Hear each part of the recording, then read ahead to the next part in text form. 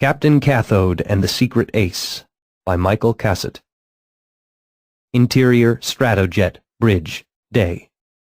The engines rumble as the Wolf Joker puts the Stratojet into a screaming turn. Cathode's hands are bound. We can hear pounding on the hatch. Marty, voiceover. Captain, we're running out of air! At the controls, the Wolf Joker turns and sneers. Wolf Joker. Your choice, Captain. Surrender the codes, or all three of your friends breathe their last. Cathode. You'll die too, Joker. Wolf Joker. I'll aim the Stratojet at the mountain and bail out. Cathode. I knew it. Jokers are cowards at heart. Wolf Joker. Insults, Cathode. Pointless and ill-aimed. The Wolf Joker rips off his face. It's a mask, of course. Under it, the smug, mustached face of Rowan Mercado, Cathode's Takesian nemesis. Cathode. Mercado. I should have known. Carl von Kampen closed the script and turned it face down on his desk. It was early on a Monday morning, August 1956. The temperature outside the Republic studio offices of Captain Cathode, close by the Santa Monica Mountains in the San Fernando Valley, was already approaching 90 and would easily top 100. A rattling air conditioner promised more cooling than it delivered. Yet here in his corner office, Carl felt a chill. A Cathode script need not rise to the level of Macbeth. It was not necessary to have the conceptual wonder of H.G. Wells. It didn't need to be as exciting as Hellcats of the Navy. But the old masked villain gag? What was Willie Lay thinking? Carl rose from his chair and stretched, not only to relieve the growing tension, but simply to change the geometry of his surroundings. His office was as spare and precise as, he hoped, the inner landscape of his mind. A simple desk and chair, a typewriter on which he wrote first-draft memos, a credenza filled with 6 weeks of Captain Cathode scripts, no more, no less. Carl was a small man with whitish blonde hair and blue eyes, a perfect Aryan specimen, if not for the rounded shoulders. He had never been remotely athletic, or, more notably, a limp, the legacy of a wound received in a bombing raid at Peenemünde during the war. He was relieved to hear the phone ring. His assistant, Abigail. The set called, she said, and Carl knew the message before hearing the words. Brant is late again. Brant Brewer, Captain Cathode himself. Plucking one of his many sets of dark glasses from the drawer, Carl was out of his office and looming over Abigail before she had replaced the receiver in its cradle. Contact Sol Green and tell him Mr. von Kampen is unhappy. Green was Brewer's agent. Carl knew the call would be a pointless exercise. He rarely saw agent without client, but Brewer might be motivated by a warning. Mr. von Kampen will be even less happy to know that Harold Dan of Kellogg's will be on set at 9. Dan was the chief buyer for Kellogg's, the breakfast cereal company that was trying to gain full sponsorship of Cathode, a move that would double the series' budget and would make Carl rich. Stall him, Carl said, angered to the point of violence. He picked the Morning Herald off Abigail's desk. He immediately focused on the lead article about a body turned to stone near the Griffith Park Observatory. Ah, the Medusa killer has struck again. The series of awful deaths went back 3 months. All jokers turned to stone. And the sun rose this morning, too. Carl, you are evil. The word is cynical. It amused him to pretend that he knew English better than Abigail did. She actually had a degree from some Eastern college.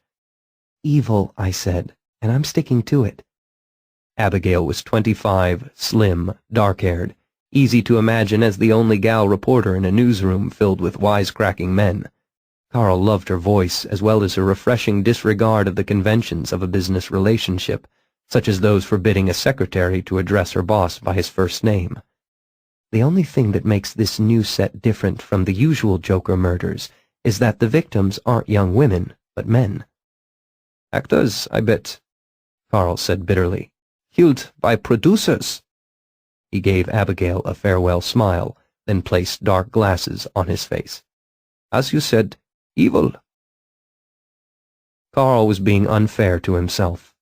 Though he had a rough German sense of humor, sharpened by brutal experiences in the war, he empathized with anyone who had a weakness, who was vulnerable. Anyone who hid a wild card. Carl even had a name for his own. Focus, complete with German spelling. Focus gave him the gift of enhanced vision, the ability to zoom in and often through any object in line of sight. It was not just a physical ability, it was in fact a state of mind, a moment when time stretched, one he was still struggling to control. As Carl crossed the hot asphalt, a simple glance toward the mountains at the north end of the valley triggered focus. Suddenly, distant Mount Wilson, with its observatory and collection of radio and television transmission towers, appeared close up. Another blink, and Carl saw the white dome of the huge 100-inch reflector, its paint peeling.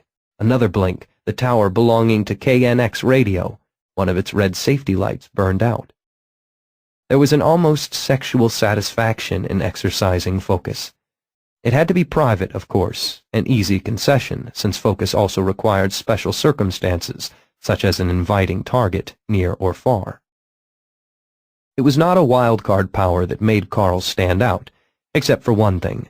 His eyes blazed red instead of blue, hence the dark glasses, never out of reach, no matter how often he was teased for being pretentious. The glasses marked Carl von Kampen just as thoroughly as his German accent. At times he wondered which was the more prominent handicap in 1956 Hollywood, being an ace or having worked for Hitler. Entering the soundstage was like stepping into a dark, inviting cave. For a moment, Carl could forget the constant concern about money, the pressure from his boss, Frederick Ziv. He could remove his glasses.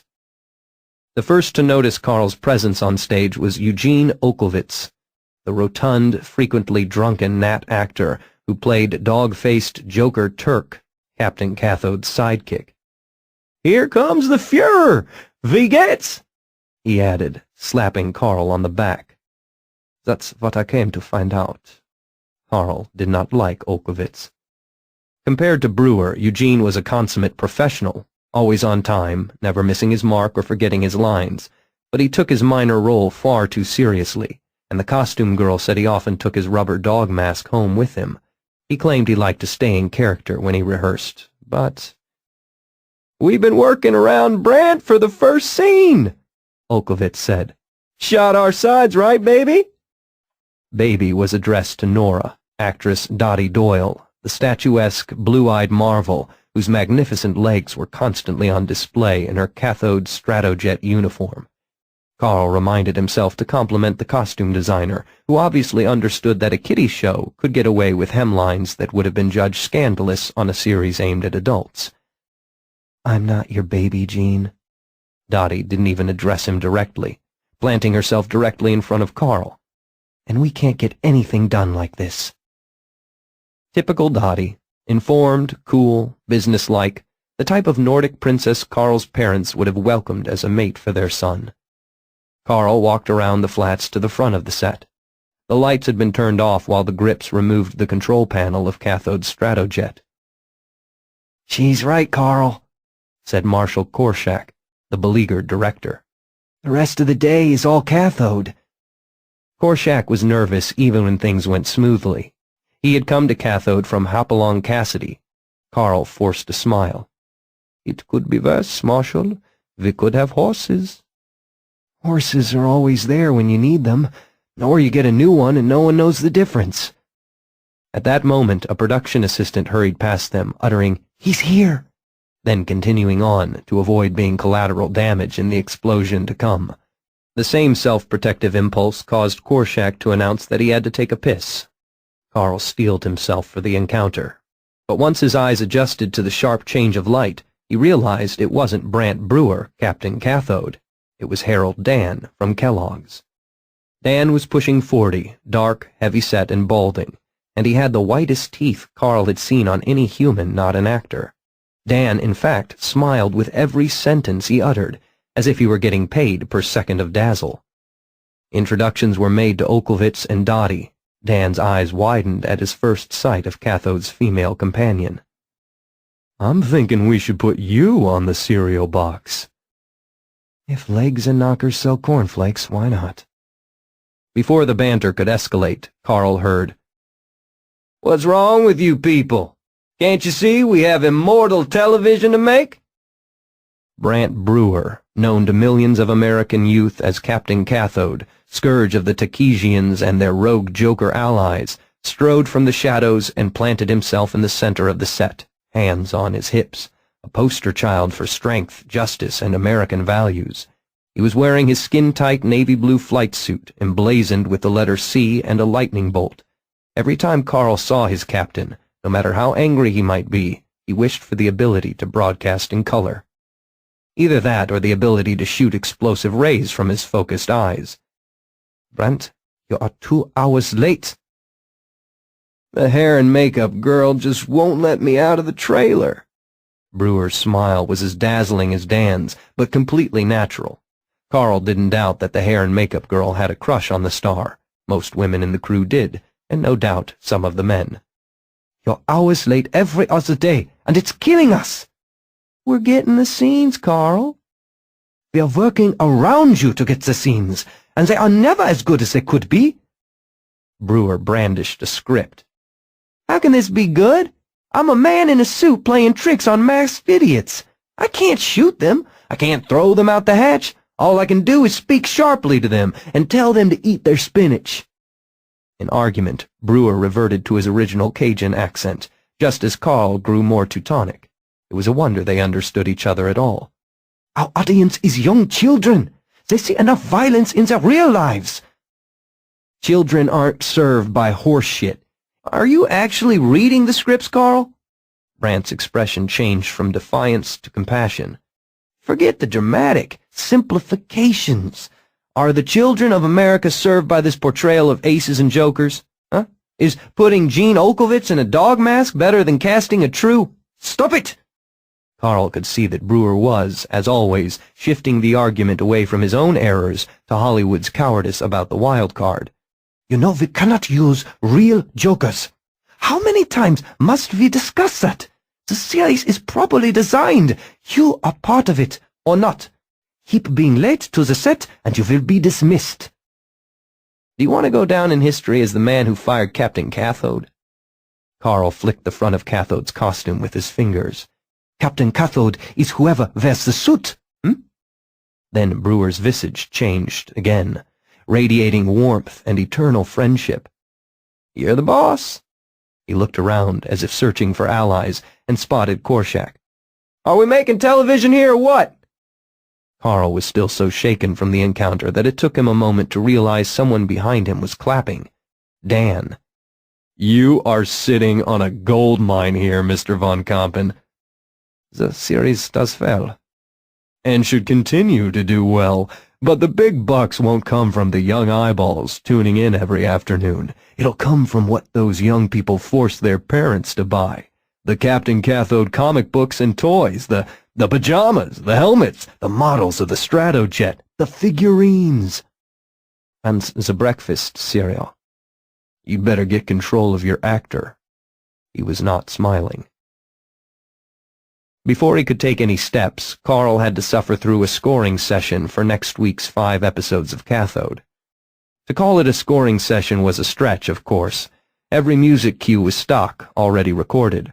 The spotting was mechanical. Every villainous appearance or fake climax received the same melodramatic sting. To Carl, the repetitions were like insect bites, small but frequent and annoying.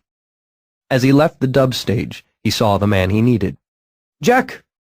Jack Braun, the famed Judas Ace, more recently the star of Ziv's Tarzan of the Apes, looked impossibly tan and bizarrely young in khakis and white shirt. His wild card, of course. Hello, Carl. How's your captain? Braun's smirk told him he knew all about Brant's absences. Well, Braun still had friends all over the Republic lot. He's just what I want to talk to you about, Jack. Braun's eyes narrowed. You'd be crazy to cast me, Carl. That ace is still a scarlet letter to mix a few metaphors. I know that. It would be too expensive and risky to recast right now. I want to know why Brant Brewer can't make it to the set on time. I'm too busy with Tarzan to keep up with him. You're wired into everything that happens here. Because it's the only way to survive. Take it from a man who had to learn that the hard way. So teach me. You're doing all right on your own. Carl merely crossed his arms. He had enough experience with actors to recognize a performance. Today's was Jack Braun, reluctant Hollywood operator. It didn't last. Braun took out one of his cards. Okay, the guy you want is named Edison Hill. You can find him here every afternoon after 2. Carl read the name on the back of the card. The Menagerie, Santa Monica Pier. Is this Hill a drunkard or a fag? The pier was a notorious homosexual stroll and a favorite haunt for the city's small joker population. Neither one, so far as I know. He won't punch you in the nose if you buy him a cocktail, but mostly he's just a guy who knows things, or knows how to find them out. The menagerie is basically his office.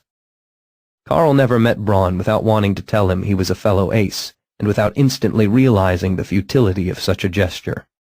You know, Jack, one of these days all this insanity will be over. We should work together. Braun smiled with genuine warmth and knowing skepticism. It would be great to think so, wouldn't it? He almost missed the menagerie. It was partway down, snuggled up next to the Santa Monica Pier's infamous merry-go-round, and surrounded by carny games, food stalls, and freak shows, almost all of them Joker-owned and operated. Inside the club was dim and cramped, smelling of stale beer and old sawdust.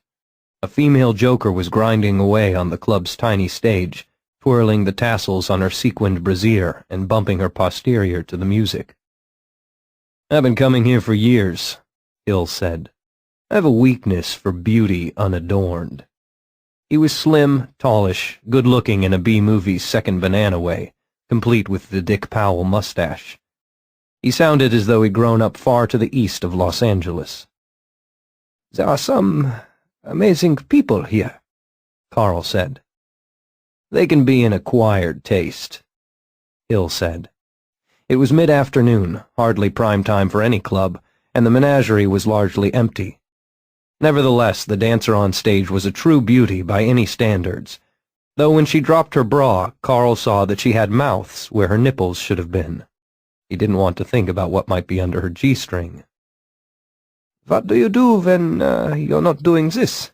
He asked Hill, out of due diligence more than polite curiosity. You could call me a spook, Hill said, then added, ghostwriter, as told to projects, speeches, this and that. A few detective stories for the pulps. A good living? Some of the pulp stories pay well enough, but I was in the Navy, pre-war, caught a spot on my lung and was sent ashore. You didn't go back on active duty during the war? Tried and tried. They wouldn't take me. Hill set down his drink and laced his fingers together. Now, how may I help you? Carl quickly recounted his problems with Brant Brewer. You think he's a Red? Doubtful. Carl knew real Hollywood communists. Brant Brewer was nothing like them. Homo? Carl opened his hands. Well, he is an actor, meaning that homosexuality was always a possibility. Okay, we'll put a pin in that one. Hill casually glanced to the right and left. When he spoke, Carl could barely hear him. That leaves the wild card factor. There are no signs, but... My fee is $20 a day plus expenses, $40 up front. Normally it would be half that, but when the case involves wild cards... He gestured to the denizens of the menagerie. Fine. Carl carefully counted out 4 tens. You'll get a full report. Where Brewer lives, how he spends his days, what he does, and with whom. You'll enjoy the style, if not the content. They agreed to meet at a coffee shop on Franklin and Western the next morning at 8. If Hill needed to reach Carl immediately, he would call the office and identify himself as Mr. Edwards. If Carl needed Hill, he was to call Hill's answering service. Hill reached for his hat and slid off the stool, then adjusted cuffs, collar, fedora brim. He actually gave Carl a 2-finger salute as he departed. The production wrapped at 7 p.m., an hour over schedule. Double overtime for the crew thanks to Brewer's lateness. But with Mr. Dan of Kellogg's liable to turn up around any corner, Carl chose to avoid further confrontation and had Abigail phone for his taxi. He lived in a duplex in the hills above Hollywood. His landlady was a silent film actress named Estelle Blair, forcibly retired by the introduction of sound, permanently shelved thanks to the Wildcard, which had made her an invisible woman, a girly-voiced wraith detectable only as a disembodied overcoat and slippers. Carl had seen a picture of the silent-era Estelle. She had been blonde, leggy, a pouty-lipped flapper goddess. He wondered what she looked like now, in her 50s. Did she even know? She was notoriously difficult to deal with, except when it came to Carl. She, or rather her dressing gown, was there to greet him as he was dropped off. "You work too hard," she said. "Have you had dinner?" "Yes, that's the studio." He made sure to tell Estelle this, even if he hadn't. He didn't want to be forced to accept a dinner invitation, and to answer the lingering question of just where a bite of food went from being visible to invisible as Estelle swallowed it. He accepted his mail, plucking it out of what appeared to be thin air, and went inside. The furnishings here were as Spartan as in Carl's office at the studio. A couch, a low table, several chairs. The bedroom beyond was similarly underdone, and so was the kitchen. Other than his twice-daily use of taxis, Carl's one concession to his status as producer was the biggest television on the market, a 17-inch Zenith X2552, complete with console. He made sure to watch the final cuts of Cathode on a screen the same size or even smaller, that being the way the audience would see the show. Carl normally turned the Zenith on the moment he entered his place. Not only was the box where he made his living, it had now become company most nights. But before Carl could switch on the set, he saw in his mail a letter from Herb Cranston, the former director of operations at White Sands, the first human to come face-to-face with Dr. Tachyon, was in town tonight, suggesting dinner at Musso's at 8. Carl glanced at his watch. 8:30, but Musso's was just down the road. He called for a taxi. "Ach, if it isn't Herr Campen."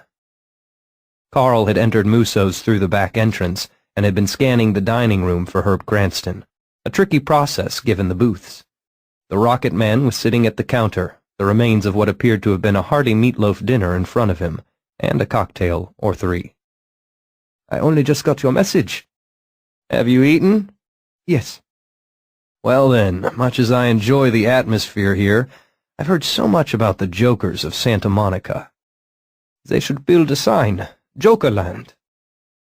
It took Carl several seconds to realize that Cranston was interested in actually visiting the pier and sampling the seedy underside of Joker life. Normally, Carl would have recoiled, as much from ignorance as from disgust. He had been to the pier a few times, and a few times was enough. Joker prostitutes riding the merry-go-round, calling out to passing men. Horrific faces behind stalls, selling cheap souvenirs and fried foods. Knife fights between Joker gang members. Deformity, desperation, and drugs mingled with the smells of salt water, grease, and rotting fish. But tonight, two factors had changed. He really wanted to see Cranston, and he knew a Joker club. It was odd to be visiting a place like the Menagerie twice in a lifetime, let alone a single day. Santa Monica Pier seemed more glamorous at night, with its colored lights gleaming and music pouring from the merry-go-round. Crowds of gnats mingled with the Jokers, eating ice cream sandwiches and hot dogs as they wandered amongst the games and dives and freak shows. Inside the menagerie, the Joker dancers were somehow more attractive, or possibly just more varied and numerous. "This gives new meaning to the term exotic dancer," Cranston said.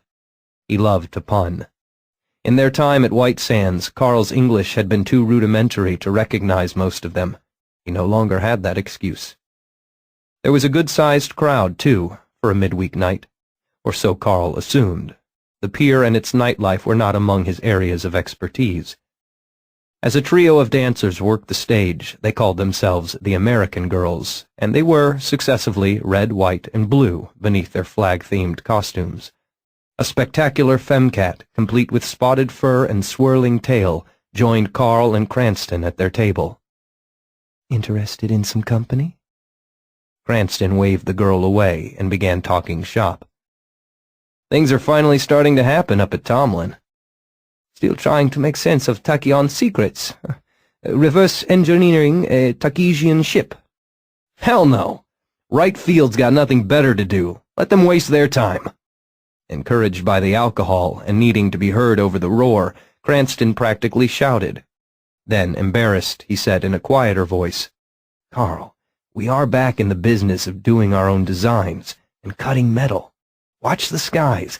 Pretty soon you're going to see something flying that was made on Earth." He took another drink, then smiled. "Just like your little Stratojet." "Congratulations."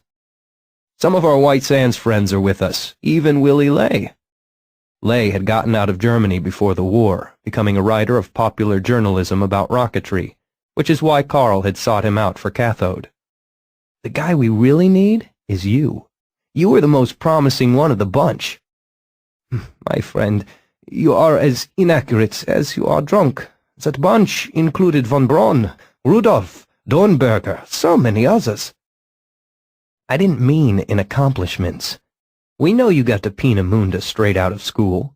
And hell, none of us got out of the starting blocks at White Sands, not after babies showed up." Cranston and von Braun and a handful of former Nazi engineers had been ordered to meet Tachyon and his shell-like Tachyon ship when it landed at White Sands.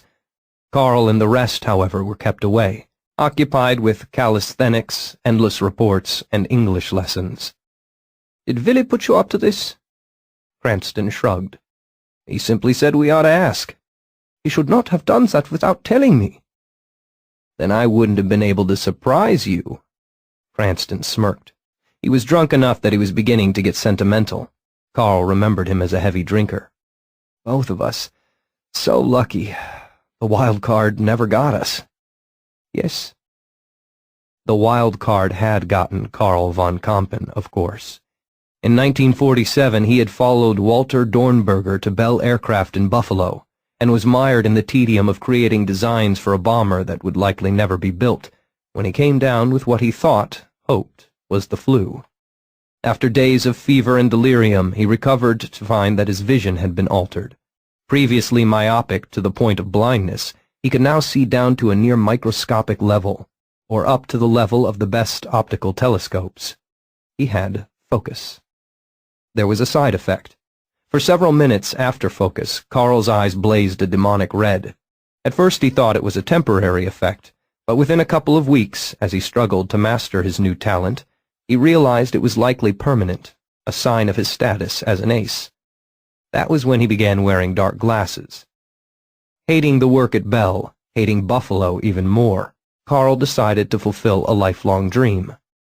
He wrote to the famed film director Fritz Lang, the man who had made the world's first rocket movie, The Lady in the Moon. Lang was a friend of Dornberger's and had a soft spot for discarded German rocketeers like Carl von Kampen. The filmmaker offered to give Carl a recommendation should he ever find himself in Los Angeles. Packing all his possessions, Carl had moved to Hollywood the next week. There his focus established him as a valuable asset to any camera crew. He had risen from assistant to operator to cinematographer to line producer to cathode. Before Carl could gauge the effect of his lie on Cranston, the femcat had returned. "Feeling friendlier now that we've had our icebreaker?" she asked, sliding back into his lap. Cranston seemed more receptive. "You are a persistent one, aren't you?" "I'm not sure what that means. It's an awfully big word." She nibbled on Cranston's ear, to the engineer's all-too-obvious enjoyment. "And I like big things." Carl found that he enjoyed femcat's antics, too. She noted his interest. "You're too cute to be alone, handsome. See anyone here you'd like to meet?" "Not at present, thank you." The Joker girl purred with laughter. "Ah, a shy one. What do you two do, anyway?" "He's a rocket scientist," Carl said, trying to direct the femcat's attention back to Cranston. Not to be outdone, Cranston said, "Carl here is the producer of Captain Cathode." Carl could have killed him. It was one thing to be trolling through a Joker club. It was quite another matter to be recognized in one. Femcat seemed pleased, however. Then you know Brant and Jean. Quite well, Carl said, trying to hide his surprise. Do you? Of course. Jean said he would try to get me on the show. Turk needs a girl, don't you think? Cats and dogs, the kids would love it. And think of all you'd save on makeup.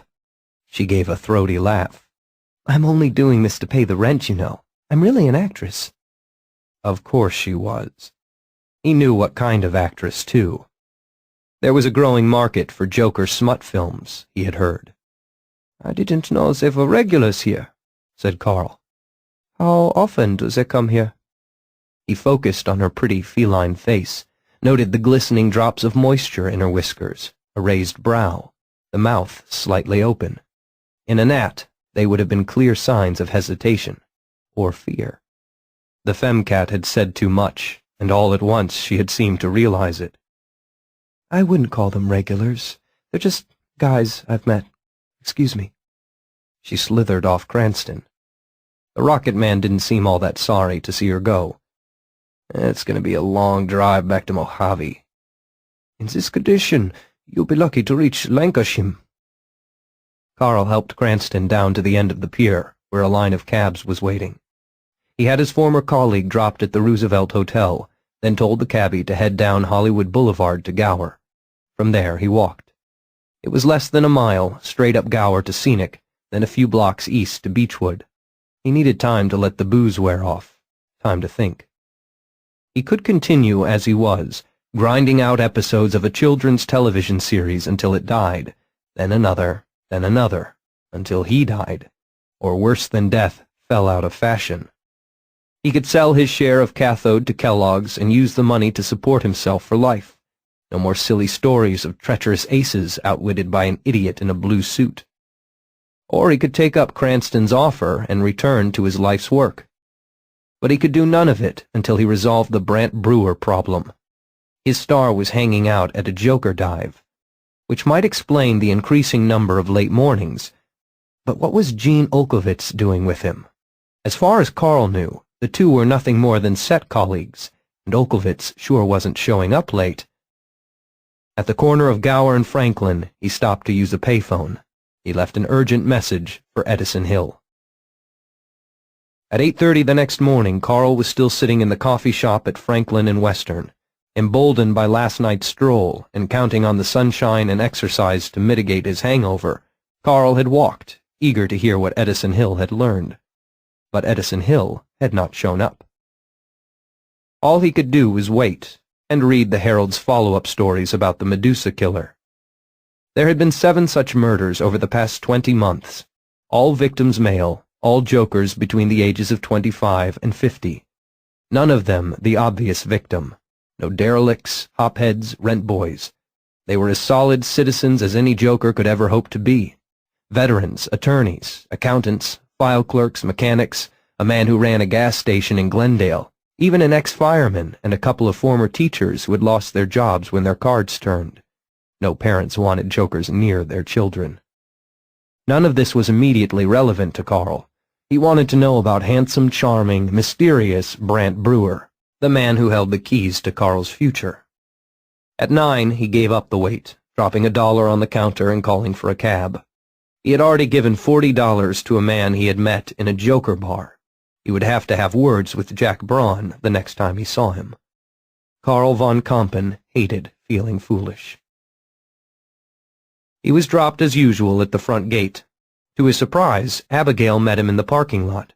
He regarded her through his glasses. "Why aren't you in the office?" "Because Saul Green is waiting for you."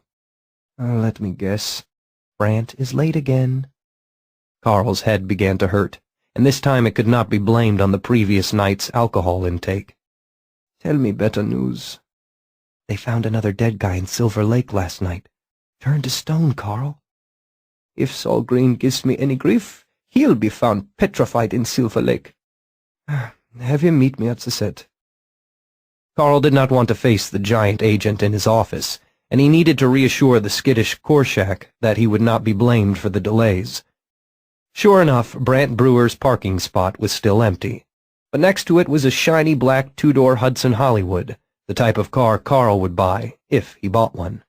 It belonged to Saul Green, who somehow managed to reach the soundstage at the same time as Carl. "Going to be a hot one again today," Green said.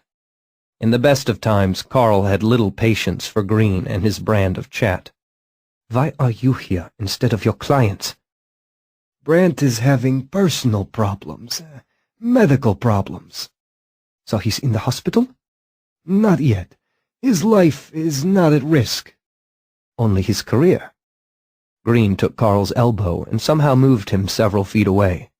"Carl, you and I have never been good friends. In fact, we're barely past the mortal enemy stage. Yet this is a business that runs on friendships, some of them quite unlikely." Do you want to be my friend, Saul? Is that what this is all about? "Not me, but, how well do you understand actors, Carl?" I pay them a lot of money to show up and say their lines. What else do I need to know? The big man shook his head as if correcting a child's errors. "The best of them are empty inside, easy prey for whatever passion or fashion that comes along. It's what makes them good at what they do, becoming other people." So, Brant Brewer has somehow imprinted on someone who is chronically tardy, "No, I'm saying he needs understanding, flexibility." We're already rearranging every other shooting day, Saul. Have you tried this theory on Harold Dan? Somehow I don't think our new sponsor is going to be understanding about shows that are late or don't exist. "You don't need to bring Kellogg's into this. They're only interested in money." You are what, an altruist? "I'm Brant Brewer's friend, and I'm asking you, as someone who could be your friend, to back off." Green leaned close to Carl. There was no friendliness in his manner. "Stop having him followed." We're done, Saul. Carl reached for the soundstage door. Only the red light warning the cameras were rolling kept him from opening it. "How would you like it, Carl? Wouldn't you agree this is still a bad time to have your, private life made public? What would that do to your career?" Carl stared at the agent. Don't threaten me. Now Green smiled and spread his hands. "I'm just offering some friendly advice." He started to turn, then, over his shoulder, said, "Nice touch with the glasses, by the way." Carl fled into the dark sanctuary of his set, his hands trembling and his stomach sour. Saul Green knew his secret. By the time Brewer showed up just before lunch, Carl had retreated to his office with orders not to be disturbed. There was smoke in the air, apparently from some fire up in the hills, distant sirens. Carl found it all unnerving. Yet he was feeling more kindly toward Edison Hill by now. At least he had retreated from judging him to be a con man. Jack Braun would not have recommended anyone like that. On impulse, he ordered Abigail to find a home address and telephone for Hill. He didn't like waiting. Then he tried to lose himself in the next cathode scripts, but his worries about Brewer and Green and Kellogg's, combined with the sheer banality of the latest storyline, plus the numbing rattle of the air conditioner, left him frustrated and unhappy. He reflected on his association with Brant Brewer.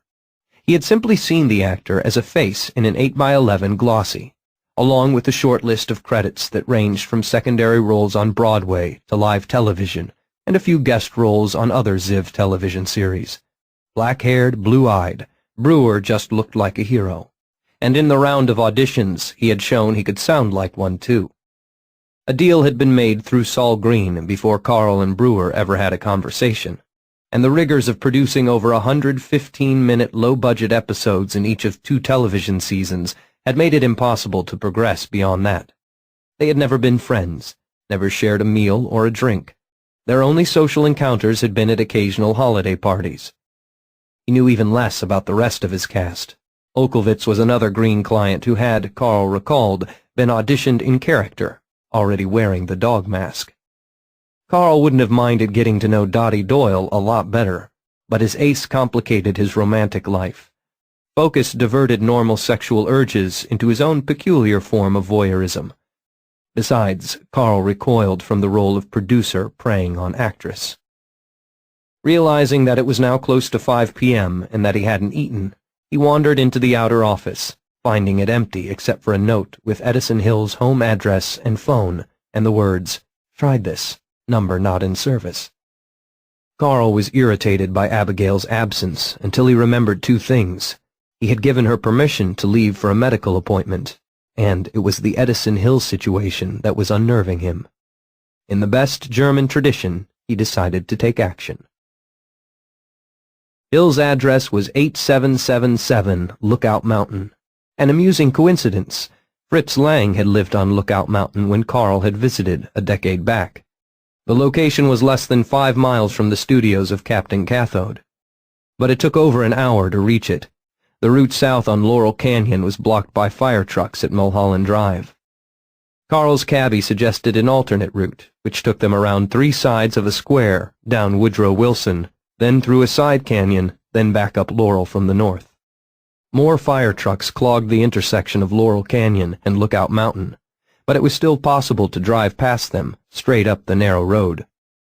However, after several turns, Carl's cab ran into the ultimate roadblock, a trio of Los Angeles police units. "This is as far as you go," an officer told Carl. "I'm a resident." He hated lying, but he still needed to reach Hill's house. "My friend, if you live up here, you should call your insurance agent. We've had 4 homes burned, and we don't have the fire completely contained." Carl removed his sunglasses and peered further up the road. Several of the strange little canyon dwellings, vertical structures that reminded Carl of tree houses, were damaged or gone. Trees on the hills were smoking stumps. Even the street sign was soot-smeared. "What's the fire trucks are down at Laurel?" The officer stared at Carl. "You should turn around, sir. The smoke is bad for your eyes." Carl had tried to press the matter, but then his driver grew impatient. After a laborious Y-turn under the scrutiny of several cops, the cab headed back down the road. "Here," Carl said, once they had turned out of sight. He paid the driver, then began walking back toward what used to be Edison Hill's house. One of the web-like side roads allowed Carl to skirt the police barrier and climb parallel to Lookout Mountain. He found himself emerging from unburnt foliage to look down on the scene.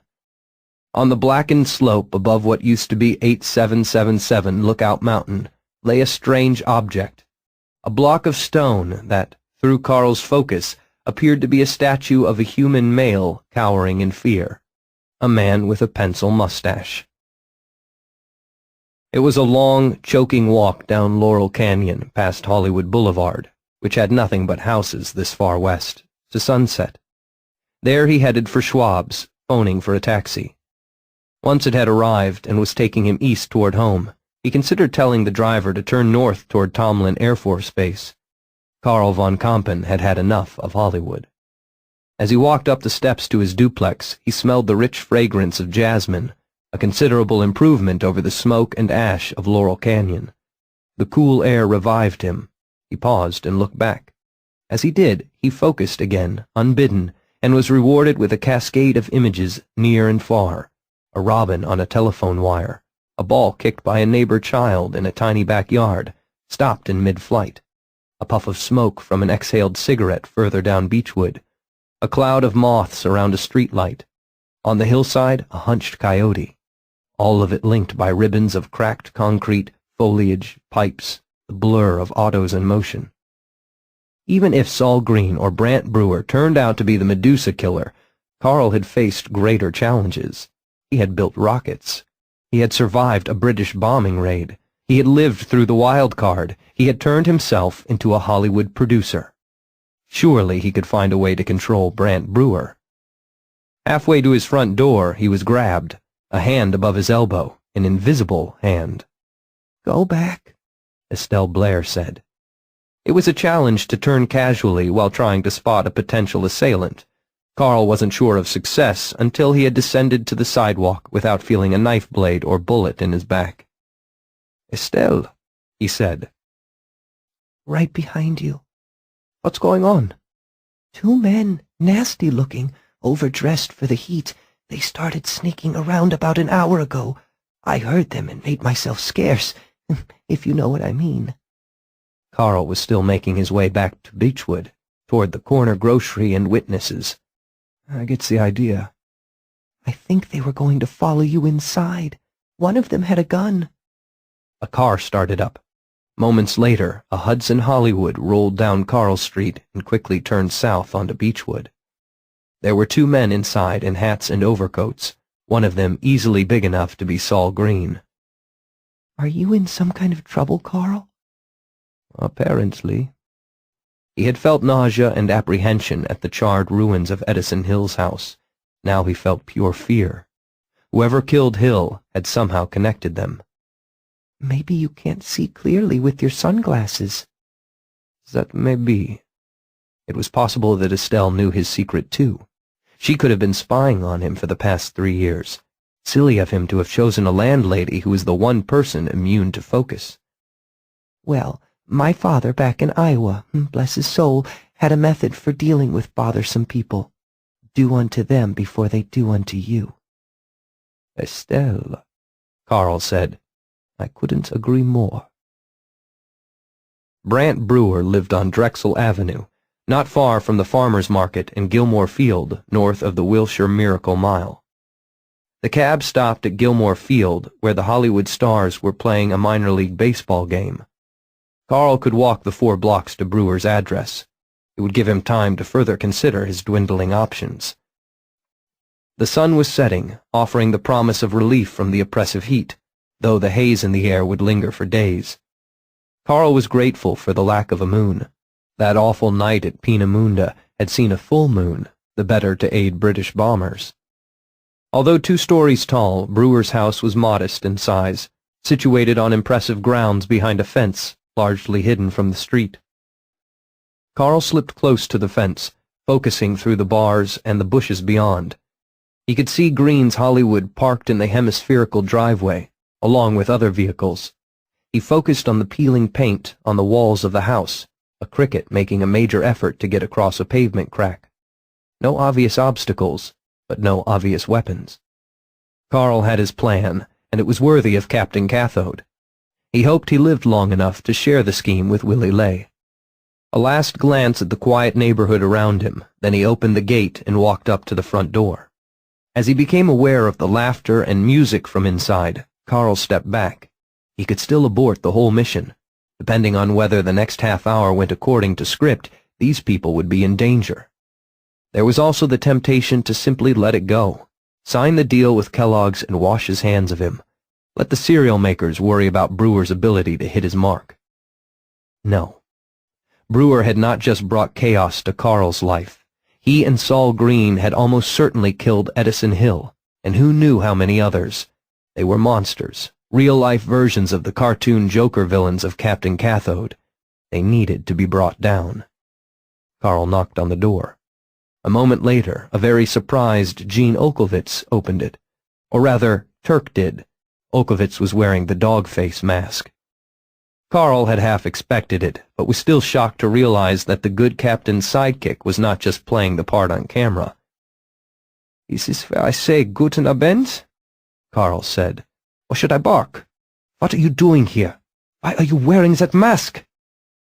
"Joker pussy," said Olkowitz, smiling a rubbery grin. "Joker girls are wild, Fuhrer, and so grateful." The actor turned as if to summon help. An angry-looking Saul Green was pushing through the crowd. "Are you insane?" Green said. "You wanted to see me, Saul. You even came to my house." Carl smiled to show that he, like everyone in Hollywood since the pre-silent days, knew the old joke. Green could only shout, "Brent!" Brewer was slipping through a cluster of guests, all of them jokers, and what a collection. A lizard girl, a squamous thing with feet, a man who looked perfectly nat except for a pair of antennae rising from his head. He spied the femcat from the menagerie as well, squirming in the lap of a fat man with a face that looked as if it had been carved from oak. There were half a dozen more. The party was the opposite of Noah's Ark. No joker ever had a perfect mate. Carl felt as if he were back at the menagerie, The only things missing were the smell of French fries and the tinny music from the merry-go-round next door. Instead, there were embroidered rugs, fussy brocade couches, arty pictures on the walls, a Victrola. "I don't see a television," Carl said as Brewer reached him. "Where do you watch yourself?" "Would you believe I've never seen an episode?" Among the many shocking things Carl had heard lately, this was the capper. What kind of actor passed up a chance to watch himself? "Well, why watch black and white television when you've got a colorful crowd like this every night?" Brewer was saying. That was when Carl noticed the deliciously real Nora, Dolly in a pink sheath dress, her hair swirled into a golden nest, lips the color of blood, her eyes as blue as a tropic sea. He had never seen her looking so desirable, not even in his most shameful fantasies. She nodded to Carl, then inclined her head toward the corner of the living room, where Harold Dan smiled back at them, tipping a drink in Carl's direction. Carl had not seen the Kellogg's man for several days. 2 of the dancers from the menagerie were with him, the American girls, Blue on his left, the red girl on his right. Carl turned to Brewer and Green. "I get the idea you're celebrating something." Had he mistaken a typical Hollywood backroom deal, agent and actor going behind his back to steal cathode from him, for murder? Before Brewer could answer, Green and Oklevitz had caught Carl, each man taking an elbow. "Why don't we talk somewhere else?" As he was hustled through the crowd, Carl caught Dottie's eye. He said, "Get out of here," he told her. "Get all of them out of here. Tell them the police are coming. A raid." "Oh," she said. They wound up in the den, door closed, the 3 of them, Oklevitz outside standing guard. "You're either insane or the bravest man in the world," Green said. "Would that be both?" Brewer turned to his agent. "Saul." "Shut up, Brant!" Green faced Carl. "You actually are rather stupid, Carl, for a rocket scientist, that is." "I didn't realize being stupid meant a death sentence in Hollywood. Why, the streets would be empty." Green backhanded him, a vicious move that surprised Carl as much as it hurt. "You think this is our choice? You're a lucky one. Your race helps you." "That's enough, Saul." Brant seemed genuinely upset. He put his hands on Green and gently moved the burly agent aside. "What are you two?" Carl asked, tasting blood and feeling a loose tooth with his tongue. "Some kind of team?" Brewer was not a good enough actor to hide his reaction. "We need each other. Saul petrifies them. As he does, I feed." He turned to his sullen, massive partner. "It's a good thing we found each other." "Brant?" Green's face was wet with sweat. "He deserves to know, Saul." Brewer seemed relieved at having a chance to confess. "He's made us a lot of money." "But a kiddie TV star and a force-rate agent?" Carl couldn't resist turning to Green. "You only get 10% of whatever you suck out of your victims." Green raised an arm for a second backhand, but Brewer stopped him. "Stop it, Saul." He got between the agent and Carl. "You hear about junkies and the monkey on their backs? I'd trade this habit for heroin in a second." He ran a finger across his forehead, wiping sweat. "And it gets worse in this heat." "But what do you get? Blood? Bones?" Now Green laughed harshly. "Well, go ahead. Tell him." Amazingly, Brant seemed ashamed, unable to frame the words. "Saul transforms their bodies, and I take their souls, their personalities. I can't actually be a hero. I can't play a real human until I do." If he hadn't been half paralyzed with fear, Carl would have laughed. So, Brant Brewer was the ultimate ace actor, a true empty vessel. For a moment, Carl felt pity for the man, even for Green. Everyone in the world claimed to know the physical price of the wild card, but what about mental changes? What twists and tortures had been inflicted on human brains by the Takesian virus? Then Saul Green grabbed Carl from behind, a bear hug that Carl knew he would never break. Your buddy Hill turned out to be a hero, and you decided to be one too. Carl could feel himself growing heavy, thicker, turning to stone. Like I said, Carl, stupid. Carl jammed a hand into his pocket. Smells that? Carl said, forcing out the words. That's gas, and it has filled the house. All it takes to blow this to the moon is a light. He managed to pull a lighter from his pocket. Brant looked worried. Saul, watch him. But Saul Green smiled and shouted, Gene? The door opened and Olkowitz entered, a squirming figure in a sheet under one arm. He dropped the bundle on the floor, then sat on it.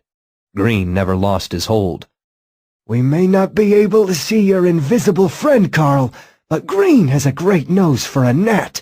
He sniffed her out. The bundle on the floor squirmed as Brant Brewer gently removed the lighter from Carl's stiffening hand. It's all right, Estelle, Carl said. She'd been caught. It was over. Brant seemed astonished. That was your plan? Walk in here and blow us up? My plan, Carl said, writhing in Green's grasp, was to walk in here and try to talk sense into you.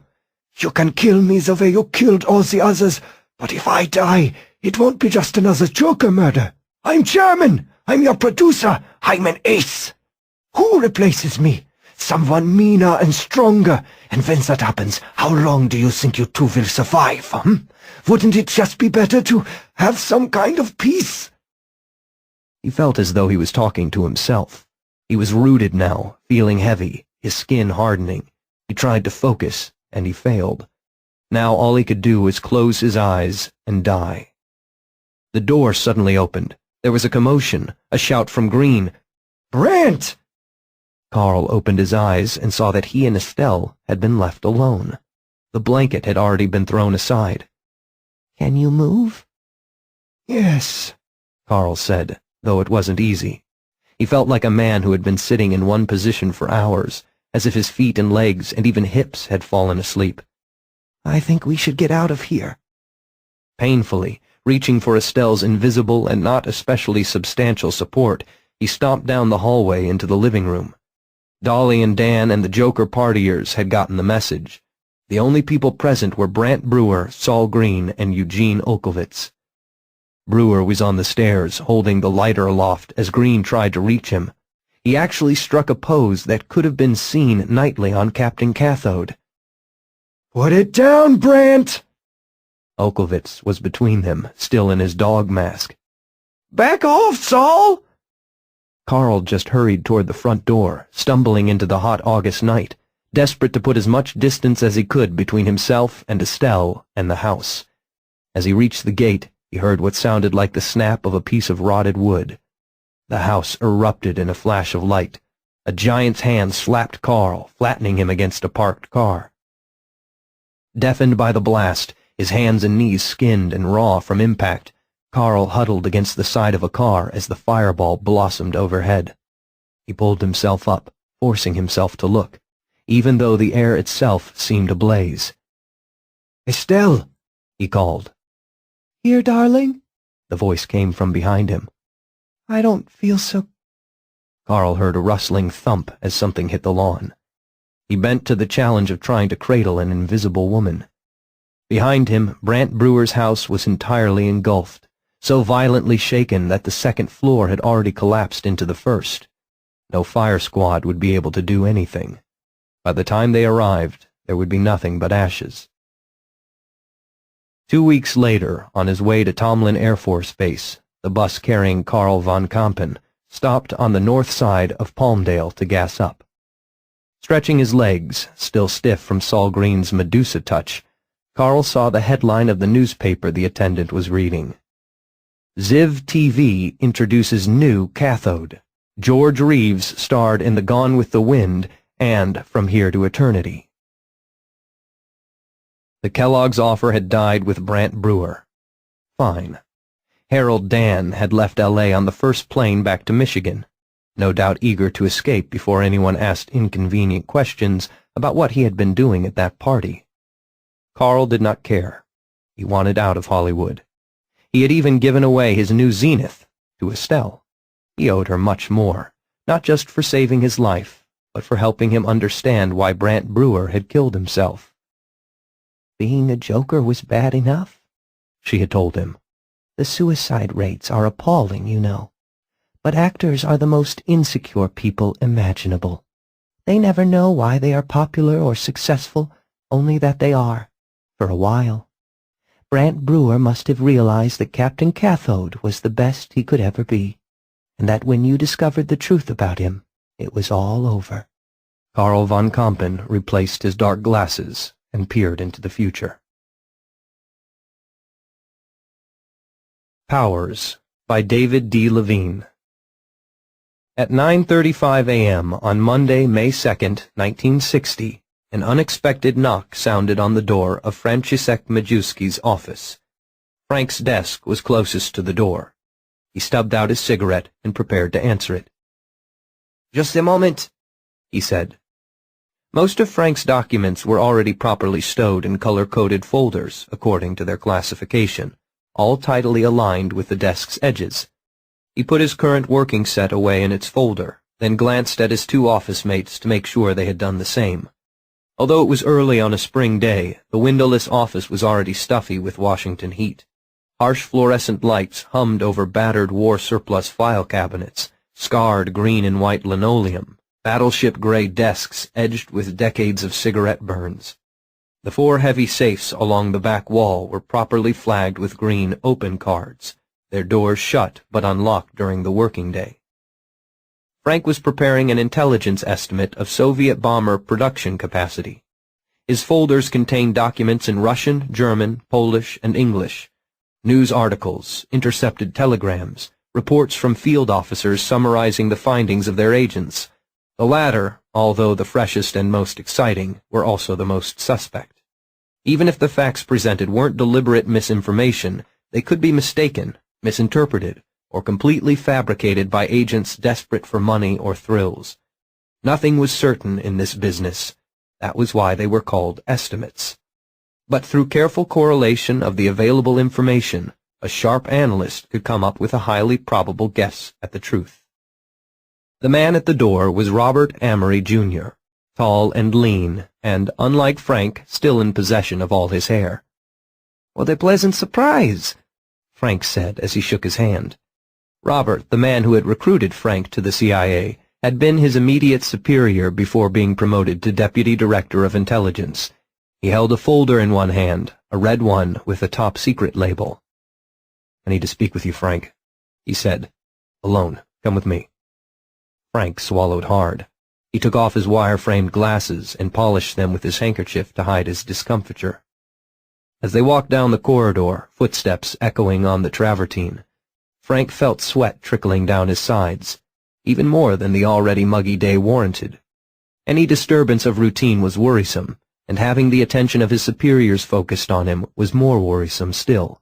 Would this be the day he'd been dreading for so many years?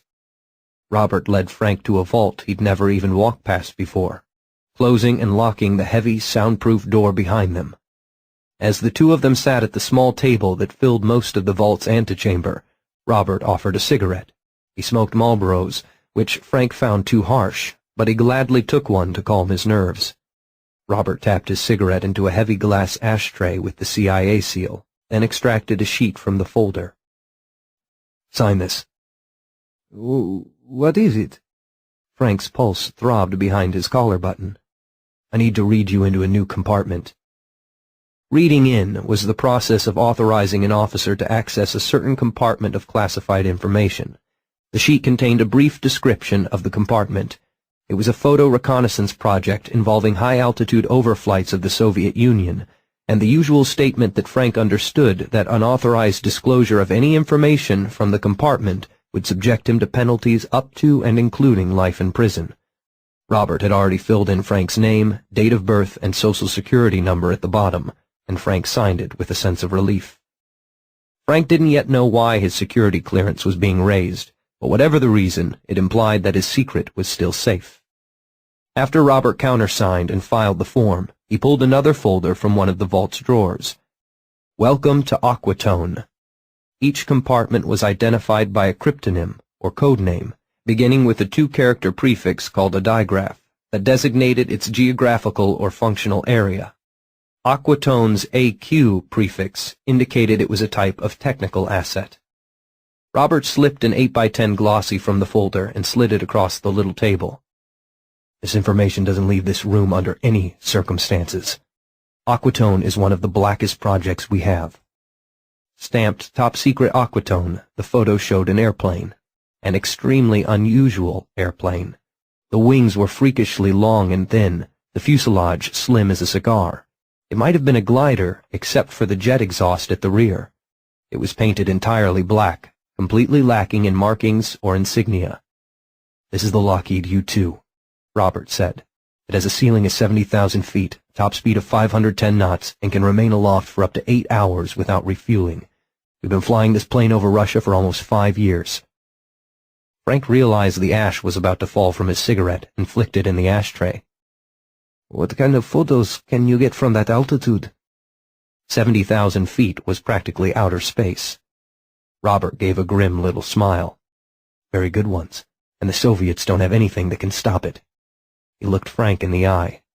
At least, we didn't think they did. But on Sunday, one of our U-2s didn't come home. He handed the folder to Frank. Frank set down his cigarette and read the papers inside, all stamped Top Secret Aquatone. The plane had taken off from Peshawar, Pakistan, and was supposed to overfly Stalingrad, Archangel, and Murmansk, looking for evidence of ICBM launch facility construction and maintaining absolute radio silence. But it was now well over 24 hours late for its landing in Bodø, Norway, and it had to be considered lost. What happened? We don't know. It's a very temperamental airplane. Could be equipment failure or pilot error. The last sheet in the folder was another photograph, a cocky-looking fellow in a flight suit with laces like an old-fashioned corset. That's the pilot, Francis Gary Powers. He's one of ours. All the pilots and support staff are agency personnel. The pilot had a hard jaw and dark eyes. He looked to be a little older than Frank's son, maybe 30. We know that plane went down somewhere in the Soviet Union. I want you to find out what the Soviets know. Did they shoot it down? Did they even know it went down? Have they found the wreckage, and if so, what have they learned from it? The plane is equipped with a destructor unit, of course, but it might have failed. And the pilot? A hard, level stare. Equipped with a curare needle. He puffed reflectively, blue smoke from his nose. But to make the plane fly that high, that far, it's basically made of toilet paper, Frank. If it goes down, the odds of survival are 1 in a million. Frank picked his cigarette from the ashtray. Ignored, it had burned almost all the way to the filter. He took one last bitter drag and stubbed it out. Why me? Although Frank's heart had slowed as he realized his personal secrets were not the reason for this visit, he still didn't relish the attention the assignment would focus on him. I know you, Frank. You're a native Russian speaker. You've got a good eye, and I trust your judgment. And if you do well on this, it could be a big boost to your career. He gave Frank a conspiratorial wink.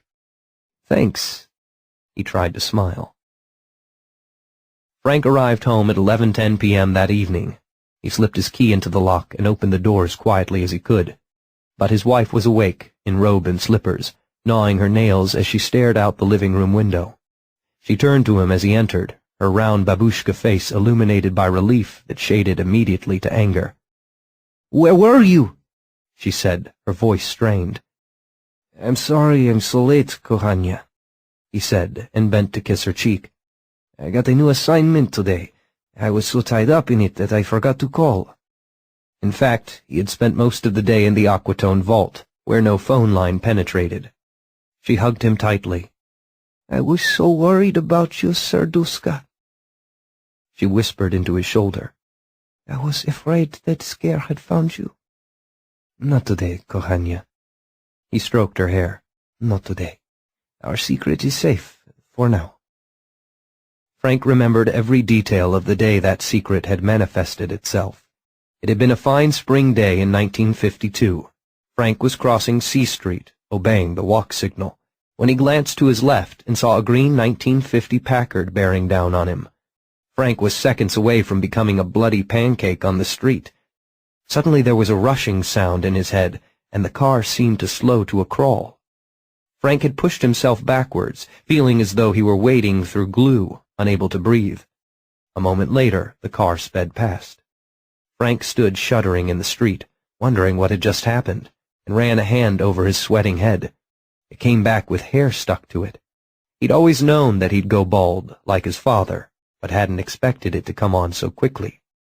Another such incident had occurred a few months later, when his wife's favorite vase fell off a table, and another month after that, when one of his nieces was threatened by a vicious dog.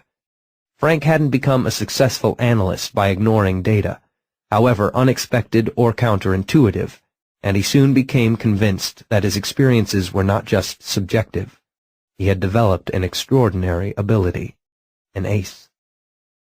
But tail gunner Joe McCarthy had just begun his hearings, claiming increasing numbers of secret aces infested the government, and negative feelings were beginning to build.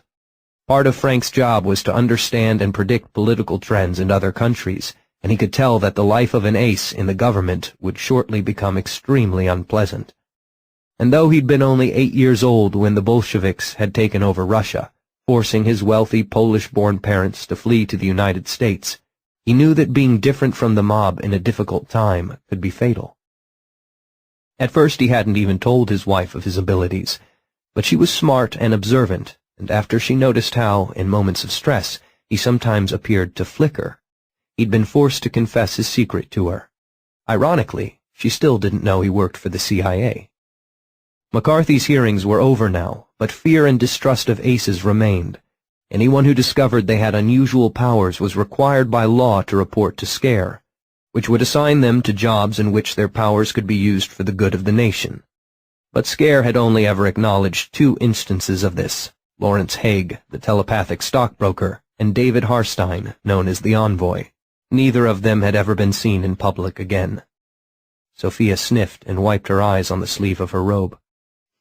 "I'm sorry I snapped at you," she said. "Every time you're late, I worry that you've gone to, Nevada." One of the more outrageous theories as to what happened to aces who vanished into SCARE was that they were transported to a top-secret facility in the Nevada desert, a place which they were never allowed to leave except when required for the performance of their duties. "You know that's just a rumor," he said. But he knew the Russians' forced labor camps were real, even though the Soviet government tried to keep them secret from its own people. The United States would never do such a thing, would they? Another car drove past, its headlights through the Venetian blinds sweeping an arc of striped light across the bedroom ceiling, and Frank sighed and sat up. Despite his exhaustion and the lateness of the hour, sleep eluded him. While Sophia snored gently in the other bed, Frank slipped on his robe and slippers and shuffled to the den. This room, with its warm wood paneling, had been his children's bedroom, and the shade of the lamp he now switched on was still painted with cartoon airplanes. But Jenna, the youngest, had married and moved away 3 years ago. He seated himself at the chessboard and opened Botvinnik's 100 Selected Games to the bookmark. Game number 89, Falush vs. Botvinnik, 1945. He set up the board with quick efficiency, then proceeded to play out the game from the book, pausing at White's 10th move to consider the alternatives Botvinnik discussed. He tried just reading, playing out the games in his mind, but actually handling and moving the pieces made the player's strategies and attacks much more comprehensible to him. Chess made sense. Even though the player's strategies and plans were hidden, the rules were known to everyone. The moves were made in plain sight, and even check had to be declared. But real life was full of hidden dangers. If SCARE were watching Frank, he might never know it until the hammer came down. After he'd played the game out, Frank yawned, replaced the pieces in their case and the book on the shelf, and headed for the bedroom. As he passed the hall mirror, the headlights of another passing car briefly illuminated his scrawny limbs and growing paunch, and he paused. There had been a time, not long after his power had manifested, when he'd considered turning himself in to SCARE. He'd entertained juvenile fantasies of a life as a daring ace secret agent, with exciting adventures and a code name. But even then he'd been too old and settled for adventure, and now the man in the mirror was 51 years old and looked 60. Frank shook his head at the image as he closed the bedroom door behind himself. Frank shaved with the straight razor, using a cake of shaving soap and a mug and a badger hair brush, just as his father had. Even Frank's barber used a Gillette razor and shaving cream in a spray can. He said it was easier, neater, and safer. But Frank liked the close shave and the sense of control he got with the straight razor. The old ways were best, and certainly cheaper. But at 8:15 a.m. on Thursday, May 5th, Frank regretted that habit when the voice of Nikita Khrushchev burst from his bathroom radio, saying something about a bandit flight being shot down. The premier's voice was immediately overlaid with a translation into English, but Frank had heard enough. Too much, in fact. Dabbing at the cut on his neck with a styptic pencil, Frank cursed under his breath in Russian, Polish, and English.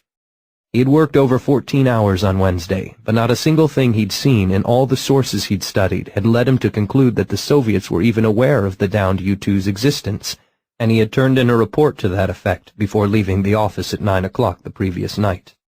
He'd failed. Frank's brain swirled with second guesses and recriminations as he tightened his tie over a neck still unshaven and damp with soap suds. What had he missed? There had been that one ambiguous data point, something about an increase in security forces in the city of Vladimir. But, though it had nagged at him, he'd been unable to correlate it with anything else, so he had omitted it from the report. Maybe he should have investigated further. On the radio, Khrushchev continued to berate the Americans for their aggressive invasion, accusing them of playing with fire and seeking to torpedo the upcoming Paris summit meeting. Frank twisted the knob to another station. It was that troglodyte Elvis Presley threatening to squeeze you tighter than a grizzly bear. Frank wasn't sure whether Presley or Khrushchev was the bigger threat to America. Disgusted, he switched the radio off. Before Frank could even hang up his hat, his office mate Galen informed him that Robert Amory wanted to see him as soon as he got in. Robert's secretary directed him to a crowded conference room. The air in the room was blue with smoke, and Frank didn't know half of the men in it. One he couldn't fail to recognize was Alan W. Dulles, Director of Central Intelligence. With his white hair and mustache, rimless glasses, and old-fashioned collar, he looked more like a banker than a spy. At the moment his expression was grim, jaw clamped tight on the stem of his pipe. "I'm glad you're here, Frank," Robert said after he'd made introductions. "We're briefing the president and—" He shot his cuff, glanced at his watch. 25 minutes, and I'd like you to attend." Frank's mouth went dry. "I'm sorry, I didn't—" Robert cut him off with a wave of his hand. "We'll talk about what went wrong later. Right now, we need to get our feet under us." The West Wing conference room used for the briefing, with its colonial print wallpaper and oil portraits of Revolutionary War generals, reminded Frank of nothing so much as a dentist's waiting room. But when President Eisenhower entered, Frank felt an electric jolt. This was real. This was history. Frank had never before been in the same room as a president. The familiar face beneath Eisenhower's bald dome looked tired, and he walked with a slight limp, but the eyes behind the glasses, with their thick, transparent plastic frames, seemed searching and intelligent. "Well, gentlemen," he said to the room at large, "we seem to have a bit of a situation here."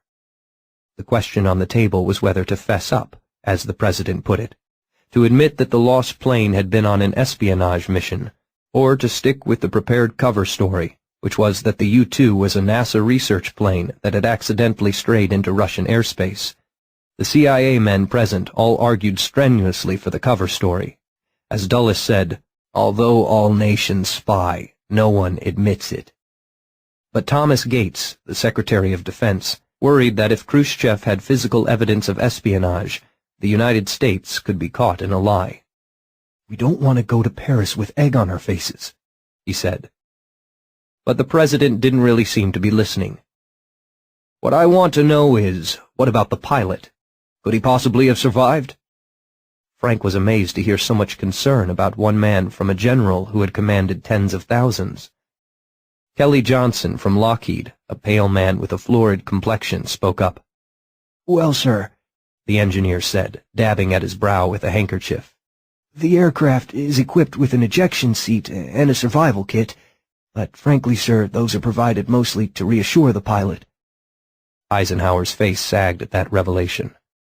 "For security reasons, the operating protocols call for the aircraft to spend all its time over Russia at or near its ceiling, which, as you know, is 70,000 feet, and no one has ever bailed out at anything like that altitude and lived." The president's eyes pressed closed, and he bowed his head for a moment. When he raised his head, he looked 10 years older. "Very well," he said, his eyes flicking back and forth to take in everyone in the room. "That being the case, we'll stick with the cover story. Thank you for your time, gentlemen." As everyone in the room rose, chairs scraping across the linoleum, Eisenhower shook his head and muttered, "May God have mercy on us all."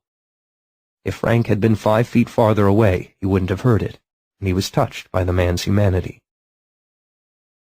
By Friday, Frank's superiors seemed to have forgiven him for his failure, though he hadn't forgiven himself, and he worked all day on the question of what the Soviets knew about the U-2.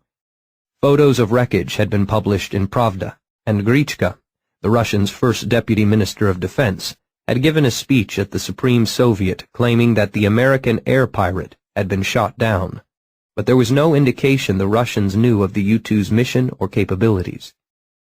But there was one nagging piece of information, or rather lack of information, that worried him. There was a rising KGB officer, an ambitious man designated Icicle, who seemed to have dropped off the Earth on May 1st, the same day the U-2 had gone missing.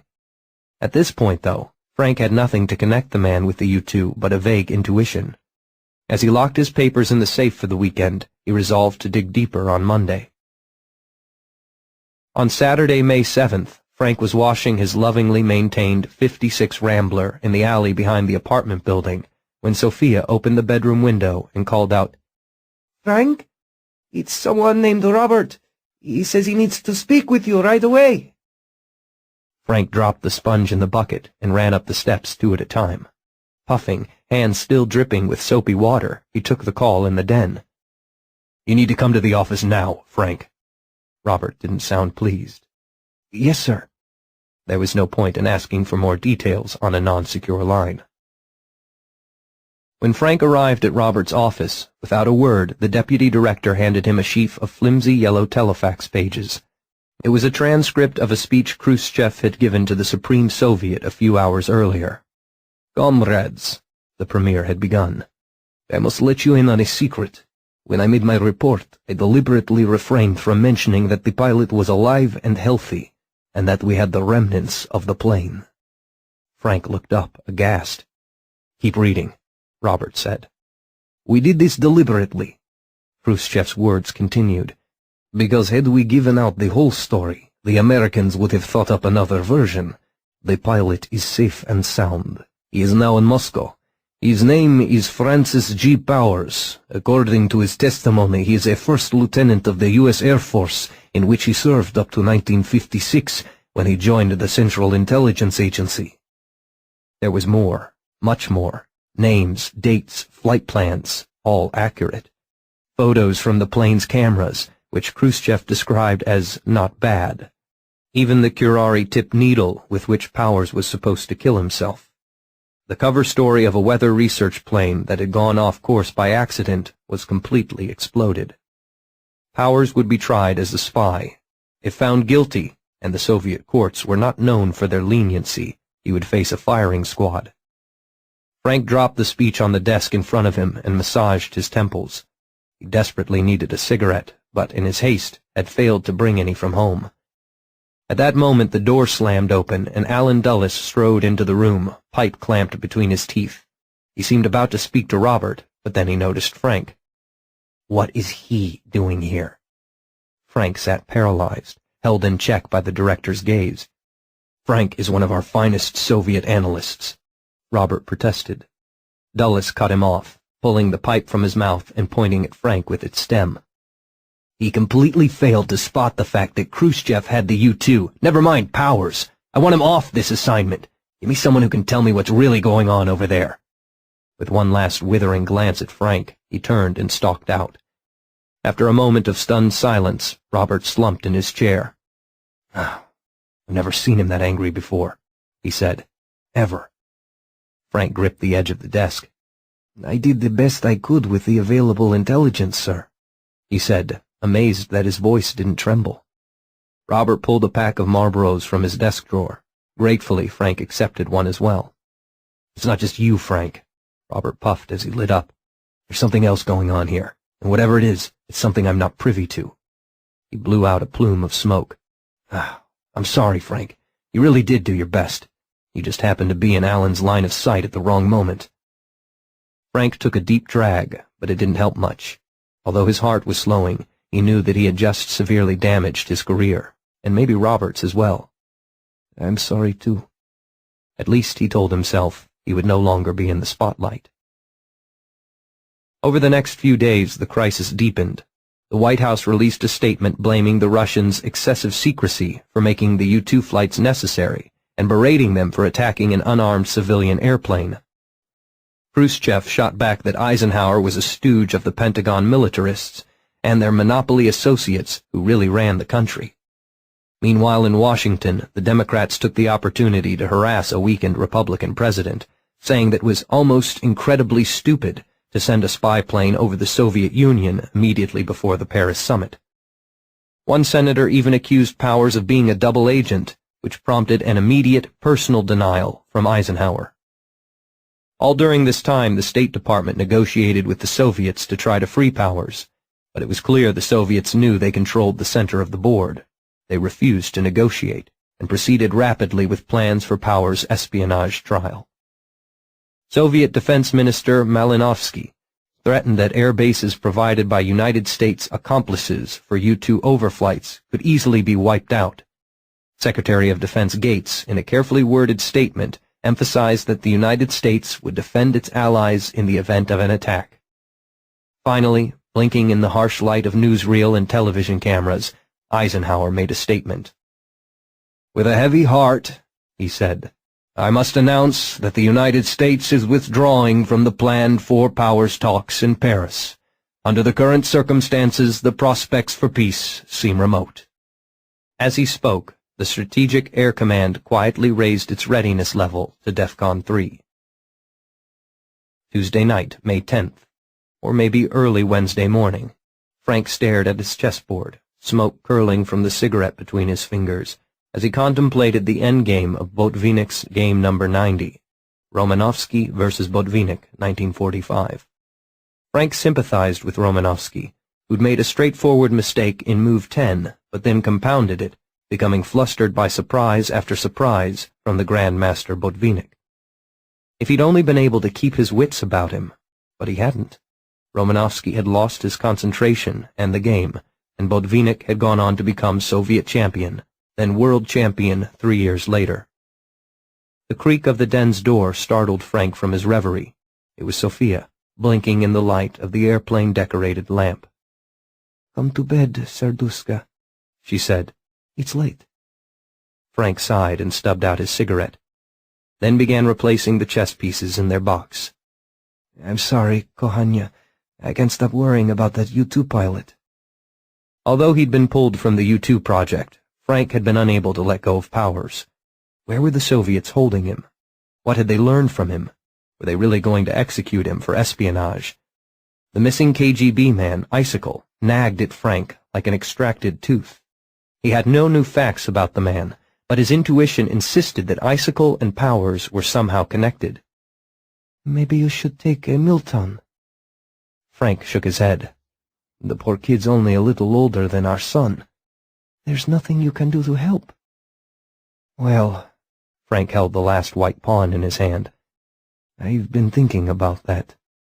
Frank! The shock in her voice made his head whip around. Her face was rigid with fear and anger. Surely you can't be considering turning yourself into Scare. I have a unique ability, Kohanya.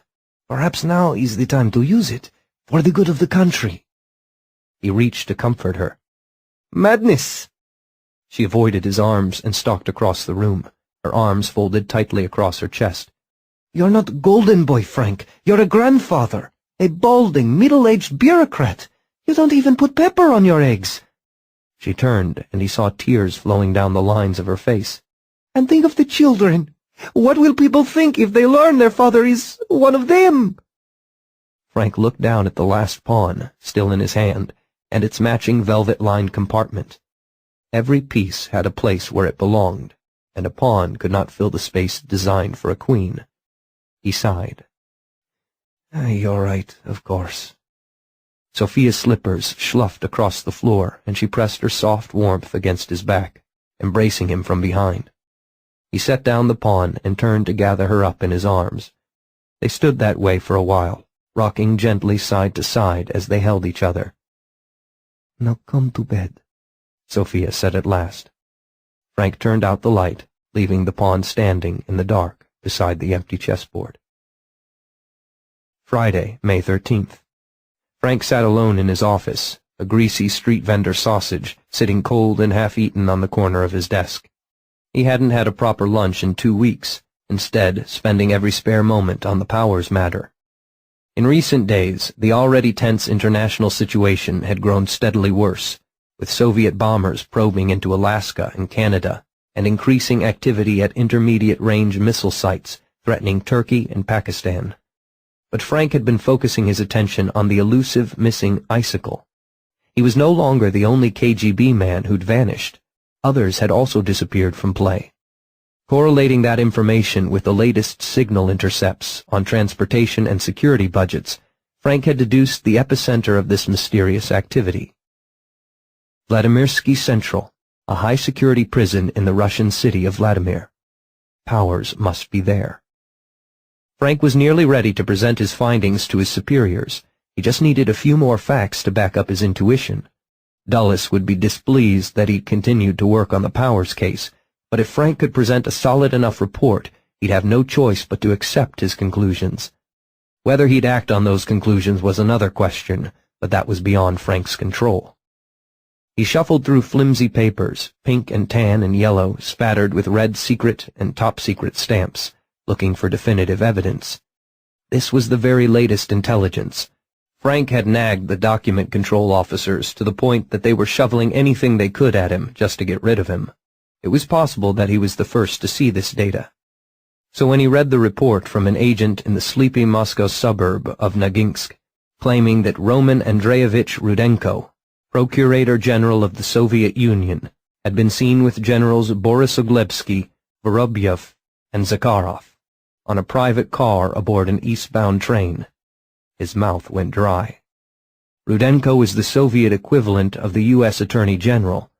Borisoglebsky, Vorobyev, and Zakharov made up the military division of the Supreme Court of the USSR, and Noginsk was on the route from Moscow to Vladimir.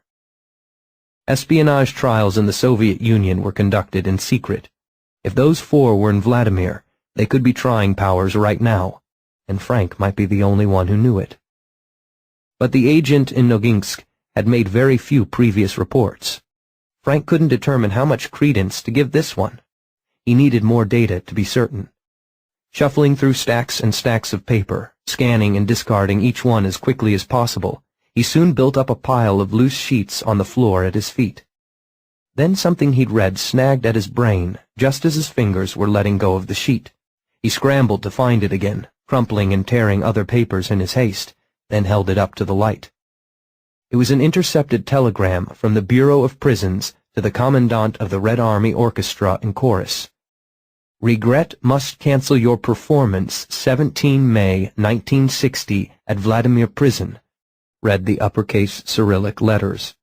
"Exercise yard unavailable that day. Vladimir Prison, Supreme Court, Procurator General, secret trial, exercise yard. Execution by firing squad."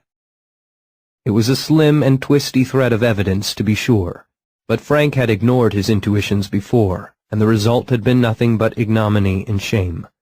His professional specialty, his whole life, was assembling estimates from seemingly unconnected facts, and he'd rarely felt such certainty about a conclusion. The specified date was 4 days from now, 3 days given the time difference between Washington and Moscow. To have a chance of saving Powers, his superiors would have to be informed immediately. Frank gathered up the papers he'd need to back up his conclusions and charged out the door. He didn't even stop for his hat. Robert was on a plane to Geneva for a NATO meeting, so Frank swallowed and went to Dulles. "The director is in a meeting at the White House," his secretary said. "He won't be back here until tomorrow." But Frank's progress was checked by the guard at the West Wing security desk. "I'm sorry, sir. Director Dulles is meeting with the president. Please wait over there." "How long?" Frank clutched the folder full of papers as though it were the steering wheel of his destiny. "I can't tell you, sir." Frank sat in the indicated chair, but only for a moment. He bounced up and began pacing the floor. He glanced at the clock. 4:15 p.m. to 11:15 p.m. Moscow time. In 45 minutes it would be Saturday there. If Frank was right, Powers' execution was set for Tuesday, probably at dawn. 80 hours from now, more or less. If he could only turn back the clock. Frank halted in his tracks. "I'm sorry," he told the guard. "I can't wait. I have to find some other way." He stepped around the corner. There was another guard here, but his attention was focused outward, and Frank was behind him. This was madness. If Frank actually did what he was contemplating, his life would be changed forever. He might never see his wife or children again, and Powers was just one man, a man who had known, even as he'd boarded the U-2, that he might never return from his mission. But Frank had sworn an oath to defend the United States from all enemies, foreign and domestic. Powers was not just one man. His life was symbolic of much more, and rescuing him might prevent a much greater confrontation. Frank's wife might not understand, but what he did for the country, he did for her and for the children. He clutched his folder and concentrated. A rush of sound like a hard wind in Frank's ears stole away the ticking clock and all other sounds. Outside the window, a flag froze in mid-wave. Frank pushed through the thick, jelly-like air past the West Wing guard, who sat unblinking behind his desk. The door behind him felt heavy as lead, but beyond it lay a long, straight corridor, empty except for 2 armed Marines at rigid attention beside the third door on the left. Behind that door, as Frank had surmised, was a small, dark conference room where 3 unmoving men sat at a table, staring grimly at an overhead projector screen. By the projector's light, Frank recognized Dulles and Eisenhower. The third seemed vaguely familiar, though Frank couldn't name him. Frank stared at the president, who sat frozen with the bright rectangle of the screen reflecting in his glasses. In a moment, Frank would reveal himself to him, and his civilian life would be over. Or he could back out right now, and no one would ever know. No one but Frank himself. Frank gasped in a breath, and the roaring in his ears was replaced by the softer sound of the projector's fan. A moment later came another gasp, this one from Dulles, as he noticed Frank's sudden appearance. "What the devil?" Immediately he leapt to cover the projector's lens with his hand. That unexpected action drew Frank's attention to the screen. Before Dulles could block the light, he took in the words Aquatone and captured in Rampart and Pilot. Aquatone was the cryptonym for the U-2, Frank knew, and RA was the digraph for cryptonyms related to the Wildcard virus. If Rampart was the code name for the captured U-2 pilot, that meant... "We have a problem," said the third man as he flicked on the room lights. "This man knows who and what Rampart is." Suddenly Frank realized who the third man was. Lawrence Haig, the stockbroker who'd been the first person inducted into SCARE, a telepath. He was 5 years older than the newsreel footage Frank had seen of him, but those sharp eyes and high forehead were unmistakable. It was a good thing Frank had gone into the room intending to reveal himself. "Yes, I have just deduced from the information on that slide that Francis Gary Powers is an ace," he said. To his own surprise, his voice was level. "I came here to tell you that he has already been tried and sentenced to death." Eisenhower's expression was grim. "How did you get in here?" "I, too, am an ace." There, he'd said it. No going back now. "An ace screw-up, maybe," Dulles snarled. Eisenhower stood, interrupting Dulles. "What was that you said about Powers being sentenced?" Frank quickly laid out the intelligence and his interpretation. Dulles was frankly skeptical. "This man couldn't find his own ass with a map and a flashlight," he sniffed. "I know this analysis has a lot of problematic connections," Frank replied, "but where I fell down before was in failing to respect my intuition." He turned and addressed Eisenhower directly. "Mr. President, I was born in Russia before the revolution. I've been watching these Bolsheviks since their earliest days. I know how they work, I know how they think, and I've made a lifetime study of their politics and government. You must believe that I know that Powers has either already been convicted of espionage or will be shortly, and will be put to death by firing squad in the exercise yard at Vladimirsky Central Prison on Tuesday, May 17th. "Is this your ace power?" Eisenhower asked. "Some kind of super deduction?" "No, Mr. President. Analysis is my profession. My power is to bring time to a halt. Everything stops but me. From your perspective, I appear to move instantaneously." This was a speech he'd rehearsed in his head 1,000 times. "If you will permit me to demonstrate." Dulles rolled his eyes, but Eisenhower looked to Haig, who nodded. Frank focused his mind. The world began to roar, and the three men froze in place. Pushing through the heavy, resistant air, he walked up to each of them and removed the wallets from their inside jacket pockets. He moved to the far corner of the room before releasing time to its usual flow. "Over here," he said. All three men started and whirled to face him, then patted their pockets with increasing agitation. He held up the wallets. Haig gave him a slow, appraising nod. This was a moment he'd been awaiting for 5 years. He wanted to savor his triumph, but he just felt tired, weary down to his bones, 10 years older. It was all he could do to remain standing. "Mr. President," he said, his voice hoarse, "I've seen how much Powers means to you. Please, please believe me.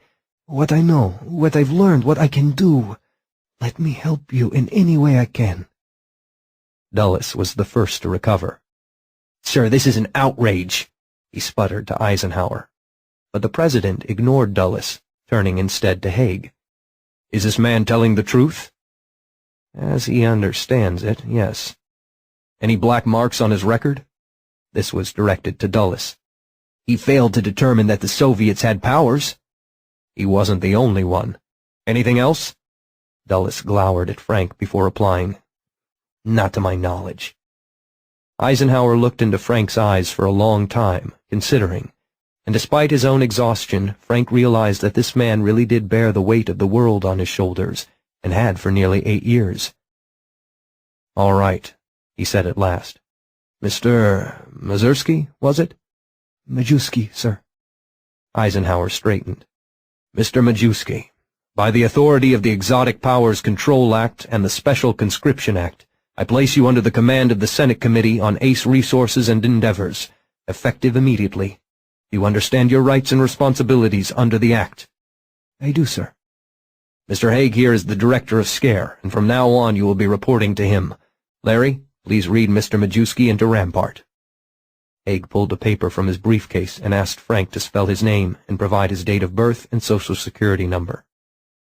The paper bore a SCARE letterhead and resembled the CIA security clearance form, except that the description of the compartment was just a brief, handwritten scrawl. Francis Gary Powers, Abilities and History, the ink still wet, and the statement about unauthorized disclosure included the words, "Any disclosure whatsoever constitutes treason," and "subject to immediate execution without trial." Frank swallowed and signed the form, which was then countersigned by Haig, Dulles, and Eisenhower himself. Haig then explained that Gary Powers, call sign Eagle Eye, was indeed an ace, and America's most important surveillance asset.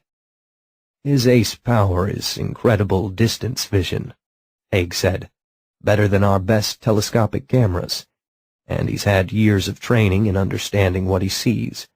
Powers is irreplaceable, and he must be returned unharmed." Eisenhower thanked Haig for his presentation and took the floor. "This meeting was called," he said, "to consider alternatives to Eagle Eye and damage control in the wake of his loss. However, now that you're here, I believe we have a chance to rescue him. The unique combination of your knowledge of Russia, CIA training, and ace power seems heaven-sent for this situation. Do I recall correctly that you are a native speaker of Russian?" "Da," Frank replied. His heart hammered as he realized what Eisenhower was about to suggest. But Dulles, who'd been steaming quietly, now burst out, "Mr. President, you cannot possibly be considering sending this man into Russia. He's not an operative, he's an analyst. He has no training in subterfuge, evasion, resistance to interrogation." "Allen," Eisenhower said, "shut up." An indefinable note of command in his tone stopped Dulles cold. "Eagle Eye is so critical to the security of this nation that to recover him, I am prepared to risk the loss of our newest asset." A chill settled in the pit of Frank's gut as he realized the President was referring to him. "At any resulting collateral damage. In any case, Mr. Majewski is no longer under your command." He turned away from Dulles in what Frank interpreted as a deliberate snub. "Mr. Majewski," Eisenhower continued, now focusing his attention on Frank, "I'm sorry to place such a burden on you, and to put you in so much danger. But as I'm sure you're aware, your country needs you and your unique abilities. Mr. Haig will give you as much in the way of training and assistance as possible before you leave for your mission." Frank opened his mouth, but nothing came out. After a couple of attempts, he simply nodded. The pawn that reaches the last rank, he told himself, becomes a queen. Haig took him to an office building on F Street, supposedly a real estate law office, but actually the headquarters of Scare. There he underwent a battery of medical tests, administered with polite but firm efficiency by a staff including Dr. Thatcher, a 4-foot-tall hairless man with frog-belly white skin, yellow slit eyes, and fangs, who drew a syringe of Frank's blood and proceeded to taste it before writing extensive notes in shorthand. It was the first time Frank had ever been in the same room as a Joker, but he tried to remain calm. Immediately thereafter, Frank was subjected to a series of exercises designed to establish the boundaries of his ace power. He held on to a stopwatch. Anything that touched his skin was carried with him outside of time, and kept time stopped for as long as he could, which turned out to be about 11 minutes, though it felt like far more. With time stopped, he ran laps and lugged weights of up to 30 pounds, and he did something he'd never even considered before. He took another human being along with him outside of time, a volunteer who walked slowly as Frank led him by the hand. The volunteer said that the experience was strange and frightening, a delirious, semi-conscious rush without volition, like a waking dream of driving at top speed. But after it was over, there seemed to be no ill effects. When a second volunteer was added, Frank found it too difficult to even take a single step. After those tests, he repeated the medical exam. No one told him a thing about what they'd learned, if anything. Then he was permitted to call his wife, though only under strict observation, and only to tell her that he was on a special assignment and would not be able to come home for at least several days. By now it was nearly 2 in the morning. The Scare offices had a few small sleeping rooms, windowless and spare, but otherwise fairly comfortable. The door did not lock, either from the inside or the outside. Frank removed his tie and shoes and stretched out on the bed to rest for a bit, certain that his mind was too full of questions and new experiences for sleep. The next thing he knew, he was being awakened by a polite male secretary who told him it was 6 o'clock. He also gave Frank a large, battered suitcase with the Cyrillic initials YAG. It contained several changes of clothing, heavy, badly made, and ill-fitting, with labels in Russian, shoes, handkerchiefs, and other furnishings, and what looked to Frank's eye like a genuine Russian passport with his own photograph and the name Yatsik Grabowski. As he shaved with a dull and pitted Russian-made safety razor and gritty soap, Frank reflected that it was a good thing he wasn't used to the smooth, lubricated aerosol shaving cream his barber kept insisting he should try. The moment he emerged from the bathroom, he was hurried to a meeting with Haig and several other very serious men, who presented him with a thick folder of papers, a detailed plan for Powers' rescue. In order for the timing to work, he would have to leave for Andrews Air Force Base within the hour. Did he have any questions? Frank read the plan over a cup of horrible coffee and a stale donut. It seemed to take into account everything he and Scare had learned about his abilities in the previous day, by pushing them to their absolute limits. The plan would work, he thought, as long as nothing unexpected happened and Frank maintained the same level of performance. But there was one part of the plan that Frank couldn't countenance. He would be accompanied by an experienced field officer to help him with insertion and extraction. But the plan called for the officer to accompany Frank into the prison and then, while Frank took Powers out using his wildcard talent, make his way out on his own. "I'm going into Russia to break a man out of an escape-proof prison," Frank said, stabbing the prison map with a forefinger. "I won't leave another man behind in his place." Haig's hands gripped each other on the tabletop. "That's his job, Frank, and it's your job to follow my orders." Frank met Haig's hard stare with one of his own. "I won't do it." They glared at each other for a long moment, while sweat trickled down Frank's sides under the heavy Soviet jacket. But it was Haig who blinked first. "Fine," he said. He turned to one of the other scare planners. "We'll use the alternate plan where Frank goes in and out of the prison by himself." Frank was astonished that Haig had collapsed so suddenly and thoroughly. "Don't be so surprised," Haig said, although Frank had not spoken. "I can see exactly where you will and won't compromise." He stood and extended his hand. "I think you're a sentimental fool, but I wish you Godspeed." The planners stood as well. Frank's knees were quaking so much he could barely lever himself upright, but he managed. "Thank you, sir. I'll give it my best effort." The plane that Frank boarded at Andrews was a big C-130 Hercules, and Frank was the only passenger. "All this for me?" he asked the pilot, a slim and leathery Navy man with pale blue eyes whose name patch read A. Dearborn. "I fly where I'm told to," he shrugged. Takeoff was rough, with the empty cargo compartment rattling and the 4 huge engines roaring like tornadoes, but the flight soon settled down to routine. "It's 15 hours to Helsinki," Dearborn said, "including a refueling stop in Keflavik." Frank slept for a while, but despite his exhaustion, earplugs, and his Soviet wool suit, the noise and cold woke him up after a few hours. He read over the rescue plan until he was sure he'd memorized every detail. He inventoried the contents of his suitcase and counted every button on every shirt. By the time Dearborn turned over the controls to his co-pilot for a break and came back to offer Frank a sandwich, he'd gone all the way from terror to boredom and out the other side to desperation.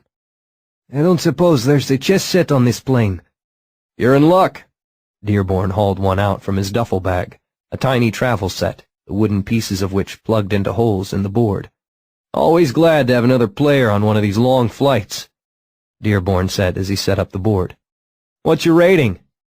I don't know. I don't usually play against other people." "Ah, play by mail then."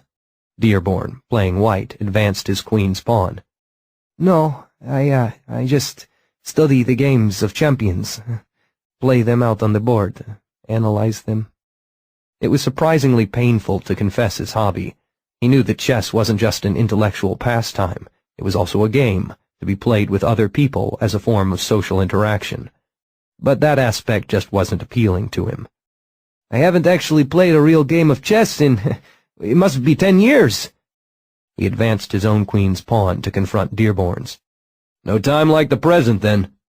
Dearborn moved his queen's bishop's pawn forward in the classic queen's gambit opening. At this point, Frank could decline the queen's gambit by advancing his king's pawn, retaining control of the center, or accept it by taking the pawn Dearborn had just advanced, gaining more freedom to act later. He found himself unable to decide. He reached out his hand, then drew it back, and again.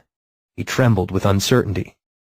After so many years of detailed study and analysis of some of the greatest chess games in history, against a human opponent he couldn't even manage a classic opening in a meaningless, casual game. Dulles was right. He was an analyst, not a field operative. What in God's name did he think he was doing here? "Hey," said Dearborn. "Hey, are you okay?" "I'm fine," Frank lied, and blew his nose to mask the tears. The Russian handkerchief was stiff and rough. He folded it, tucked it back in his pocket, drew in a breath, and captured Dearborn's pawn.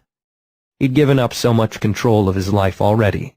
Why not give up control of the center? It might help in the endgame. Play continued. Dearborn was a stodgy, conservative player, clearly failing to look more than a few moves ahead, but somehow he always seemed to be in just the right place to counter Frank's attacks. "Just lucky, I guess," he said, capturing Frank's knight. "There is no luck in chess." Frank advanced his remaining knight. "Check." "Maybe so, but I've always been lucky somehow. It could be me over there right now instead of Francis Gary Powers." He took Frank's knight with his bishop. "Oh?" Frank nudged his queen one square to threaten that bishop. "Yeah, I was approached by the U2 program, passed all the exams and interviews, got the clearances, everything. But then I got the mumps. Mumps, can you believe it? And missed the window to enter the training. By the time I was cleared to fly again, they didn't have any openings." He swooped the endangered bishop across the board, but as soon as he let go of the piece, his face fell. "Oh, I didn't mean to put it there. Nuts." He frowned, examining the board, then suddenly sat up straight. "Hey, checkmate!" Frank hoped that wasn't an omen. Frank was met in Helsinki by a bulky man with a wide, unsmiling face, who introduced himself in Russian as Pyotr Andreevich Malinov. He took Frank's suitcase to a stodgy gray Volvo sedan, and Frank thought he was just the driver until the door closed and he provided Frank with the confirmation code. He was Frank's field officer, a trustworthy CIA agent of long standing who had often worked with Scare. "What's your alias?" Frank asked him. "What should I call you?" "You will address me as Pyotr Andreevich Malinov. If you don't know my real name, you can slip up and call me by it. And you, as far as I am concerned, are nothing but Jacek Grabowski, my wife's slightly simple cousin, whom I am escorting to Moscow for the agricultural exposition as a favor to her. If there are any awkward questions, just act stupid." It was clear that he didn't think that would be much of a challenge. A protest began to form behind Frank's lips. He was a CIA analyst. He had advanced degrees in economics and foreign affairs, but he kept silent. He would be depending on this man for his life, and he knew his business. There was no sense in antagonizing him. Malinov barely spoke to Frank as they drove to the Helsinki train station, and as soon as they were settled in their hard, second-class seats, he pulled his hat over his eyes and went to sleep. Frank seethed in his heavy, damp coat. This was the man who was supposed to protect him? But Frank was bone-tired himself, and despite the uncomfortable seat and his many concerns, he too soon found his eyes falling shut. As he drifted off to sleep, Frank thought he heard Malinov wish him good night.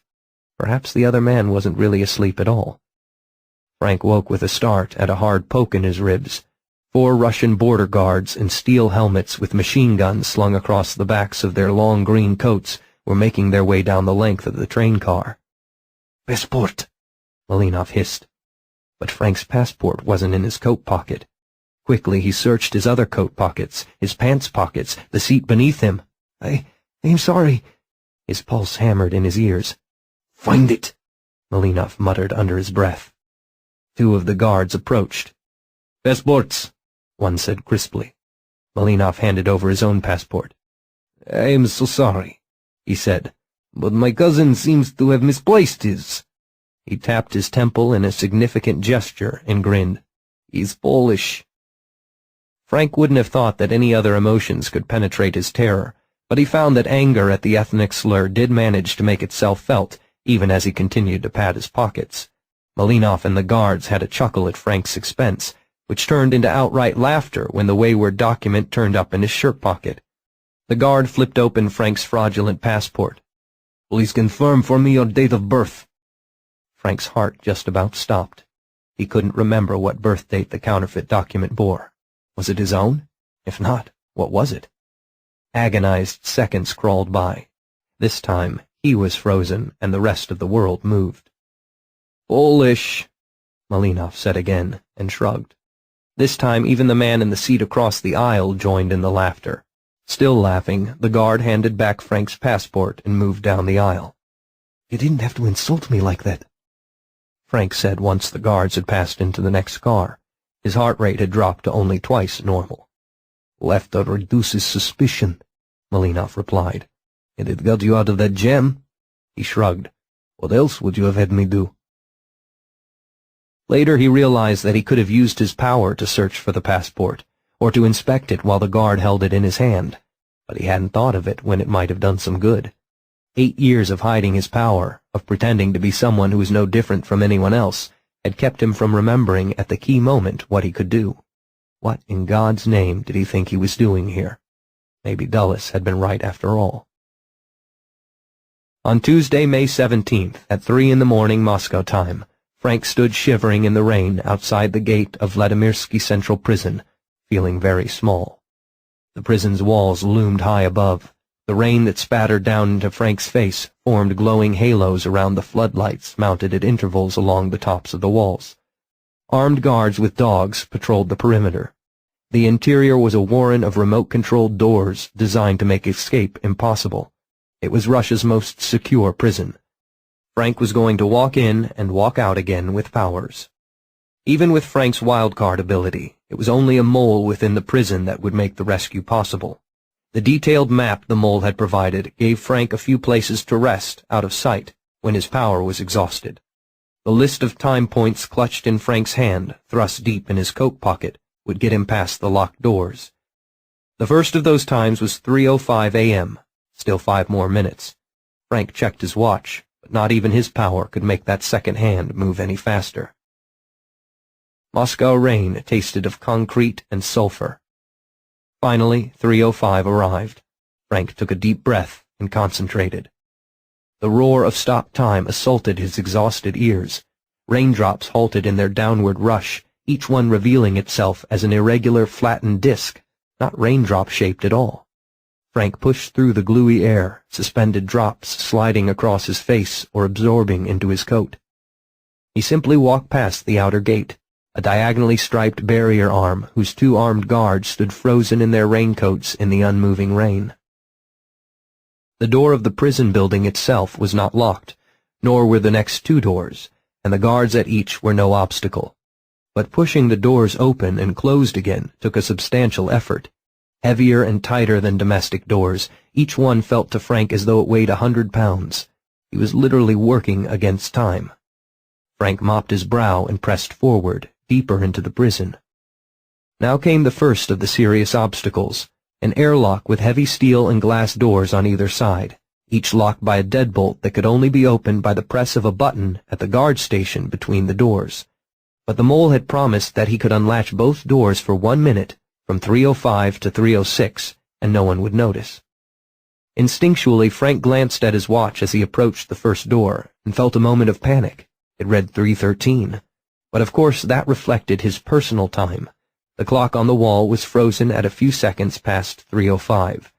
He put his weight against the door, and, with heavy reluctance, it swung open. The second door was also unlocked, thank God, but took even more of an effort to open. After pushing the second door shut, Frank leaned against the cold concrete wall for the space of several gasping breaths. But outside of time there was no rest. Even breathing was work. He had to get to his first hiding place before he grew too tired to continue. The harsh lights inside the security zone battered at Frank's eyes as he slogged through the thick, resistant air toward the safety of a maintenance closet. By the time he reached it, his vision was beginning to swim, and it was all he could do to work the latch and drag the door open. As soon as he shut it, delivering himself into blessed darkness, he released his power. Trembling, he allowed himself to slide down the door until he sat on the floor, panting as quietly as possible. The filthy, dark closet was chill and smelled of chlorine, but it was still better than the unearthly roar and stillness of the world outside of time. The mole's next time point was 3:15. 10 minutes to rest was not enough. 10 minutes to wait helplessly in a dark closet, trembling in fear each time someone came clomping and rattling by outside the door, was too much. He imagined the door opening suddenly, flooding the crowded little space with light and exclamations of surprise. If that happened, he could freeze time again and escape that way, but the plan would be disrupted and an alarm might be raised. And where would he hide until the next exit time point? Finally, the glowing hands pointed to 3:15. So glad to leave this stinking closet, so afraid to face the roar of frozen time, He concentrated and called up his power. It took all his might to push the petrified door open. Never before had Frank spent so much time out of time. Every step was climbing a mountain. Every door he opened and closed was Sisyphus's rock. Maximum security area, read the stenciled Cyrillic letters over the next time point door. This one was a sliding door, electronically operated, and though it was unlatched as the mole had promised, all Frank's remaining strength was not enough to force it open. He found a steel truncheon leaning in a corner and used that to lever the door open just enough to squeeze through. Then he had to put the truncheon back, carefully matching it to its remembered position. Damn it, which end had been up? It was getting harder and harder to think straight. On the other side he turned, and immediately confronted a dark and scowling face. Recoiling in panic, he cracked his head on the metal door behind him before his reason overcame his initial reaction. The broad, muscular man in the uniform of a Soviet army colonel, his name patch read Polyakov, was as frozen as everything else in the prison, petrified in the act of charging angrily toward the door Frank had just emerged from. Frank leaned against the door for a moment, rubbing his head and chiding himself for stupidity. Wait, Polyakov. That name was familiar. It was one of the possible names listed for the KGB officer designated Icicle by the CIA. And now here he was, in Vladimirsky Central Prison, in the maximum security wing where Powers was imprisoned. Frank had been right all along, and now he even had a name for the man. Frank allowed himself a moment of smug triumph, snapping his fingers under the KGB man's unmoving nose before ducking past him and pressing down the hall. Powers' cell, number 37, was the first one on the right, with the name Powers in Cyrillic, chalked above the door. Now nothing stood between Frank and success. But the door wouldn't open. Frank tried again, pressing down on the rust-flecked steel handle with all his might. It didn't budge. The mole was supposed to have arranged for the door to be unlocked from 3:10 to 3:40. Everything else had gone exactly as planned. Frank rattled the handle one more time. Nothing. He cast about for some other way to open the door, but it was heavy, solid steel, the lock mechanism and hinges well protected and reinforced, and there was nothing in this empty concrete hallway he could use against it. To have come so far, overcome so much, only to be thwarted by a simple lock. No. Wait. The key.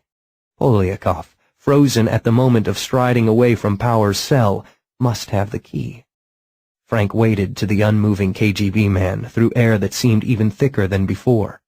It didn't take long to identify the hard lump of keys in Polyakov's pants pocket, but the position of his petrified leg and arm made it impossible for Frank to extract it. He could move the arm by force, he thought, or cut the pocket open with his penknife, but either action would startle Polyakov and make him raise an alarm, and Frank had another 10-minute time point to get through, with Powers, on the way out. He had to get the key from Polyakov, and in such a way that he would not notice. He moved to a position behind Polyakov, making sure no other frozen eyes could see him where he stood. The sliding door stood open by 9 inches, but Polyakov's eyes were downcast. He'd have to risk it. He released time to its normal rate. "Burn the idiot who left it unlocked!" Polyakov muttered as he stepped forward. Stopping time again so soon was like trying to stop the flow in the middle of a long, hard piss, but somehow Frank managed. He drew in a gasping breath of the roaring, gluey air, then pushed forward to Polyakov's side. The pocket was now accessible. Thank God. He fished the keys from it, hoping that Polyakov, in mid-stride, wouldn't notice the intrusion, and dragged himself back to Powers' cell. The key stamped 37 fit the lock, though working the latch and opening the door felt like dragging a railroad car uphill. Powers lay on his side on the bed. He looked like hell, his eyes sunken and his mouth set in a despairing scowl, but it was definitely him. Frank's heart pounded and his vision began to blur. The roaring in his ears had grown to an onrushing railroad engine. He desperately needed a rest. But with 2 doors open and the keys in his hand, he didn't dare. Somehow he had to keep going. Frank hauled Powers to his feet by brute force. It would probably leave bruises, but there was no alternative. Walking backwards, leading the insensate pilot by both hands, he guided Powers out the door, past the frozen Polyakov, and through the sliding door. Then he went back to close and lock the cell door, replace the keys in Polyakov's pocket, and slide the cell block door shut. "I wish I could see your face," he gasped to Polyakov as he put all his weight against the sliding door handle. "When you find Powers mysteriously vanished from a locked cell." He was supposed to take Powers back to the maintenance closet where he'd rested on the way in, but he couldn't possibly make it that far. Already he was half leaning on Powers even as he guided him down the hall, his vision dimming and his steps wobbly. Here was a bathroom. It would have to do. He led Powers inside, barely remembering to reset his watch to the hall clock before closing and locking the door behind himself. So tired. No, he couldn't relax just yet. He lay Powers down on the floor like a stiff, man-sized puppet. He leaned hard on Powers' chest and placed one hand firmly over his mouth and nose. He let go of time. Powers spasmed and tried to squirm out of Frank's grasp. From his perspective, he had just been whipped from his cell in an instantaneous rush and was now being pinned and suffocated by a stranger. But even weakened by 17 days in Soviet custody, he was stronger than Frank. "Be still!" Frank hissed into Powers' ear in English. "I'm here to rescue you." Powers stopped struggling, though every muscle quivered with tension. "I'm from Scare," he whispered. "Lawrence Haig sent me. I am cleared for Aquatone and Rampart. We are still inside the prison, and if we are discovered here, we will both die. Do you understand?" Powers nodded slowly, his eyes wide above Frank's trembling hand. Frank released Powers and slumped against the wall, letting his eyes sag closed. He felt 1,000,000 years old. "You're an ace?" Powers whispered. He had a slow Virginia drawl. "Yes, I can stop time, but only for a little while." "More useful than being Mr. Peepers." Powers' voice dripped with bitterness. Then he took a deep breath, let it out. What's your name?" "Franciszek Majewski. That's Polish for Francis, actually, just like you." Powers rolled his eyes. "Please, call me Gary. Only my mam and pap call me Francis." "I'm Frank." They shook hands. On Friday, May 20th, at 11 a.m., Frank entered the Oval Office, and the President came out from behind his desk to greet him. Dulles and Haig, also present, stood where they were. Although honored by the gesture, Frank couldn't help but notice that Eisenhower did not shake his hand. "It's okay, Mr. President," he said. "I'm not infectious." Frank knew he looked like hell. Even though he'd slept much of the way back, including most of the limousine ride from Andrews Air Force Base, he still felt weak. He'd lost much of his remaining hair, vague pains troubled his joints, and his walk had become an old man's shuffling step. He hoped that a few days or weeks of rest would bring his vitality back, but he feared it would not. Using his power had always aged him unnaturally, far in excess of the minutes or hours he spent outside of time, and the unprecedented effort he'd spent on the Powers rescue mission had surely cost him dearly. He might have lost 5 years in that one hellish night. "Welcome back to America, Frank," Eisenhower said, and escorted him to one of the wing chairs beside the fireplace. "We're all proud of the work you've done for your country." Eisenhower glanced at Dulles and Haig. Haig grinned and gave a satisfied nod. Dulles, glowering, stared at his black wingtips. Eisenhower cleared his throat. "Alan?" It took Dulles a long moment to meet Frank's eyes. "You did well," he finally admitted. "Thank you," Frank said, accepting a cup of coffee from the President's own hand. "Has there been any fallout from Powers' escape?" It was the one question that had nagged at him all the way home. Would Khrushchev, already angered by the spy plane intrusion in his territory, be even more provoked by the mysterious disappearance of Powers from his most secure prison? Had Frank's mission only succeeded in moving the doomsday clock closer to midnight? Eisenhower shook his head. "They've acknowledged that they've lost Powers. They couldn't deny it after his press conference in Helsinki, but publicly they haven't said a word about how he escaped, and even in private they've been a bit less belligerent. Haig sat in the wing chair opposite Frank. "They know it must have been an ace who helped Powers escape," he said, "but politically they can't admit our aces are better than theirs. They'll just have to swallow their pride and keep quiet." But Dulles was less sanguine. "They kept quiet for 5 years of U-2 overflights, too." Eisenhower shot Dulles a look. "None of your pessimism, Allen. This is a celebratory occasion." From his pocket he pulled a folded paper and handed it to Frank. It was an official commendation on scare stationery, signed by the President and sealed with a red ribbon. "This will go in your file, Frank. I'd love to give you a ticker-tape parade, but—" He shrugged. "You know how it is." He held out his hand. After a moment, Frank understood what the open hand meant, and he returned the paper. Of course, he could not keep a copy. As a scare agent, he no longer existed. Frank swallowed. "I know you can't acknowledge my work," he said. "But, His voice started to tremble, and he had to stop and try to regain his composure. Eisenhower waited patiently. "All I ask," he started again, "is that you tell my wife I died heroically in the service of my country." He hoped the secret facility in the Nevada desert at least had air conditioning. Haig blinked. "You think we're going to send you to Watertown, Strip?" He smirked and shook his head, and Frank remembered that Haig knew what Frank was thinking. "No, Frank, that's just a myth." He and Dulles exchanged glances. "Well, the part about aces being held prisoner there is, you won't just vanish. In fact, you'll be going home right after we debrief you." "You will continue at the CIA," Dulles said, though it was plain he didn't like the idea. "As cover, performing assignments for scare only when necessary. You'll probably spend as many nights at home as before, maybe more." "It's like being a spy in your own country," Haig continued. "And in your case, we already know you can keep a secret." The pawn that reaches the last rank becomes a queen, Frank thought. Though even a queen could be captured, or could be dead of old age in 5 years. It all depended on how the piece was played. But for now he could return to his home, removed from the board and placed securely back in the space that fit him. "Thank you, sir," he said.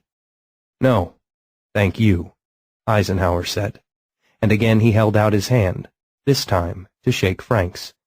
"Welcome to Scare, Special Agent Stopwatch." Shell Games by George R.R. Martin. When he'd moved into the dorm back in September, the first thing that Thomas Tudbury had done was tack up his signed photograph of President Kennedy and the tattered 1944 Time cover with Jet Boy as Man of the Year.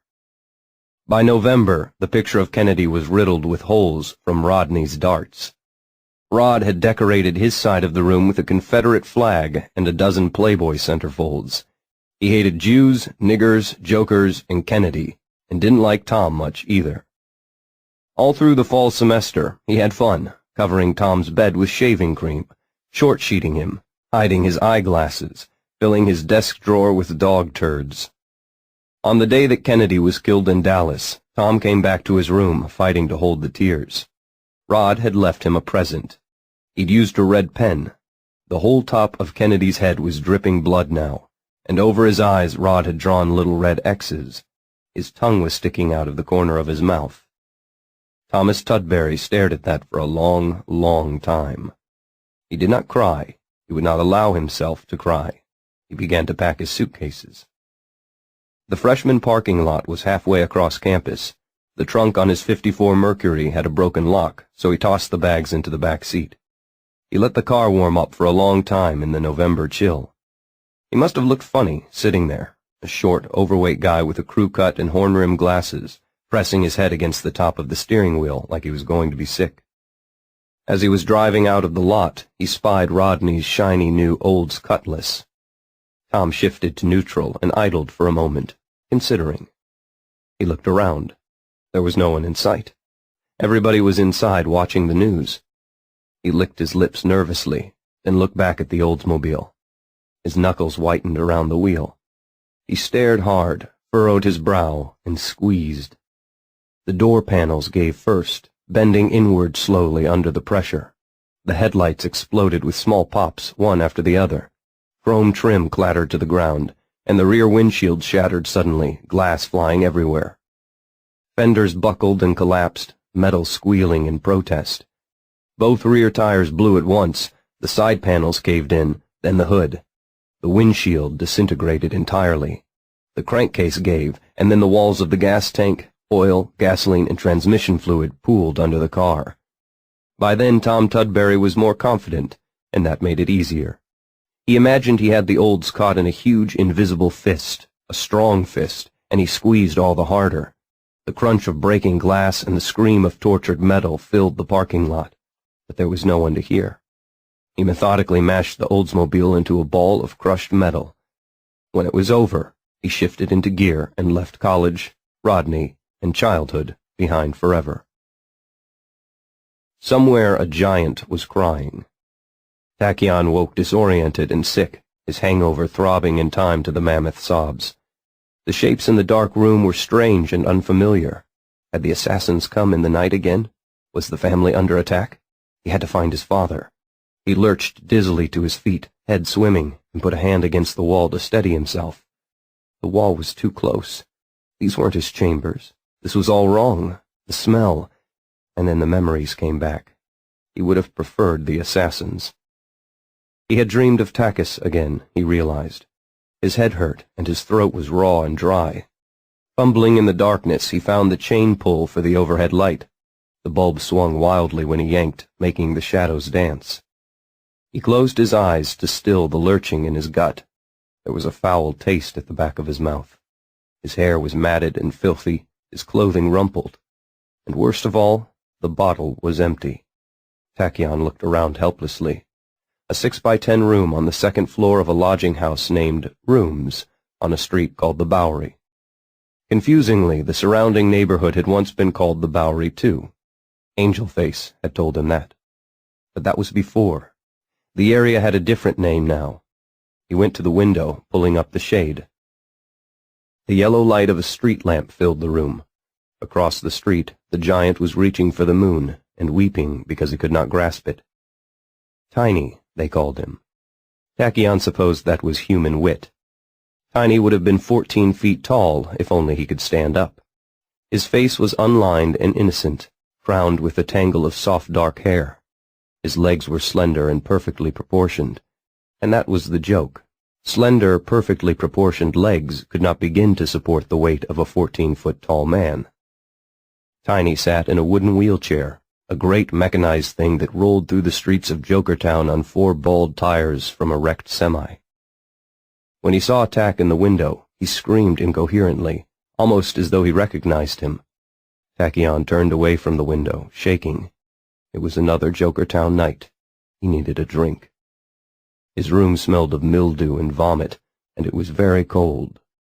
Rooms was not as well heated as the hotels he had frequented in the old days.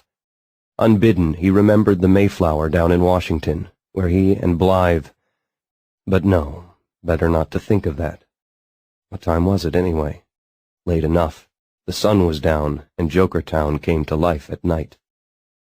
He plucked his overcoat from the floor and slipped it on. Soiled as it was still a marvelous coat, a lovely rich rose color, with fringed golden epaulets on the shoulders and loops of golden braid to fasten the long row of buttons.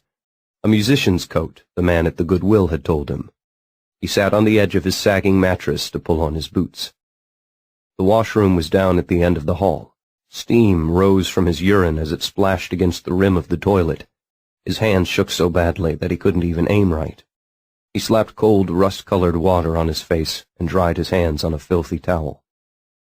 Outside, Tak stood for a moment beneath the creaking Rooms sign, staring at Tiny.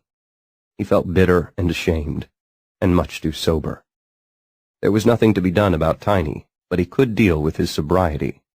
He turned his back on the weeping giant, slid his hands deep into the pockets of his coat, and walked off briskly down the Bowery. In the alleys, jokers and winos passed brown paper bags from hand to hand, and stared with dull eyes at the passers-by. Taverns, pawnbrokers, and mask shops were all doing a brisk trade. The famous Bowery Wildcard Dime Museum, they still called it that, but admission was a quarter now, was closing for the day. Tachyon had gone through it once, 2 years ago, on a day when he was feeling especially guilt-ridden, along with a half-dozen particularly freakish jokers, 20 jars of monstrous joker babies floating in formaldehyde, and a sensational little newsreel about the day of the wild card. The museum had a waxworks display whose dioramas featured Jetboy, the Four Aces, a Jokertown orgy, and him. A tour bus rolled past, pink faces pressed to the windows. Beneath the neon light of a neighborhood pizza parlor, 4 youths in black leather jackets and rubber face masks eyed Tachyon with open hostility. They made him uneasy. He averted his eyes and dipped into the mind of the nearest. Mincing pansy. Look at that hair dye job. For sure thinks he's in a marching band, like to beat his fucking drums. But no, wait, shit. There's better. We'll find us a good one tonight. Yeah. Wanna get one that squishes when we hit it. Tack broke the contact with distaste and hurried on. It was old news, and a new sport. Come down to the Bowery, buy some masks, beat up a joker. The police didn't seem to care. The Chaos Club and its famous all-joker review had the usual big crowd. As Tachyon approached, a long gray limo pulled up to the curb. The doorman, wearing a black tuxedo over luxuriant white fur, opened the door with his tail and helped out a fat man in a dinner jacket. His date was a buxom teenager in a strapless evening gown in pearls, her blonde hair piled high in a bouffant hairdo. A block farther on, a snake lady called out a proposition from the top of a nearby stoop. Her scales were rainbow-colored, glistening. "Don't be scared, Red," she said. "It's still soft inside." He shook his head. The funhouse was housed in a long building with giant picture windows fronting the street, but the glass had been replaced with one-way mirrors. Randall stood out front, shivering in tails and domino. He looked perfectly normal until you noticed that he never took his right hand out of his pocket. "Hey, Tacky!" he called out. "What do you make of Ruby?" "Sorry, I don't know her," Tachyon said. Randall scowled. "No, the guy who killed Oswald." "Oswald?" Tack said, confused. "Oswald who?" "Lee Oswald, the guy who shot Kennedy. He got killed on TV this afternoon." "Kennedy's dead?" Tachyon said. It was Kennedy who'd permitted his return to the United States, and Tack admired the Kennedys. They seemed almost Takesian. But assassination was part of leadership. "His brothers will avenge him," he said. Then he recalled that they didn't do things that way on Earth, and besides, this man Ruby had already avenged him, it seemed. How strange that he had dreamed of assassins. "They got Ruby in jail," Randall was saying. "If it was me, I'd give the fucker a medal." He paused. "He shook my hand once," he added. "when he was running against Nixon. He came through to give a speech at the Chaos Club. Afterward, when he was leaving, he was shaking hands with everybody." The doorman took his right hand out of his pocket. It was hard in chitinous, insectile, and in the middle was a cluster of swollen, blind eyes. "He didn't even flinch," Randall said. "Smiled and said he hoped I'd remember to vote." Tachyon had known Randall for a year, but he had never seen his hand before. He wanted to do what Kennedy had done, to grasp that twisted claw, embrace it, shake it. He tried to slide his hand out of the pocket of his coat, but the bile rose in the back of his throat, and somehow all he could do was look away and say, "He was a good man." Randall hid his hand again. "Go inside, Tacky," he said, not unkindly.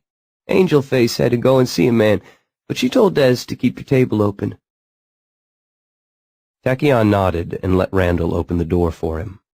Inside, he gave his coat and shoes to the girl in the check room, a joker with a trim little body, whose feathered owl mask concealed whatever the wild card had done to her face. Then he pushed through the interior doors, his stockinged feet sliding with smooth familiarity over the mirrored floor. When he looked down, another Tachyon was staring back up at him, framed by his feet, a grossly fat Tachyon with a head like a beach ball. Suspended from the mirrored ceiling, a crystal chandelier glittered with 100 pinpoint lights, its reflection sparkling off the floor tiles and walls and mirrored alcoves, the silvered goblets and mugs, and even the waiters' trays. Some of the mirrors reflected true, the others were distorting mirrors, funhouse mirrors. When you looked over your shoulder in the funhouse, you could never tell what you'd find looking back. It was the only establishment in Jokertown that attracted jokers and normals in equal numbers. In the funhouse, the normals could see themselves twisted and malformed, and giggle, and play at being jokers, and a joker, if he was very lucky, might glance in the right mirror and see himself as he once had been.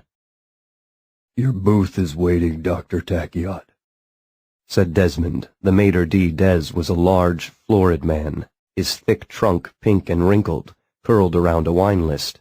He lifted it and beckoned for Tachyon to follow with one of the fingers that dangled from its end. "Will you be having your usual bread of cognac tonight?" "Yes," Tack said, wishing he had some money for a tip.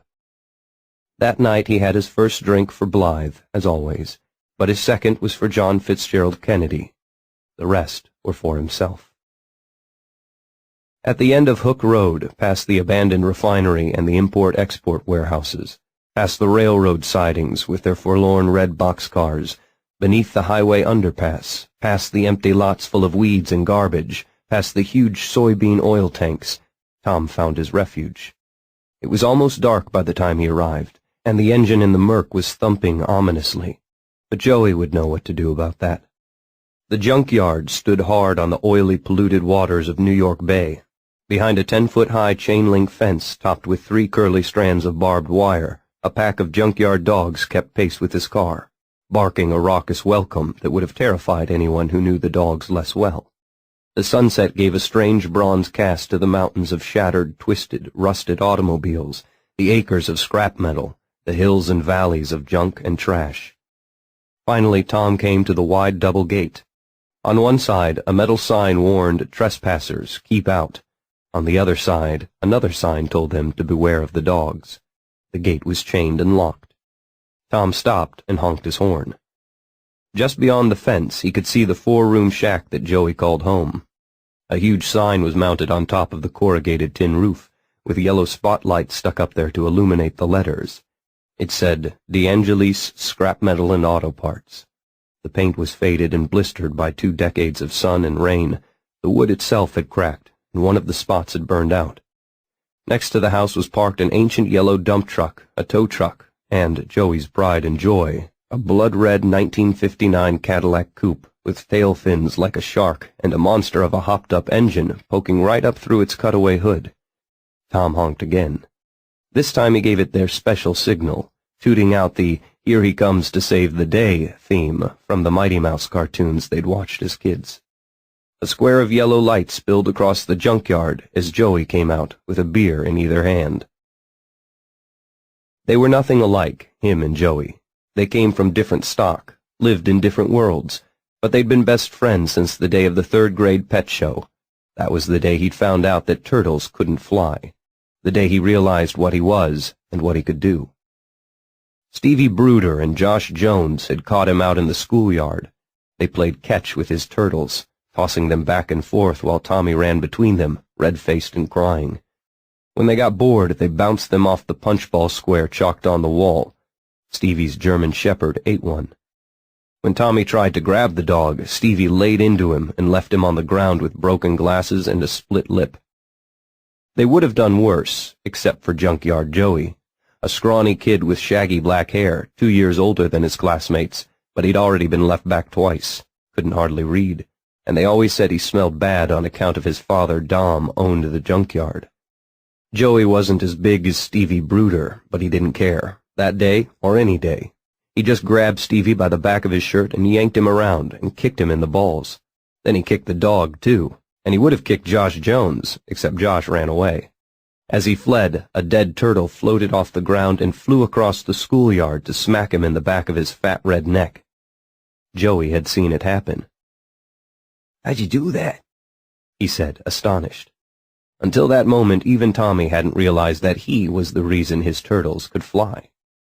It became their shared secret, the glue that held their odd friendship together. Tommy helped Joey with his homework and quizzed him for tests, Joey became Tommy's protector against the random brutality of playground and schoolyard.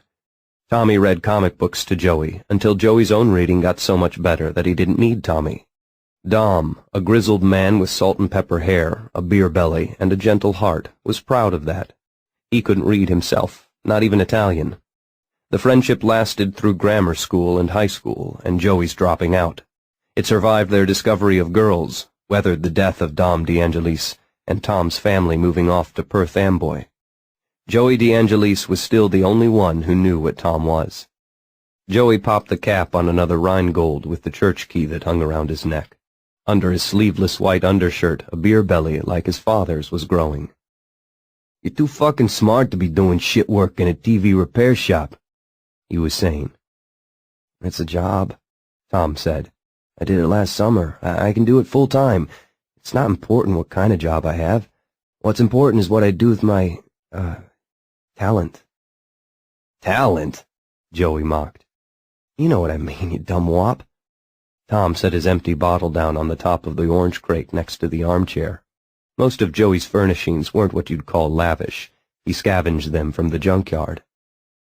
"I've been thinking about what Jet Boy said at the end, trying to think what it meant. I figure he was saying that there were things he hadn't done yet. Well, shit, I haven't done anything. All the way back, I asked what I could do for the country, you know? Well, fuck, we both know the answer to that one." Joey rocked back in his chair, sucking on his Rheingold and shaking his head. Behind him, the wall was lined with the bookshelves that Dom had built for the kids almost 10 years ago. The bottom row was all men's magazines. The rest were comic books. Their comic books. Supermans and Batmans, Action Comics and Detective, the classics illustrateds that Joey had mined for all his book reports, horror comics and crime comics and air war comics, and best of all, their treasure, an almost complete run of Jet Boy comics. Joey saw what he was looking at. "Don't even think it," he said. "You're no fucking Jet Boy, Tuds." "No," said Tom. "I'm more than he was. I'm—" "A dork," Joey suggested. "An ace," he said gravely, "like the Four Aces." "They were a colored doo-wop group, weren't they?" Tom flushed. "You dumb wop. They weren't singers, they—" Joey cut him off with a sharp gesture. "I know who the fuck they were, Tuds. Give me a break. They were dumb shits, like you. They all went to jail or got shot or something, didn't they? Except for the fucking snitch. What's his name?" He snapped his fingers. "You know, the guy in Tarzan." "Jack Braun," Tom said. He'd done a term paper on the Four Aces once. "And I bet there are others hiding out there. Like me. I've been hiding, but no more." "So you figure you're gonna go to the Bayonne Times and give a fucking show? You asshole! You might as well tell them you're a commie. They'll make you move to Jokertown, and they'll break all the goddamn windows in your dad's house. They might even draft you, asswipe." "No," said Tom. "I've got it scoped out. The Four Aces were easy targets. I'm not going to let them know who I am or where I live." He used the beer bottle in his hand to gesture vaguely at the bookshelves. "I'm going to keep my name secret, like in the comics." Joey laughed out loud. "Ha! Fucking A! You gonna wear long johns too, you dumb shit?" "God damn it," Tom said. He was getting pissed off. "Shut the fuck up." Joey just sat there, rocking and laughing. "Come on, big mouth," Tom snapped, rising. "Get off your fat ass and come outside, and I'll show you just how dumb I am. Come on, you know so damn much." Joey DeAngelis got to his feet. "This I gotta see." Outside, Tom waited impatiently, shifting his weight from foot to foot, breath steaming in the cold November air, while Joey went to the big metal box on the side of the house and threw a switch. High atop their poles, the junkyard lights blazed to life. The dogs gathered around, sniffing, and followed them when they began to walk. Joey had a beer bottle poking out of a pocket of his black leather jacket. It was only a junkyard, full of garbage and scrap metal and wrecked cars, but tonight it seemed as magical as when Tommy was 10. On a rise overlooking the black waters of New York Bay, an ancient white Packard loomed like a ghostly fort. That was just what it had been, when Joey and he had been kids. Their sanctum, their stronghold, their cavalry outpost and space station and castle all rolled into one. It shone in the moonlight, and the waters beyond were full of promise as they lapped against the shore. Darkness and shadows lay heavy in the yard, changing the piles of trash and metal into mysterious black hills, with a maze of gray alleys between them. Tom led them into that labyrinth, past the big trash heap where they'd played King of the Mountain and dueled with scrap iron swords, past the treasure troves where they'd found so many busted toys and hunks of colored glass and deposit bottles, and once even a whole cardboard carton full of comic books. They walked between rows of twisted, rusty cars stacked one on another, Fords and Chevys, Hudsons and DeSotos, a Corvette with a shattered accordion hood, a litter of dead Beetles, a dignified black hearse as dead as the passengers it had carried. Tom looked at them all carefully. Finally, he stopped. "That one," he said, pointing to the remains of a gutted old Studebaker Hawk. Its engine was gone, as were its tires. The windshield was a spiderweb of broken glass, and even in the darkness they could see where rust had chewed away at the fenders and side panels. "Not worth anything, right?" Joey opened his beer. "Go ahead. It's all yours." Tom took a deep breath and faced the car. His hands became fists at his side. He stared hard, concentrating. The car rocked slightly. Its front grille lifted an unsteady couple of inches from the ground. "Hoo-wee!" Joey said derisively, punching Tom lightly in the shoulder. The Studebaker dropped with a clang and a bumper fell off. "Shit, I'm impressed," Joey said. "Damn it, keep quiet and leave me alone," Tom said. "I can do it. I'll show you. Just shut your fucking mouth for a minute. I've been practicing. You don't know the things I can do." "Won't say a fucking word," Joey promised, grinning. He took a swig of his beer. Tom turned back to the Studebaker. He tried to blot out everything, forget about Joey, the dogs, the junkyard. The Studebaker filled his world. His stomach was a hard little ball. He told it to relax, took several deep breaths, let his fists uncurl. Come on, take it easy. Don't get upset. Do it. You've done more than this. This is easy. The car rose slowly, drifting upward in a shower of rust. Tom turned it around and around, faster and faster. Then, with a triumphant smile, Tom threw it 50 feet across the junkyard. It crashed into a stack of dead Chevys and brought the whole thing down in an avalanche of metal. Joey finished his Rheingold. "Not bad. A few years ago you could barely lift me over a fence." "I'm getting stronger all the time," Tom said. Joey DeAngelis nodded and tossed his empty bottle to the side. "Good," he said. "Then you won't have any problem with me, will you?" He gave Tom a hard push with both hands. Tom staggered back a step, frowning. "Cut it out, Joey." "Make me," Joey said. He shoved him again, harder. This time Tom almost lost his footing. "Damn it, stop it," Tom said. "It's not funny, Joey." "No?" Joey said. He grinned. "I think it's fucking hilarious. But hey, you can stop me, can't you? Use your damn power." He moved right up in Tom's face and slapped him lightly across the cheek. "Stop me, Ace," he said. He slapped him harder. "Come on, Jet Boy, stop me." The third slap was the hardest yet. "Let's go, Soups, what you waiting for?" The fourth blow had a sharp sting. The fifth snapped Tom's head half around. Joey stopped smiling. Tom could smell the beer on his breath.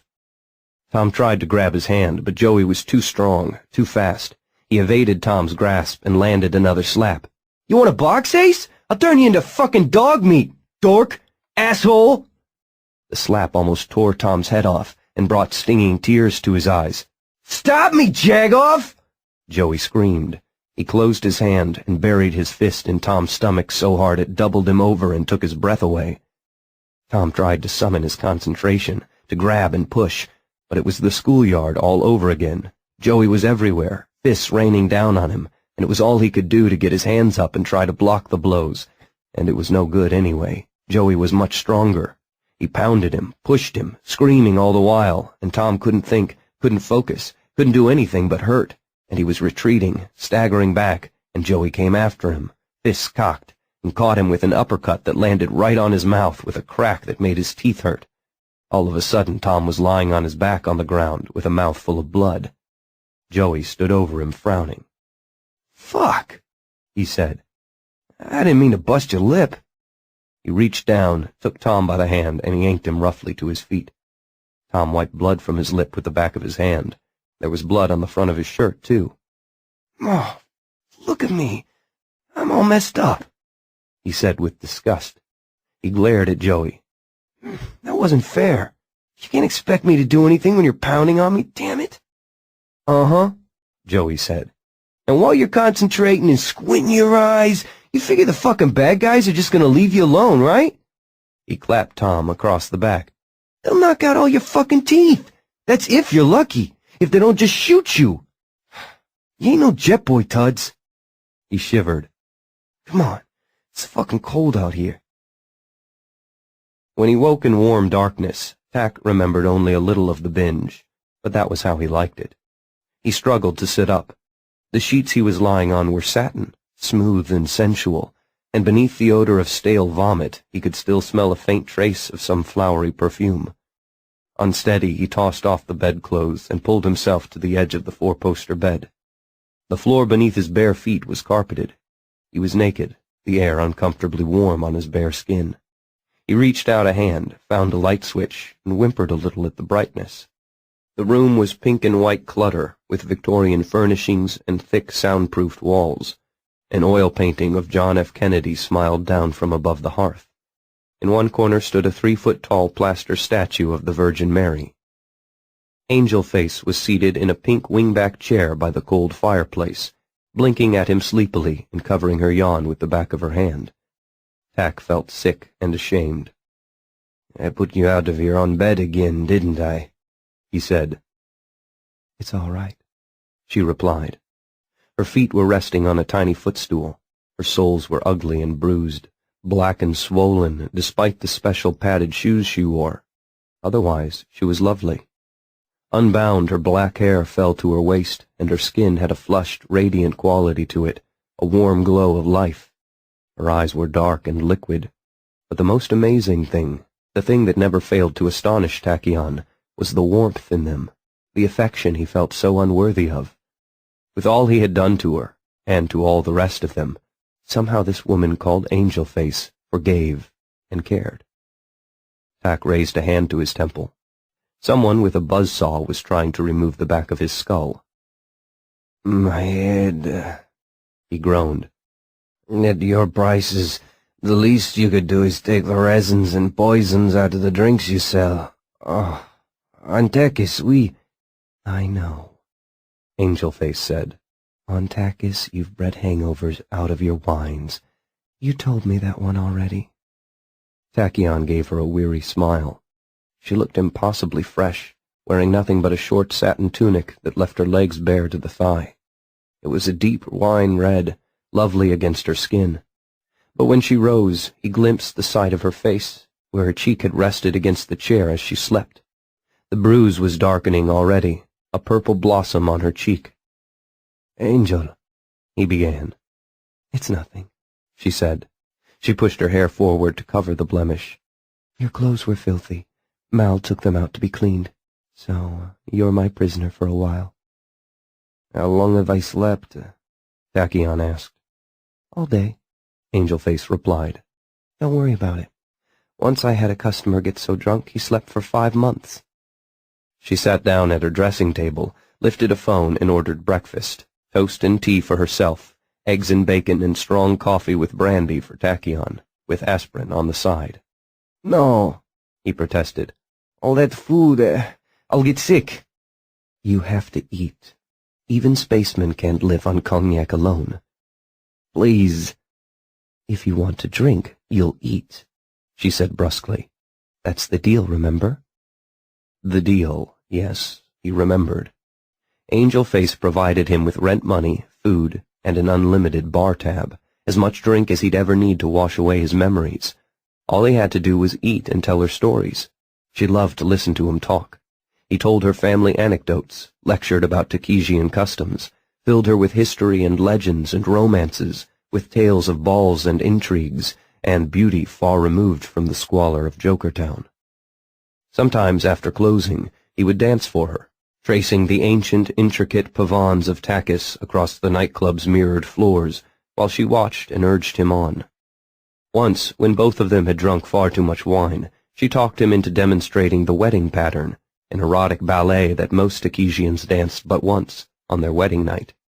That was the only time she had ever danced with him, echoing the steps, hesitantly at first, and then faster and faster, swaying and spinning across the floor until her bare feet were raw and cracked and left wet red smears upon the mirror tiles. In the wedding pattern, the dancing couple came together at the end, collapsing into a long, triumphant embrace. But that was on Takis. Here, when the moment came, she broke the pattern and shied away from him, and he was reminded once again that Takis was far away. 2 years before, Desmond had found him unconscious and naked in a Jokertown alley. Someone had stolen his clothing while he slept, and he was fevered and delirious. Des had summoned help to carry him to the funhouse. When he came to, he was lying on a cot in a back room, surrounded by beer kegs and wine racks. "Do you know what you were drinking?" Angel Face had asked him when they'd brought him to her office. He hadn't known. All he recalled was that he'd needed a drink so badly it was an ache inside him, and the old black man in the alley had generously offered to share. "It's called Sterno," Angel Face told him. She had Des bring in a bottle of her finest brandy. "If a man wants to drink, that's his business, but at least you can kill yourself with a little class." The brandy spread thin tendrils of warmth through his chest and stopped his hands from shaking. When he'd emptied the snifter, Tak had thanked her effusively, but she drew back when he tried to touch her. He asked her why. "I'll show you," she had said, offering her hand. "Lightly," she told him. His kiss had been the merest brush of his lips, not on the back of her hand, but against the inside of her wrist, to feel her pulse, the life current inside her, because she was so very lovely and kind, and because he wanted her. A moment later he'd watched with sick dismay as her skin darkened to purple and then black. "Another one of mine," he'd thought. Yet somehow they had become friends, not lovers, of course, except sometimes in his dreams. Her capillaries ruptured at the slightest pressure, and to her hypersensitive nervous system even the lightest touch was painful. A gentle caress turned her black and blue. Love-making would probably kill her. But friends, yes. She never asked him for anything he could not give, and so he could never fail her. Breakfast was served by a hunchbacked black woman named Ruth, who had pale blue feathers instead of hair. "The man brought this for you this morning," she told Angel Face after she'd set the table, handing across a thick, square packet wrapped in brown paper. Angel Face accepted it without comment while Tachyon drank his brandy-laced coffee and lifted knife and fork to stare with sick dismay at the implacable bacon and eggs. "Don't look so stricken," Angel Face said. "I don't think I've told you about the time the network starship came to Takis, and what my great-grandmother Amurath had to say to the Lebar envoy," he began. "No," she said. "Go on. I like your great-grandmother." "That's one of us. She terrifies me," Tachyon said, and launched into the story. Tom woke well before dawn, while Joey was snoring in the back room. He brewed a pot of coffee in a battered percolator and popped a Thomas English muffin into the toaster. While the coffee perked, he folded the hide-a-bed back into a couch. He covered his muffins with butter and strawberry preserves and looked around for something to read. The comics beckoned. He remembered the day they'd saved them. Most had been his, originally, including the run of Jet Boy he got from his dad. He'd loved those comics. And then one day in 1954 he'd come home from school and found them gone. A full bookcase and 2 orange crates of funny books vanished. His mother said some women from the PTA had come by to tell her what awful things comic books were. They'd shown her a copy of a book by a Dr. Wortham about how comics turn kids into juvenile delinquents and homos, and how they glorified aces and jokers, and so his mother had let them take Tom's collection. He screamed and yelled and threw a tantrum, but it did no good. The PTA had gathered up comic books from every kid in school. They were going to burn them all Saturday in the schoolyard. It was happening all over the country. There was even talk of a law banning comic books, or at least the kinds about horror and crime and people with strange powers. Wortham and the PTA turned out to be right. That Friday night, on account of comic books, Tommy Tudbury and Joey DeAngelis became criminals. Tom was 9, Joey was 11, but he'd been driving his pop's truck since he was 7. In the middle of the night, he swiped the truck, and Tom snuck out to meet him. When they got to the school, Joey jimmied open a window, and Tom climbed on his shoulders and looked into the dark classroom and concentrated, and grabbed the carton with his collection in it and lifted it up and floated it out into the bed of the truck. Then he snatched 4 or 5 other cartons for good measure. The PTA never noticed. They still had plenty to burn. If Dom DeAngelis wondered where all the comics had come from, he never said a word. He just built the shelves to hold them, proud as punch of his son who could read. From that day on, it was their collection, jointly. Setting his coffee and muffin on the orange crate, Tom went to the bookcase and took down a couple issues of Jet Boy comics. He reread them as he ate: Jet Boy on Dinosaur Island, Jet Boy and the Fourth Reich, and his favorite, the final issue, the true one, Jet Boy and the Aliens. Inside the cover, the title was 30 Minutes Over Broadway. Tom read it twice as he sipped his cooling coffee. He lingered over some of the best panels. On the last page, they had a picture of the alien Tachyon weeping. Tom didn't know if that had happened or not. He closed the comic book and finished his English muffin. For a long time, he sat there thinking. Jet Boy was a hero. And what was he? Nothing. A wimp. A chicken shit. A fuck of a lot of good his wildcard power did anybody. It was useless, just like him. Dispiritedly, he shrugged into his coat and went outside. The junkyard looked raw and ugly in the dawn, and a cold wind was blowing. A few hundred yards to the east, the bay was green and choppy. Tom climbed up to the old Packard on its little hill. The door creaked when he yanked it open. Inside, the seats were cracked and smelled of rot, but at least he was out of that wind. Tom slouched back with his knees up against the dash, staring out at sunrise. He sat unmoving for a long time. Across the yard, hubcaps and old tires floated up in the air and went screaming off to splash into the choppy green waters of New York Bay. He could see the Statue of Liberty on her island, and the hazy outlines of the towers of Manhattan off to the northeast. It was nearly 7:30, his limbs were stiff, and he'd lost count of the number of hubcaps he'd flung, when Tom Tudbury sat up with a strange expression on his face. The icebox he'd been juggling 40 feet from the ground came down with a crash. He ran his fingers through his hair and lifted the icebox again, moved it over 20 yards or so, and dropped it right on Joey's corrugated tin roof. Then he did the same with a tire, a twisted bicycle, 6 hubcaps, and a little red wagon.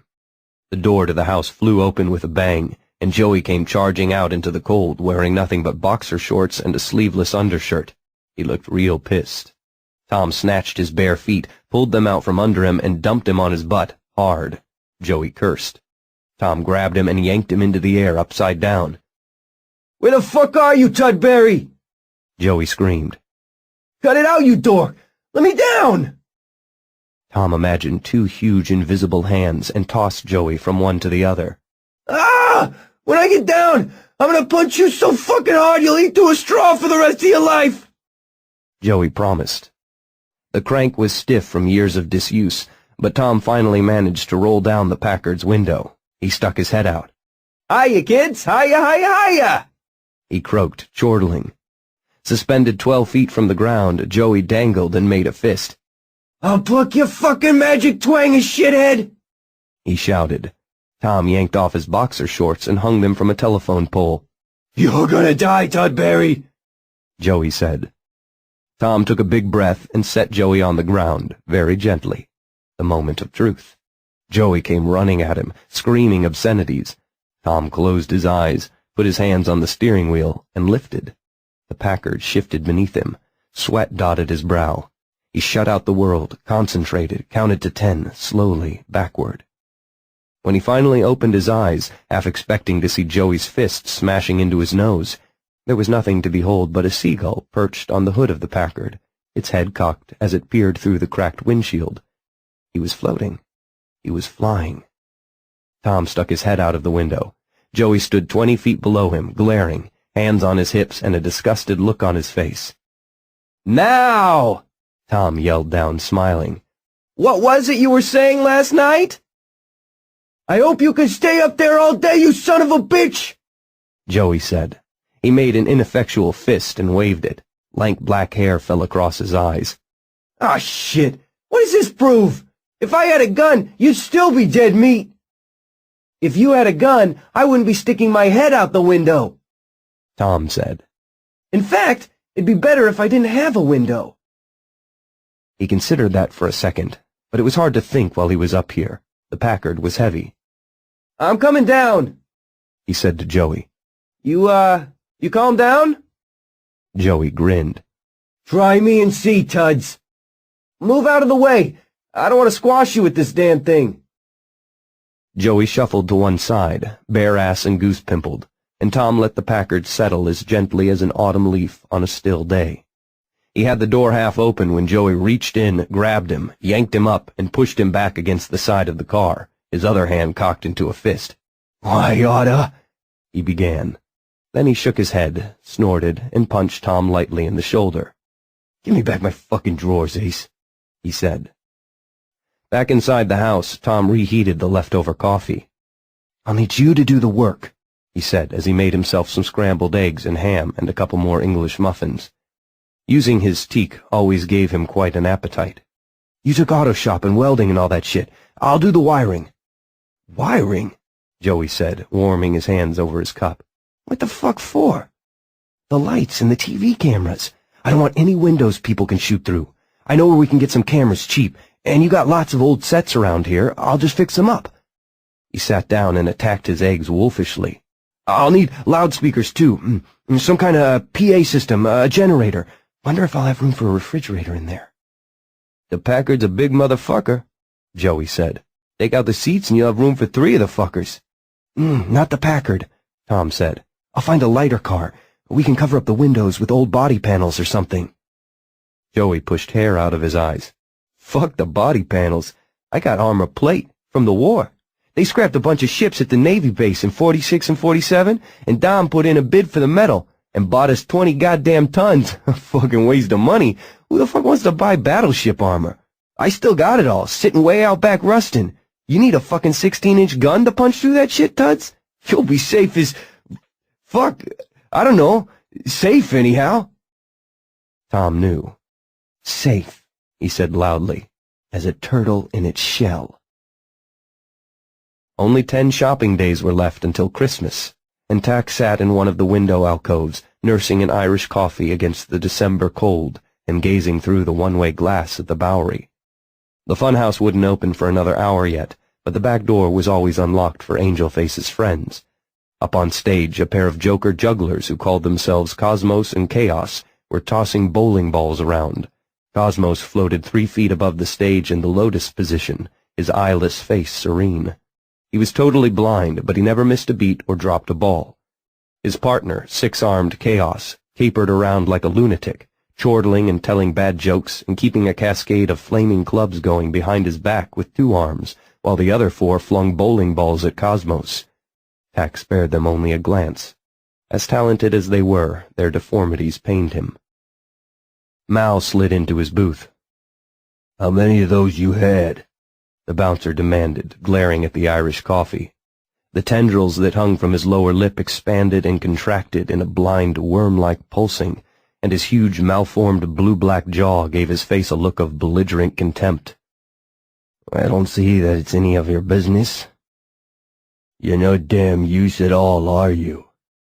"I never claimed I was." Mal grunted. "You're worth about as much as a sack of shit. I don't see why the hell Angel needs no damn panty-waist spaceman hanging around the place sopping up her booze." "She doesn't. I told her that." "Yeah, you can't tell that woman nothing." Mal agreed. He made a fist, a very large fist. Before the day of the wild card, he'd been the 8th-ranked heavyweight contender. Afterward, he had climbed as high as 3rd, until they'd banned wild cards from professional sports and wiped out his dreams in a stroke. The measure was aimed at aces, they said, to keep the games competitive, but there had been no exceptions made for jokers. Mal was older now, sparse hair turned iron gray, but he still looked strong enough to break Floyd Patterson over his knee and mean enough to stare down Sonny Liston.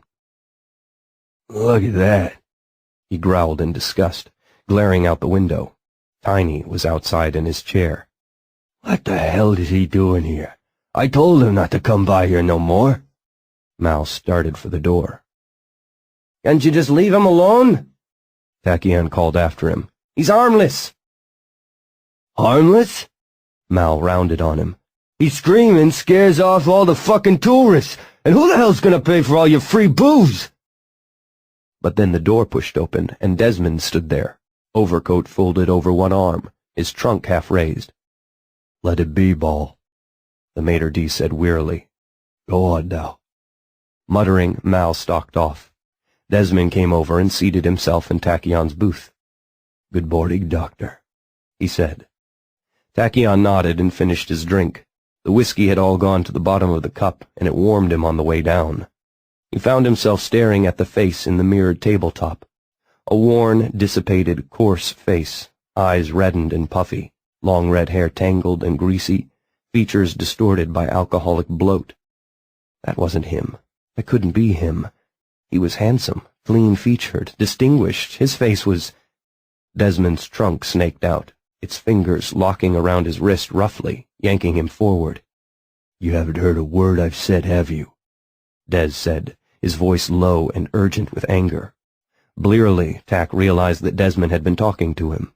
He began to mutter apologies. Yeah, never mind about that, Des said, releasing his grip. Listen to me. I was asking for your help, Doctor. I may be a joker, but I'm not an uneducated man.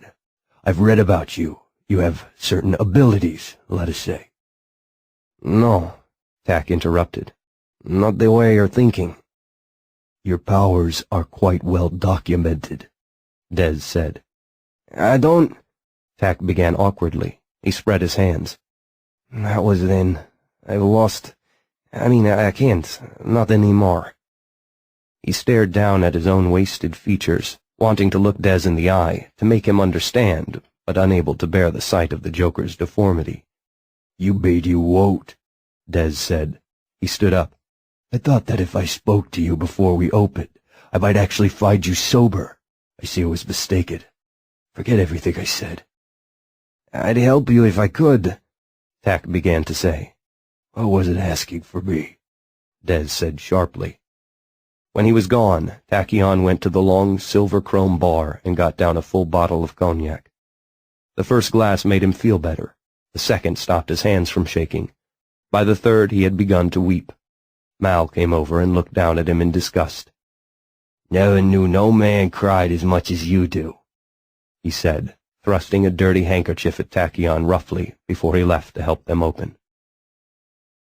He had been aloft for 4.5 hours when the news of the fire came crackling over the police band radio down by his right foot. Not very far aloft, true, only about 6 feet from the ground, but that was enough. 6 feet or 60, it didn't make all that much difference, Tom had found. 4.5 hours, and he didn't feel the least bit tired yet. In fact, he felt sensational. He was strapped securely into a bucket seat Joey had pulled from a mashed-up Triumph TR3, and mounted on a low pivot right in the center of the VW. The only light was the wan phosphor glow from an array of mismatched television screens that surrounded him on all sides. Between the cameras and their tracking motors, the generator, the ventilation system, the sound equipment, the control panels, the spare box of vacuum tubes, and the little refrigerator, he hardly had space to swing around. But that was okay. Tom was more a claustrophile than a claustrophobe anyway. He liked it in here. Around the exterior of the gutted Beetle, Joey had mounted 2 overlapping layers of thick battleship armor. It was better than a goddamn tank. Joey had already pinged a few shots off it with the Luger that Dom had taken off a German officer during the war. A lucky shot might be able to take out one of his cameras or lights, but there was no way to get to Tom himself inside the shell. He was better than safe. He was invulnerable, and when he felt this secure and sure of himself, there was no limit on what he might be able to do. The shell was heavier than the Packard by the time they'd gotten finished with it, but it didn't seem to matter. 4.5 hours, never touching ground, sliding around silently and almost effortlessly through the junkyard, and Tom hadn't even worked up a sweat. When he heard the report over the radio, a jolt of excitement went through him. This is it, he thought. He ought to wait for Joey, but Joey had driven to Pompeii Pizza to pick up dinner, pepperoni, onion, and extra cheese, and there was no time to waste. This was his chance. The ring of lights on the bottom of the shell threw stark shadows over the hills of twisted metal and trash as Tom pushed the shell higher into the air. 8 feet up, 10, 12. His eyes flicked nervously from one screen to the next, watching the ground recede. One set, its picture tube filched from an old Sylvania, began a slow vertical roll. Tom played with the knob and stopped it. His palms were sweaty. 15 feet up, he began to creep forward until the shell reached the shoreline. In front of him was darkness. It was too thick a night to see New York, but he knew it was there, if he could reach it. On his small black and white screens, the waters of New York Bay seemed even darker than usual. An endless, choppy ocean of ink looming before him. He'd have to grope his way across until the city lights came into sight, and if he lost it out there, over the water, he'd be joining Jetboy and JFK a lot sooner than he planned. Even if he could unscrew the hatch quick enough to avoid drowning, he couldn't swim. But he wasn't going to lose it, Tom thought suddenly. Why the fuck was he hesitating? He wasn't going to lose it ever again, was he? He had to believe that.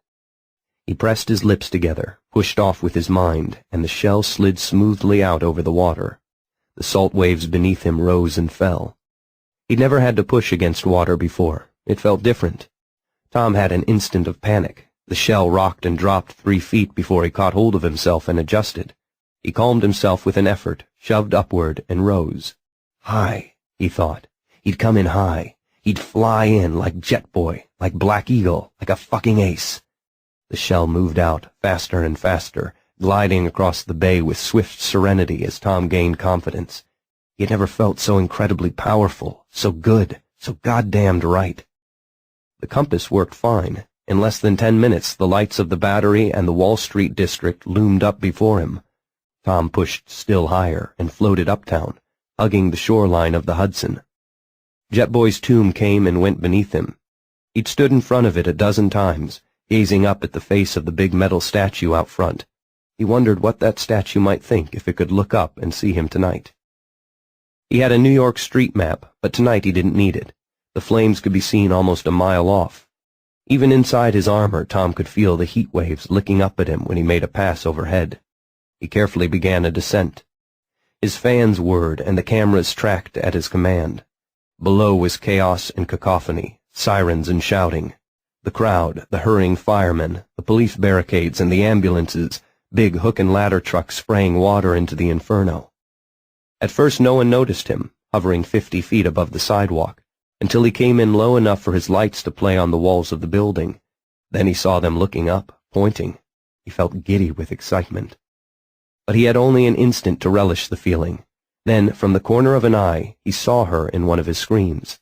She appeared suddenly in a 5th-floor window, bent over and coughing, her dress already afire. Before he could act, the flames licked at her. She screamed and jumped. He caught her in midair, without thinking, without hesitating, without wondering whether he could do it. He just did it. Caught her and held her and lowered her gently to the ground. The firemen surrounded her, put out her dress, and hustled her into an ambulance. And now Tom saw everyone was looking up at him, at the strange dark shape floating high in the night with its ring of shining lights. The police band was crackling. They were reporting him as a flying saucer, he heard. He grinned. A cop climbed up on top of his police car holding a bullhorn and began to hail him. Tom turned off the radio to hear better over the roar of the flames. He was telling Tom to land and identify himself, asking who he was, what he was. That was easy. Tom turned on his microphone. "I'm the turtle," he said.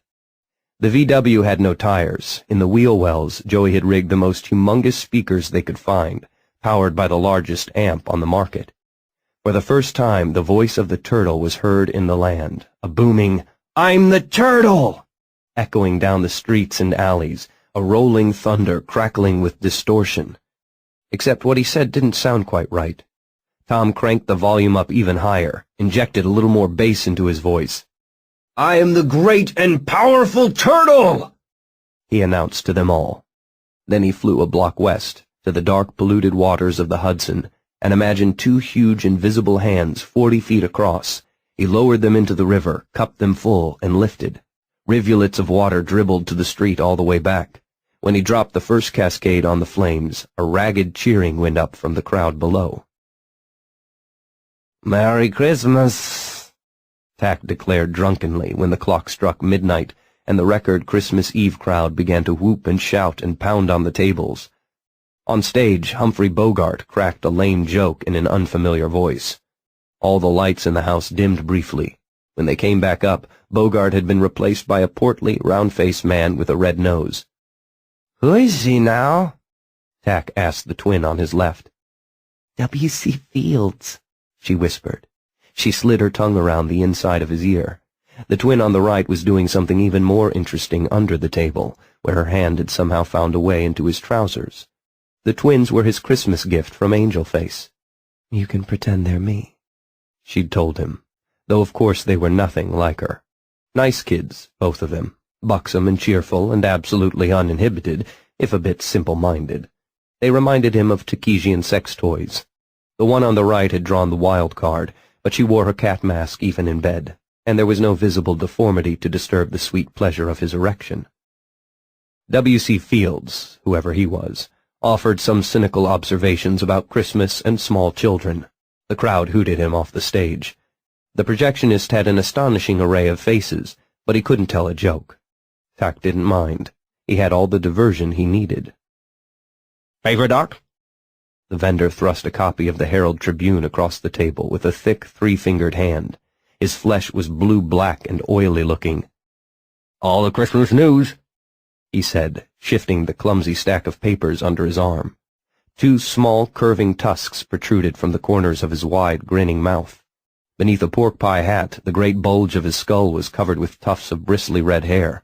On the streets, they called him the Walrus. "No, thank you, Jube," Tack said with drunken dignity. "I have no desire to wallow in human folly tonight."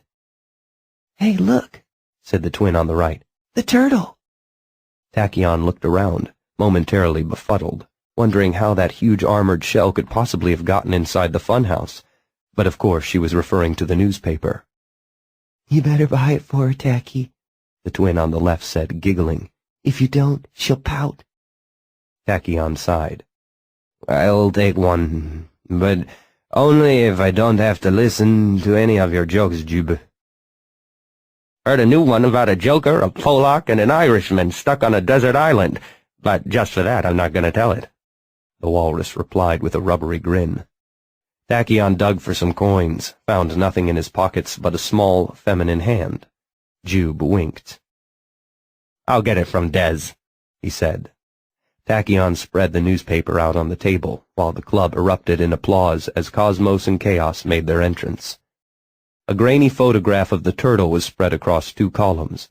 Tachyon thought it looked like a flying pickle, a big lumpy dill covered with little bumps.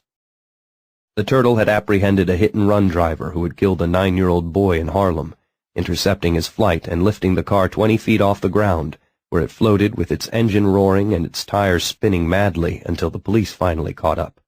In a related sidebar, the rumor that the shell was an experimental robot flying tank had been denied by an Air Force spokesman.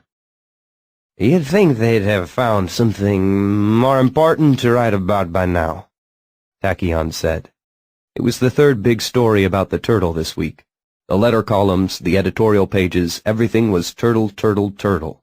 Even television was rabid with turtle speculation. Who was he? What was he? How did he do it? One reporter had even sought out Tack to ask that question. "Telekinesis," Tack told him. "It's nothing new, almost common, in fact."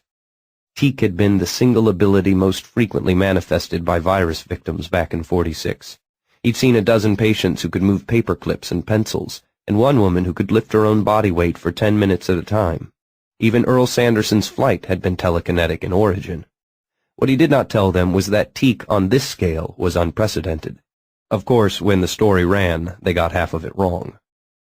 "He's a joker, you know," whispered the twin on the right, the one in the silver-gray cat mask. She was leaning against his shoulder, reading about the turtle. "Joker?" Tack said. "He hides inside a shell, doesn't he? Why would he do that unless he was really awful to look at?" She had taken her hand out of his trousers. "Could I have that paper?" Tack pushed it toward her. "They're cheering him now," he said sharply. "They cheered the Four Aces, too." "That was a colored group, right?" she said, turning her attention to the headlines. She's keeping a scrapbook, her sister said. All the Jokers think he's one of them. Stupid, huh? I bet it's just a machine, some kind of Air Force flying saucer. He is not, her twin said. It says so right here. She pointed to the sidebar with a long, red-painted nail. Never mind about her, the twin on the left said. She moved closer to Tachyon, nibbling on his neck as her hand went under the table. Hey, what's wrong? You're all soft. My pardons, Tachyon said gloomily. Cosmos and Chaos were flinging axes, machetes, and knives across the stage, the glittering cascade multiplied into infinity by the mirrors around them. He had a bottle of fine cognac at hand, and lovely willing women on either side of him, but suddenly, for some reason he could not have named, it did not feel like such a good night after all. He filled his glass almost to the brim and inhaled the heady alcoholic fumes. Merry Christmas, he muttered to no one in particular. Consciousness returned with the angry tones of Mal's voice. Tak lifted his head groggily from the mirrored tabletop, blinking down at his puffy red reflection. The jugglers, the twins, and the crowd were long gone. His cheek was sticky from lying in a puddle of spilled liquor. The twins had jollied him and fondled him, and one of them had even gone under the table for all the good it did. Then Angelface had come to the table side and sent them away. Go to sleep, Tacky, she'd said. Mal had come up to ask if he should lug him back to bed. Not today, she'd said. You know what day this is. Let him sleep it off here. He couldn't recall when he'd gone to sleep. His head was about to explode, and Mal's shouting wasn't making things any better. I don't give a flying fuck what you were promised, scumbag. You're not seeing her, the bouncer yelled. A softer voice said something in reply. You'll get your fucking money, but that's all you'll get. Mal snapped. Tak raised his eyes. In the mirrors he saw their reflections darkly, odd twisted shapes outlined in the wan dawn light, reflections of reflections, hundreds of them, beautiful, monstrous, uncountable, his children, his heirs, the offspring of his failures, a living sea of jokers. The soft voice said something else. Ah, kiss my joker ass, Mal said. He had a body like a twisted stick and a head like a pumpkin. It made Tak smile. Mal shoved someone and reached behind his back, groping for his gun. The reflections and the reflections of the reflections, the gaunt shadows and the bloated ones, the round-faced ones and the knife-thin ones, the black and the white, they moved all at once, filling the club with noise, a hoarse shout from Mal, the crack of gunfire. Instinctively Tak dove for cover, cracking his forehead hard on the edge of the table as he slid down.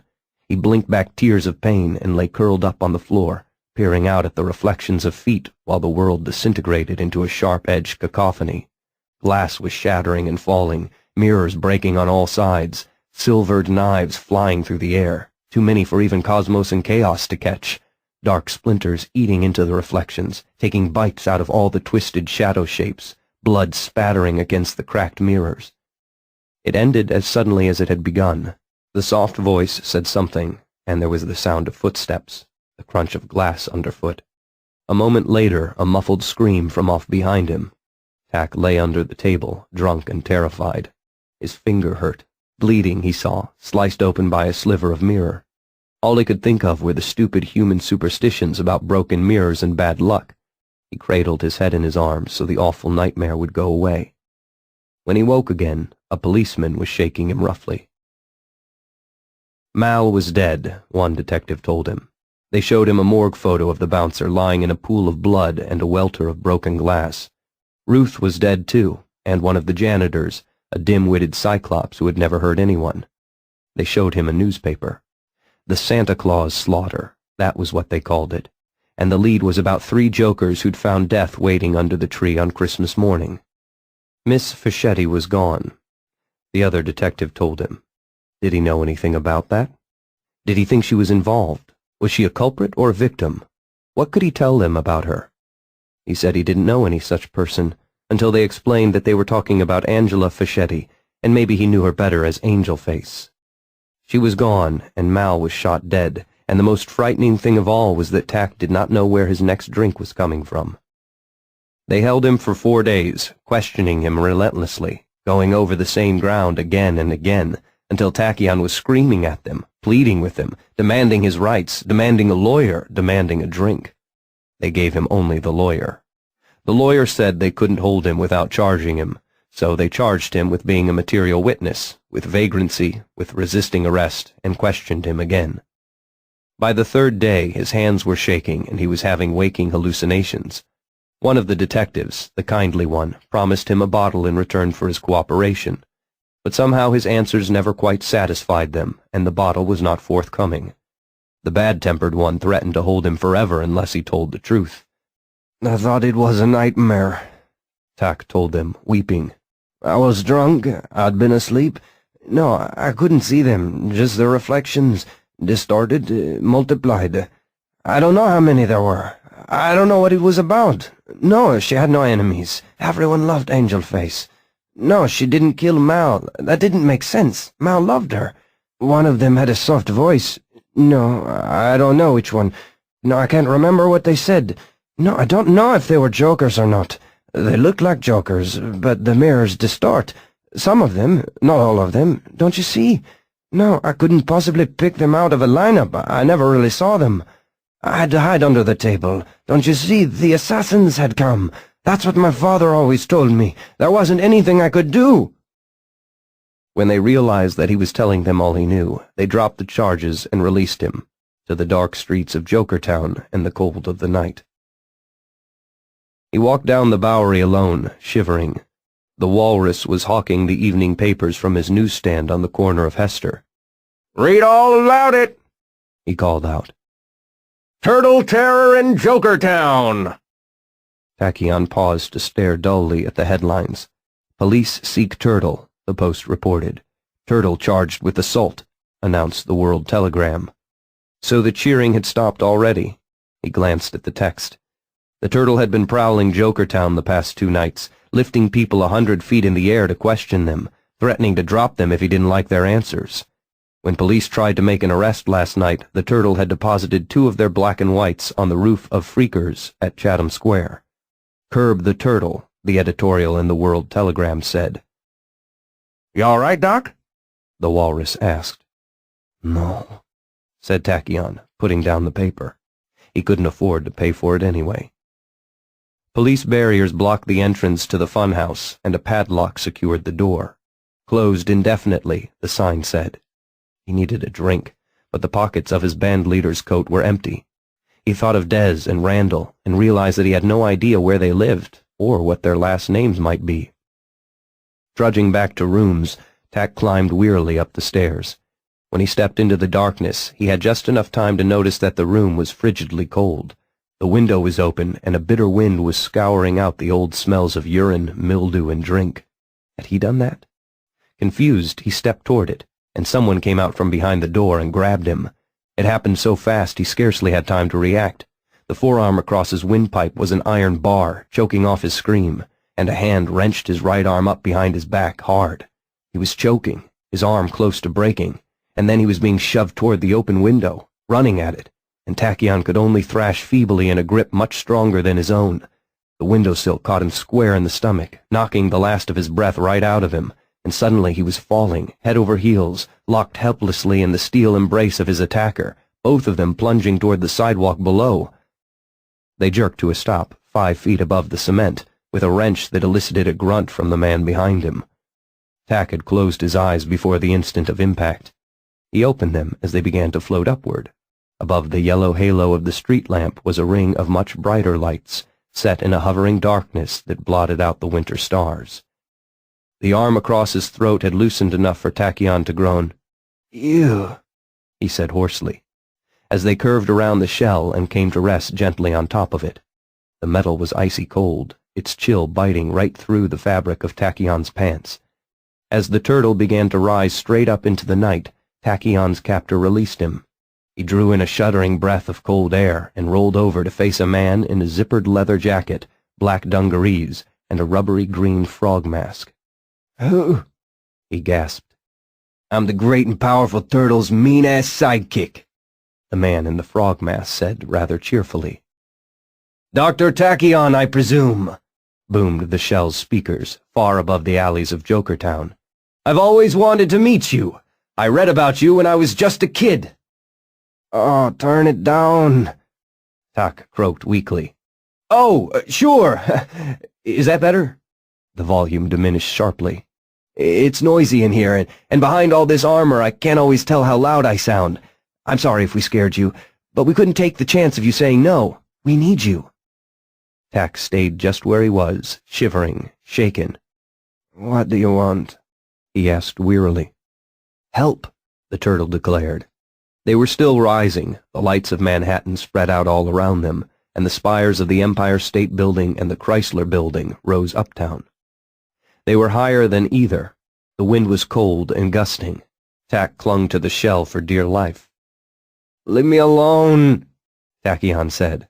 "I have no help to give you. I have no help to give anybody." "Fuck, he's crying," the man in the frog mask said. "You don't understand," the turtle said. The shell began to drift west, its motion silent and steady. There was something awesome and eerie about the flight. "You have to help. I've tried on my own, but I'm getting nowhere. But your powers, they can make the difference." Tachyon was lost in his own self-pity, too cold and exhausted and despairing to reply. "I want a drink," he said. "Fuck it," said Frogface.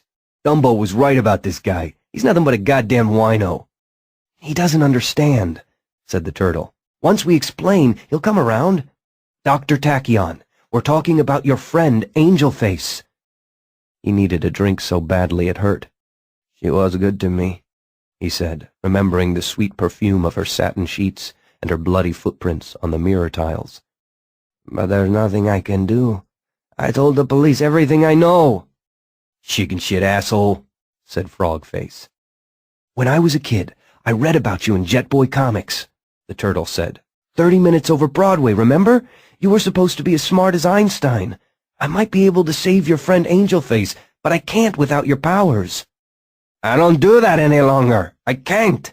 There was someone I hurt, someone I cared for, but I seized her mind just for an instant, for a good reason, or at least I thought it was for a good reason, but it destroyed her.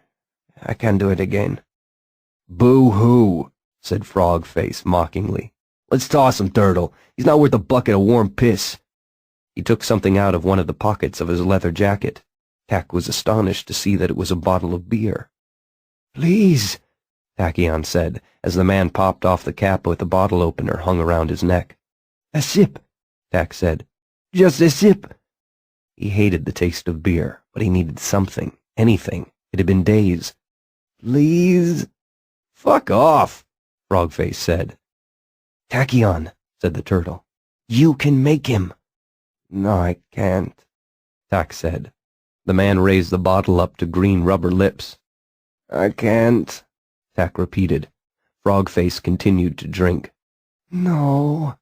He could hear it gurgling. "Please, just a little." The man lowered the beer bottle, sloshed it thoughtfully. "Just a swallow left," he said. "Please." He reached out, hands trembling. "Nah," said Frogface. He began to turn the bottle upside down.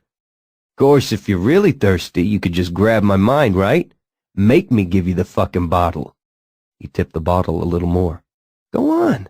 I dare you. Try it." Tak watched the last mouthful of beer dribble down onto the turtle's shell and run off into empty air. "Fuck," said the man in the frog mask. "You got it bad, don't you?" He pulled another bottle from his pocket, opened it, and handed it across. Tak cradled it with both hands. The beer was cold and sour, but he had never tasted anything half so sweet.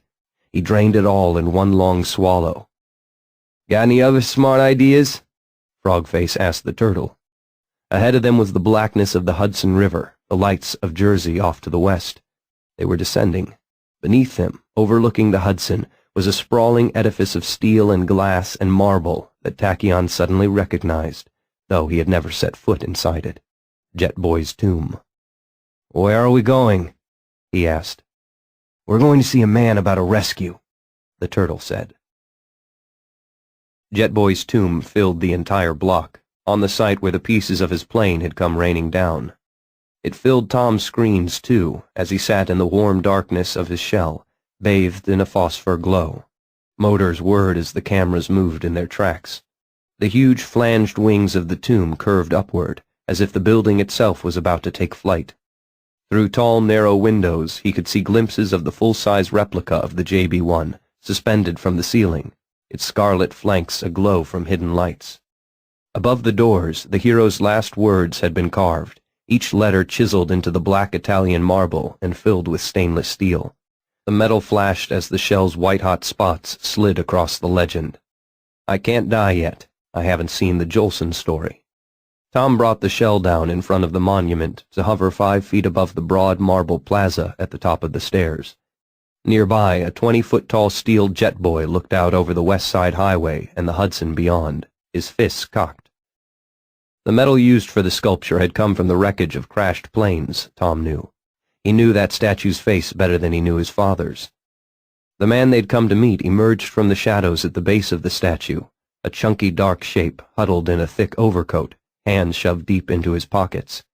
Tom shone a light on him, a camera track to give him a better view. The Joker was a portly man, round-shouldered and well-dressed. His coat had a fur collar and his fedora was pulled low. Instead of a nose, he had an elephant's trunk in the middle of his face. The end of it was fringed with fingers, snug in a little leather glove. Dr. Tachyon slid off the top of the shell, lost his footing, and landed on his ass. Tom heard Joey laugh. Then Joey jumped down too and pulled Tachyon to his feet. The Joker glanced down at the alien. "So, you convinced him to come after all. I'm surprised." "We were real fucking persuasive," Joey said. "Des," Tachyon said, sounding confused. "What are you doing here? Do you know these people?" Elephant Face twitched his trunk. "Since the day before yesterday, yes, in a manner of speaking. They came to me. The hour was late, but a phone call from the great and powerful turtle does pique one's interest. He offered his help, and I accepted. I even told them where you lived." Tachyon ran a hand through his tangled, filthy hair. "I'm sorry about Mal. Do you know anything about Angel Face? Do you know how much she meant to me?" "In dollars and cents, I know quite precisely," Des said. Tachyon's mouth gaped open. He looked hurt. Tom felt sorry for him. "I wanted to go to you," he said. "I didn't know where to find you." Joey laughed. "Ha! He's listed in the fucking phone book, dork. Ain't that many guys named Xavier Desmond." He looked at the shell. "How the fuck is he gonna find the lady if he couldn't even find his buddy here?" Desmond nodded. "An excellent point. This isn't going to work. Just look at him." His trunk pointed.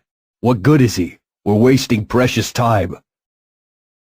"We did it your way," Tom replied. "We're getting nowhere.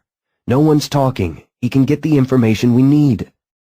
"I don't understand any of this," Tachyon interrupted. Joey made a disgusted sound. He had found a beer somewhere and was cracking the cap. "What's happening?" Tack asked. "If you had been the least bit interested in anything besides cognac and cheap tarts, you might know," Des said icily. "Tell him what you told us," Tom commanded. When he knew, Tachyon would surely help, he thought. He had to. Des gave a heavy sigh. "Angel Face had a heroin habit. She hurt, you know.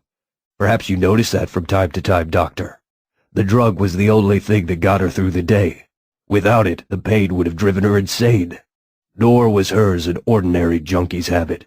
She used uncut heroin in quantities that would have killed any normal user.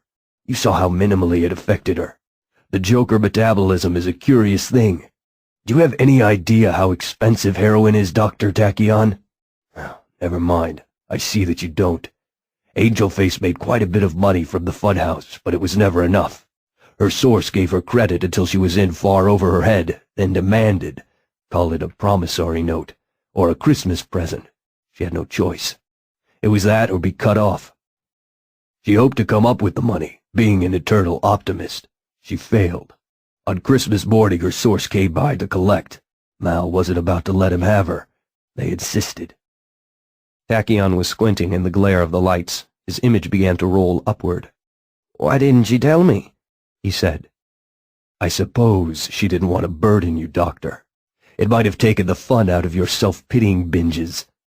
Have you told the police? The police? Ah, yes, New York's finest.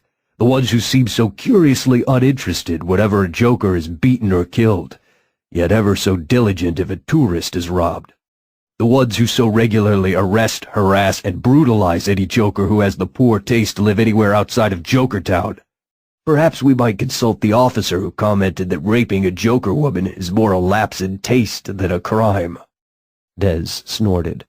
Dr. Tachyon, where do you think Angel Face bought her drugs? Do you think any ordinary street pusher would have access to uncut heroin in the quantity she needed? The police were her source. The head of the Jokertown narcotics squad, if you care to be precise. Oh, I'll grant you that it's unlikely the whole department is involved. Homicide may be conducting a legitimate investigation. What do you think they'd say if we told them that Bannister was the murderer? You think they'd arrest one of their own, on the strength of my testimony or the testimony of any joker? We'll make good her note, Tachyon blurted. We'll give this man his money, or the funhouse, or whatever it is he wants. The promissory note, Desmond said wearily, was not for the funhouse. Whatever it was, give it to him. She promised him the only thing she still had that he wanted, Desmond said. Herself, her beauty and her pain. The word's out on the street, if you know how to listen. There's going to be a very special New Year's Eve party somewhere in the city. Invitation only, expensive, a unique thrill. Bannister will have her first. He's wanted that for a long time. But the other guests will have their turn. Jokertown hospitality. Tachyon's mouth worked soundlessly for a moment. The police? He finally managed. He looked as shocked as Tom had been when Desmond told him and Joey. Do you think they love us, Doctor? We're freaks. We're diseased. Jokertown is a hell, a dead end, and the Jokertown police are the most brutal, corrupt, and incompetent in the city. I don't think anyone planned what happened at the funhouse, but it happened, and Angel Face knows too much. They can't let her live, so they're gonna have some fun with the Joker cunt. Tom Tudbury leaned toward his microphone. I can rescue her, he said. These fuckers haven't seen anything like the great and powerful turtle, but I can't find her. Des said, She has a lot of friends, but none of us can read minds or make a man do something he doesn't want to. I can't, Tachyon protested. He seemed to shrink into himself, to edge away from them, and for an instant Tom thought the little man was going to run away. You don't understand. What a fucking candy ass, Joey said loudly. Watching Tachyon crumble on his screens, Tom Tudbury finally ran out of patience. If you fail, you fail, he said. And if you don't try, you fail too, so what the fuck difference does it make? Jet Boy failed, but at least he tried. He wasn't an ace, he wasn't a goddamn Takesian, he was just a guy with a jet, but he did what he could. I want to, I just can't. Des trumpeted his disgust. Joey shrugged. Inside his shell, Tom sat in stunned disbelief. He wasn't going to help. He hadn't believed it, not really. Joey had warned him, Desmond too, but Tom had insisted. He'd been sure. This was Dr. Tachyon. Of course he'd help. Maybe he was having some problems, but once they explained the situation to him, once they made it clear what was at stake and how much they needed him, he had to help. But he was saying no. It was the last goddamn straw. He twisted the volume knob up all the way. You son of a bitch! He boomed, and the sound hammered out over the plaza. Tachyon flinched away. You no-good fucking little alien chicken shit! Tachyon stumbled backward down the stairs, but the turtle drifted after him, loudspeakers blaring. It was all a lie, wasn't it? Everything in the comic books, everything in the papers, it was all a stupid lie! All my life they beat me up and they called me a fucking wimp and a coward, but you're the coward, you asshole, you shitty little whiner. You won't even try. You don't give a damn about anybody, about your friend, Angel Face, or about Kennedy or Jet Boy or anybody. You have all these fucking powers and you're nothing. You won't do anything. You're worse than Oswald or Braun or any of them. Tachyon staggered down the steps, hands over his ears, shouting something unintelligible, but Tom was past listening. His anger had a life of its own now. He lashed out, and the alien's head snapped around and reddened with the force of the slap. "Asshole!" Tom was shrieking. "You're the one in a shell!" Invisible blows rained down on Tachyon in a fury. He reeled, fell, rolled a third of the way down the stairs, tried to get back to his feet. He was bowled over again, and bounced down to the street head over heels. "Asshole!" the turtle thundered. "Run, you shithead! Get out of here, or I'll throw you in the damned river! Run, you little wimp, before the great and powerful turtle really gets upset! Run, damn it! You're the one in the shell! You're the one in the shell!" And he ran, dashing blindly from one streetlight to the next, until he was lost in the shadows. Tom Tudbury watched him vanish on the shell's array of television screens. He felt sick and beaten. His head was throbbing. He needed a beer, or an aspirin, or both. When he heard the sirens coming, he scooped up Joey and Desmond and set them on top of his shell, killed his lights, and rose straight up into the night, high, high up, into the darkness and cold and silence. That night Tak slept the sleep of the damned, thrashing about like a man in a fever dream, crying out, weeping, waking again and again from nightmares, only to drift back into them. He dreamt he was back on Takis, and his hated cousin Zab was boasting about a new sex toy. But when he brought her out, it was Blythe, and he raped her right there in front of him. Tak watched it all, powerless to intervene. Her body writhed beneath his, and blood flowed from her mouth and ears and vagina. She began to change into 1,000 Joker shapes, each more horrible than the last, and Zab went right on, raping them all as they screamed and struggled. But afterward, when Zab rose from the corpse covered with blood, it wasn't his cousin's face at all. It was his own, worn and dissipated, a coarse face, eyes reddened and puffy, long red hair tangled and greasy, features distorted by alcoholic bloat, or perhaps by a funhouse mirror. He woke around noon to the terrible sound of Tiny weeping outside his window. It was more than he could stand. It was all more than he could stand. He stumbled to the window and threw it open and screamed at the giant to be quiet, to stop, to leave him alone, to give him peace, please. But Tiny went on and on. So much pain, so much guilt, so much shame. Why couldn't they let him be? He couldn't take it anymore. No, shut up, please, shut up. And suddenly Tak shrieked and reached out with his mind and plunged into Tiny's head and shut him up. The silence was thunderous. The nearest phone booth was in a candy store a block down. Vandals had ripped the phone book to shreds. He dialed information and got the listing for Xavier Desmond on Christie Street, only a short walk away. The apartment was a 4th-floor walk-up above a mask shop. Tachyon was out of breath by the time he got to the top. Des opened the door on the 5th knock. "You," he said. "The turtle," Tak said. His throat was dry. "Did he get anything last night?"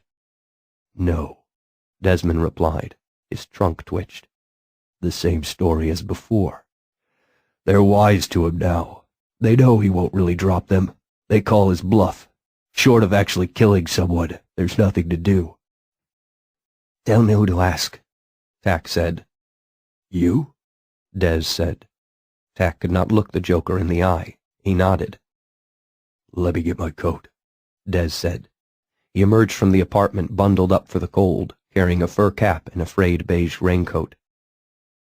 "Put your hair up in the hat," he told Tachyon. "and leave that ridiculous coat here. You don't want to be recognized." Tak did as he said. On the way out, Des went into the mask shop for the final touch. "A chicken," Tak said when Des handed him the mask. It had bright yellow feathers, a prominent orange beak, a floppy red coxcomb on top. "I saw it, and I knew it was you," said Des. "Put it on." A large crane was moving into position at Chatham Square to get the police cars off Freaker's roof. The club was open. The doorman was a 7-foot-tall, hairless Joker with fangs. He grabbed Des by the arm as they tried to pass under the neon thighs of the 6-breasted dancer who writhed on the marquee. "No jokers allowed," he said brusquely. "Get lost, Tusker." Reach out and grab his mind, Tachyon thought. Once, before Blythe, he would have done it instinctively, but now he hesitated, and hesitating, he was lost.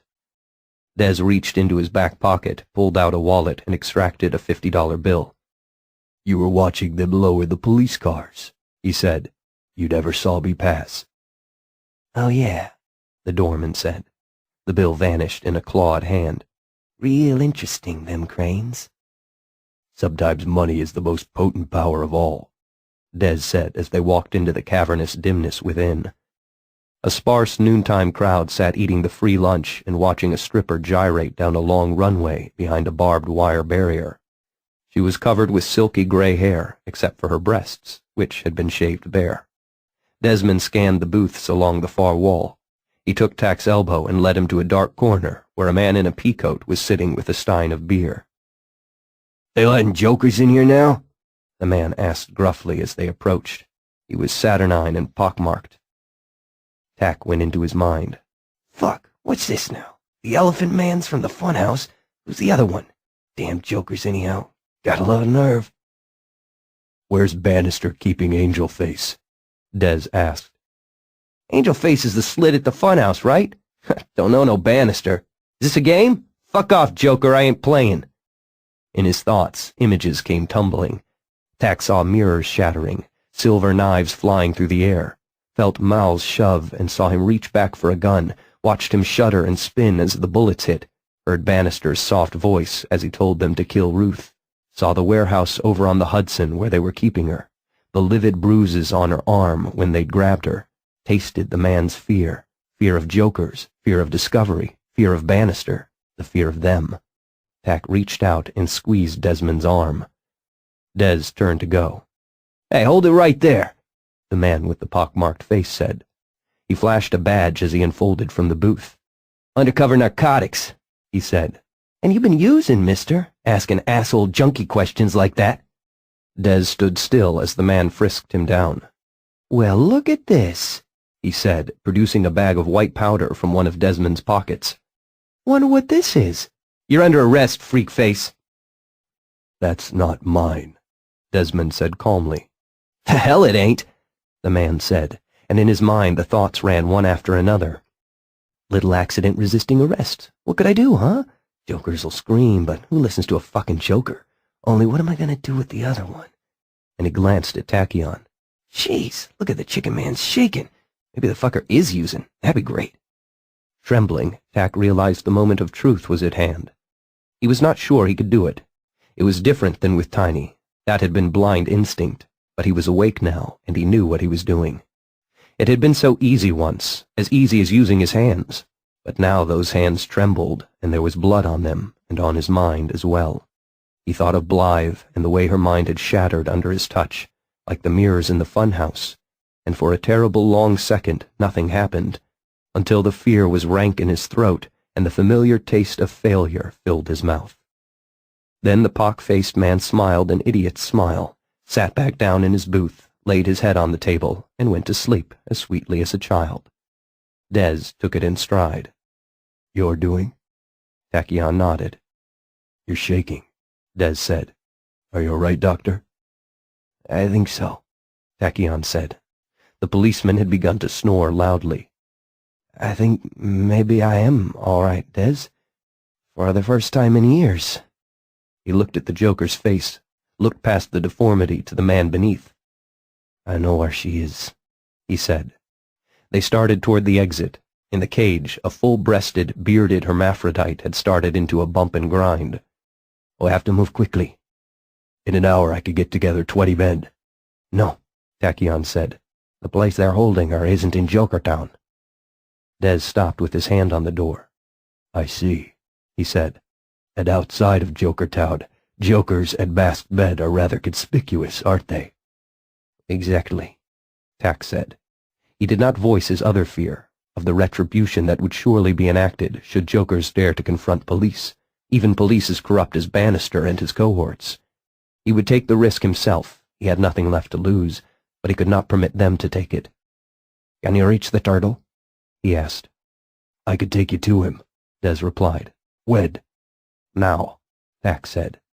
In an hour or two, the sleeping policeman would awaken and go straight to Bannister, And say what? That Dez and a man in a chicken mask had been asking questions? That he'd been about to arrest them, but suddenly he'd gotten very sleepy? Would he dare admit to that? If so, what would Bannister make of it? Enough to move Angel Face? Enough to kill her? They could not chance it. When they emerged from the dimness of Freakers, the crane had just lowered the second police car to the sidewalk. A cold wind was blowing, but behind his chicken feathers, Dr. Tachyon had begun to sweat. Tom Tudbury woke to the dim, muffled sound of someone pounding on his shell. He pushed aside the frayed blanket and bashed his head sitting up.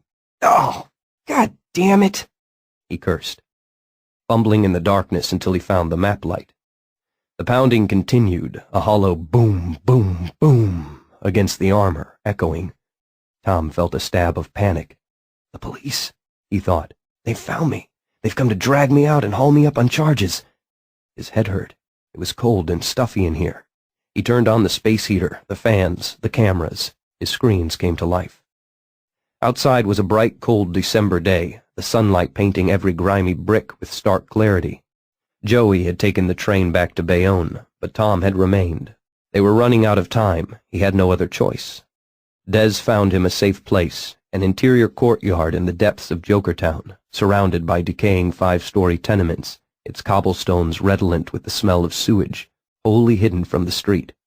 When he'd landed, just before dawn, lights had blinked on in a few of the dark windows, and faces had come to peer cautiously around the shades, wary, frightened, not quite human faces, briefly seen and gone as quickly, when they decided that the thing outside was none of their concern. Yawning, Tom pulled himself into his seat and panned his cameras until he found the source of the commotion. Dez was standing by an open cellar door, arms crossed, while Dr. Tachyon hammered on the shell with a length of broom handle. Astonished, Tom flipped on his microphones. "You!" Tachyon winced. "Oh, please." He lowered the volume. "Sorry. You took me by surprise. I never expected to see you again. After last night, I mean. I didn't hurt you, did I? I didn't mean to, I understand," Tachyon said. "But we've got no time for recriminations or apologies now." Dez began to roll upward. Damn that vertical hold. "We know where they have her," the Joker said as his image flipped. "That is, if Dr. Tachyon can indeed read minds as advertised." "Where?" Tom said. Dez continued to flip, flip, flip. "A warehouse on the Hudson," Tachyon replied. "Near the foot of the pier. I can't tell you an address, but I saw it clearly in his thoughts. I'll recognize it." "Great!" Tom enthused. He gave up on his efforts to adjust the vertical hold and whapped the screen. The picture steadied. "Then we've got them. Let's go." The look on Tachyon's face took him aback. "You are coming, aren't you?" Tachyon swallowed. "Yes," he said. He had a mask in his hand. He slipped it on. That was a relief, Tom thought. For a second there, he'd thought he'd have to go it alone. "Climb on," he said. With a deep sigh of resignation, the alien scrambled on top of the shell, his boots scrabbling at the armor. Tom gripped his armrest tightly and pushed up. The shell rose as steadily as a soap bubble. He felt elated. This was what he was meant to do, Tom thought. Jet Boy must have felt like this. Joey had installed a monster of a horn in the shell. Tom let it rip as they floated clear of the rooftops, startling a coop of pigeons, a few winos, and Tachyon with the distinctive blare of "Here I come to save the day." "It might be wise to be a bit more subtle about this," Tachyon said diplomatically. Tom laughed. "I don't believe it. I got a man from outer space who mostly dresses like Pinky Lee riding on my back, and he's telling me I ought to be subtle." He laughed again as the streets of Jokertown spread out all around them. They made their final approach through a maze of waterfront alleys. The last was a dead end, terminating in a brick wall scrawled over with the names of gangs and young lovers. The turtle rose above it, and they emerged in the loading area behind the warehouse. A man in a short leather jacket sat on the edge of the loading dock. He jumped to his feet when they hove into view. His jump took him a lot higher than he'd anticipated, about 10 feet higher. He opened his mouth, but before he could shout, Tack had him. He went to sleep in midair. The turtle stashed him atop a nearby roof. 4 wide loading bays opened onto the dock, all chained and padlocked. their corrugated metal doors marked with wide brown streaks of rust. "Trespassers will be prosecuted," said the lettering on the narrow door to the side. Tack hopped down, landing easily on the balls of his feet, his nerves tingling. "I'll go through," he told the turtle. "Give me a minute, and then follow." "A minute," the speaker said. "You got it." Tack pulled off his boots, opened the door just a crack, and slid into the warehouse on purple-stockinged feet, summoning up all the stealth and fluid grace they'd once taught him on Takis. Inside, bales of shredded paper, bound tightly in thin wire, were stacked 20 and 30 feet high. Tachyon crept down a crooked aisle toward the sound of voices. A huge yellow forklift blocked his path. He dropped flat and squirmed underneath it to peer around one massive tire. He counted 5 altogether. 2 of them were playing cards, sitting in folding chairs and using a stack of coverless paperbacks for a table. A grossly fat man was adjusting a gigantic paper-shredding machine against the far wall. The last 2 stood over a long table, bags of white powder piled in neat rows in front of them. The tall man in the flannel shirt was weighing something on a small set of scales. Next to him, supervising, was a slender, balding man in an expensive raincoat. He had a cigarette in his hand, and his voice was smooth and soft. Tachyon couldn't quite make out what he was saying. There was no sign of Angel Face. He dipped into the sewer that was Bannister's mind and saw her, between the shredder and the baling machine. He couldn't see it from under the forklift. The machinery blocked the line of sight, but she was there. A filthy mattress had been tossed on the concrete floor, and she lay atop it, her ankles swollen and raw where the handcuffs chafed against her skin. 58 hippopotami, 59 hippopotami, 60 hippopotami, Tom counted. The loading bays were big enough. He squeezed, and the padlock disintegrated into shards of rust and twisted metal. The chains came clanking down, and the door rattled upward, rusty tracks screeching protest. Tom turned on all his lights as the shell slid forward. Inside, towering stacks of paper blocked his way. There wasn't room to go between them. He shoved them, hard, but even as they started to collapse, it occurred to him that he could go above them. He pushed up toward the ceiling. "What the fuck?" one of the card players said when they heard the loading gate screech open. A heartbeat later, they were all moving. Both card players scrambled to their feet. One of them produced a gun. The man in the flannel shirt looked up from his scales. The fat man turned away from the shredder, shouting something, but it was impossible to make out what he was saying. Against the far wall, bales of paper came crashing down, knocking into neighboring stacks and sending them down too, in a chain reaction that spread across the warehouse. Without an instant's hesitation, Bannister went for Angel Face. Tack took his mind and stopped him in mid-stride, with his revolver half drawn. And then a dozen bales of shredded paper slammed down against the rear of the forklift. The vehicle shifted just a little, crushing Tachyon's left hand under a huge black tire. He cried out in shock and pain, and lost Bannister. Down below, 2 little men were shooting at him. The first shot startled him so badly that Tom lost his concentration for a split second, and the shell dropped 4 feet before he got it back. Then the bullets were pinging harmlessly off his armor and ricocheting around the warehouse. Tom smiled. "I am the great and powerful turtle!" he announced at full volume as stacks of paper crashed down all around. "You assholes are up shit creek! Surrender now!" The nearest asshole didn't surrender. He fired again, and one of Tom's screens went black. "Oh, fuck!" Tom said, forgetting to kill his mic. He grabbed the guy's arm and pulled the gun away, and from the way the jerk screamed, he'd probably dislocated his shoulder too, goddammit. He'd have to watch that. The other guy started running, jumping over a collapsed pile of paper. Tom caught him in mid-jump, took him straight up to the ceiling, and hung him from a rafter. His eyes flicked from screen to screen, but one screen was dark now, and the damned vertical hold had gone again on the one next to it, so he couldn't make out a fucking thing to that side. He didn't have time to fix it. Some guy in a flannel shirt was loading bags into a suitcase. He saw on the big screen, and from the corner of his eye, he spied a fat guy climbing into a forklift. His hand crushed beneath the tire. Tachyon writhed in excruciating pain and tried not to scream. Bannister. Had to stop Bannister before he got to Angel Face. He ground his teeth together and tried to will away the pain, to gather it into a ball and push it from him the way he'd been taught. But it was hard. He'd lost the discipline. He could feel the shattered bones in his hand. His eyes were blurry with tears. and then he heard the forklift's motor turn over, and suddenly it was surging forward, rolling right up his arm, coming straight at his head, the tread of the massive tire a black wall of death rushing toward him, and passing an inch over the top of his skull as it took to the air. The forklift flew nicely across the warehouse and embedded itself in the far wall, with a little push from the great and powerful turtle. The fat man dove off in midair and landed on a pile of coverless paperbacks. It wasn't until then that Tom happened to notice Tachyon lying on the floor under the place the forklift had been. He was holding his hand funny, and his chicken mask was all smashed up and dirty, Tom saw, and as he staggered to his feet, he was shouting something. He went running across the floor, reeling, unsteady. Where the fuck was he going in such a hurry? Frowning, Tom smacked the malfunctioning screen with the back of his hand, and the vertical roll stopped suddenly. For an instant, the image on the television was clear and sharp. A man in a raincoat stood over a woman on a mattress. She was real pretty, and there was a funny smile on her face, sad but almost accepting, as he pressed the revolver right up to her forehead.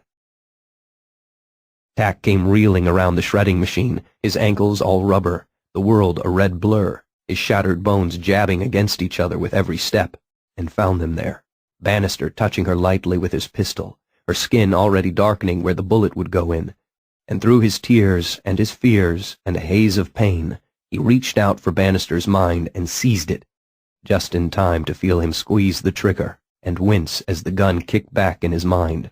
He heard the explosion from 2 sets of ears. "No!" he shrieked. He closed his eyes, sunk to his knees.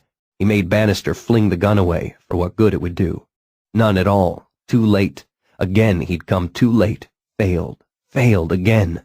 Angel Face, Blythe, his sister, everyone he loved, all of them gone. He doubled over on the floor, and his mind filled with images of broken mirrors, of the wedding pattern danced in blood and pain, and that was the last thing he knew before the darkness took him. He woke to the astringent smell of a hospital room and the feel of a pillow under his head, the pillowcase crisp with starch. He opened his eyes. "Des," he said weakly. He tried to sit, but he was bound up somehow. The world was blurry and unfocused. "You're in traction, Doctor," Des said. "Your right arm was broken in 2 places, and your hand is worse than that." "I'm sorry," Tack said. He would have wept, but he had run out of tears. "I'm so sorry. We tried. I'm so sorry. "Tacky," she said in that soft, husky voice. And she was there, standing over him, dressed in a hospital gown, black hair framing a wry smile. She had combed it forward to cover her forehead. Beneath her bangs was a hideous purple-green bruise, and the skin around her eyes was red and raw. For a moment he thought he was dead, or mad, or dreaming. "It's all right, Tacky. I'm okay. I'm here." He stared up at her numbly. "You're dead," he said dully. "I was too late. I heard the shot. I had him by then, but he was too late. I felt the gun recoil in his hand." "Did you feel it jerk?" she asked him. "Jerk? A couple of inches, no more. Just as he fired, just enough. I got some nasty powder burns, but the bullet went into the mattress a foot from my head." "The turtle," Tack said hoarsely. She nodded. "He pushed aside the gun just as Bannister squeezed the trigger, and you made the son of a bitch throw away the revolver before he could get off a second shot." "You got them," Des said. "A couple of men escaped in the confusion, but the turtle delivered 3 of them, including Bannister, plus a suitcase packed with 20 pounds of pure heroin. And it turns out that the warehouse is owned by the Mafia." "The Mafia?" Tachyon said. "The mob," Des explained. "Criminals, Dr. Tachyon." "One of the men captured in the warehouse has already turned state's evidence," Angel Face said. "He'll testify to everything. The bribes, the drug operation, the murders at the funhouse." "Maybe we'll even get some decent police in Jokertown," Des added. The feelings that rushed through Tachyon went far beyond relief. He wanted to thank them, wanted to cry for them, but neither the tears nor the words would come. He was weak and happy. "I didn't fail," he managed at last. "No," Angel Face said. She looked at Des. "Would you wait outside?" When they were alone, she sat on the edge of the bed. "I want to show you something. Something I wish I'd shown you a long time ago." She held it up in front of him. It was a gold locket. "Open it."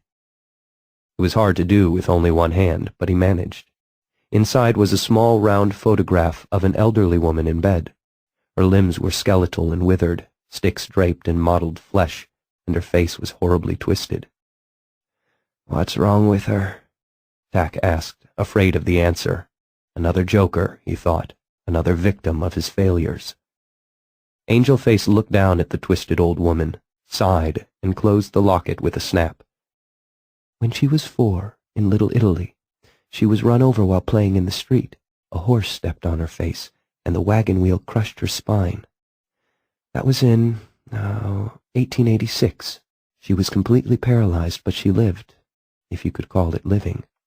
That little girl spent the next 60 years in a bed, being fed, washed, and read to, with no company except the Holy Sisters. Sometimes all she wanted was to die. She dreamed about what it would be like to be beautiful, to be loved and desired, to be able to dance, to be able to feel things. Oh, how she wanted to feel things." She smiled. "I should have said thank you long ago, Tacky, but it's hard for me to show that picture to anyone. But I am grateful, and now I owe you doubly. You'll never pay for a drink at the fun house." He stared at her. "I don't want a drink," he said. "No more. That's done." And it was, he knew. If she could live with her pain, what excuse could he possibly have to waste his life and talents? "Angel Face," he said suddenly, "I can make you something better than heroin. I am a biochemist. There are drugs on Takis. I can synthesize them, painkillers, nerve blocks. If you let me run some tests on you, maybe I can tailor something to your metabolism. I'll need a lab, of course. Setting things up will be expensive, but the drug could be made for pennies." "I'll have some money," she said.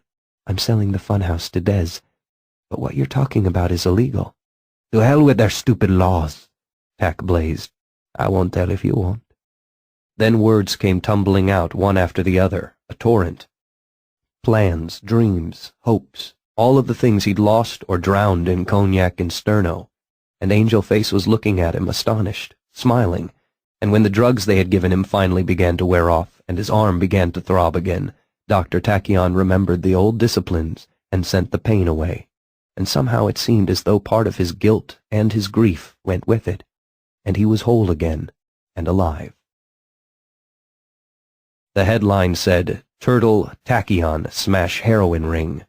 Tom was gluing the article into the scrapbook when Joey returned with the beers. "They left out the great and powerful part," Joey observed, setting down a bottle by Tom's elbow. "At least I got first billing," Tom said. He wiped thick white paste off his fingers with a napkin and shoved the scrapbook aside. Underneath were some crude drawings he'd made of the shell. "Now," he said, "where the fuck are we going to put the record player, huh?"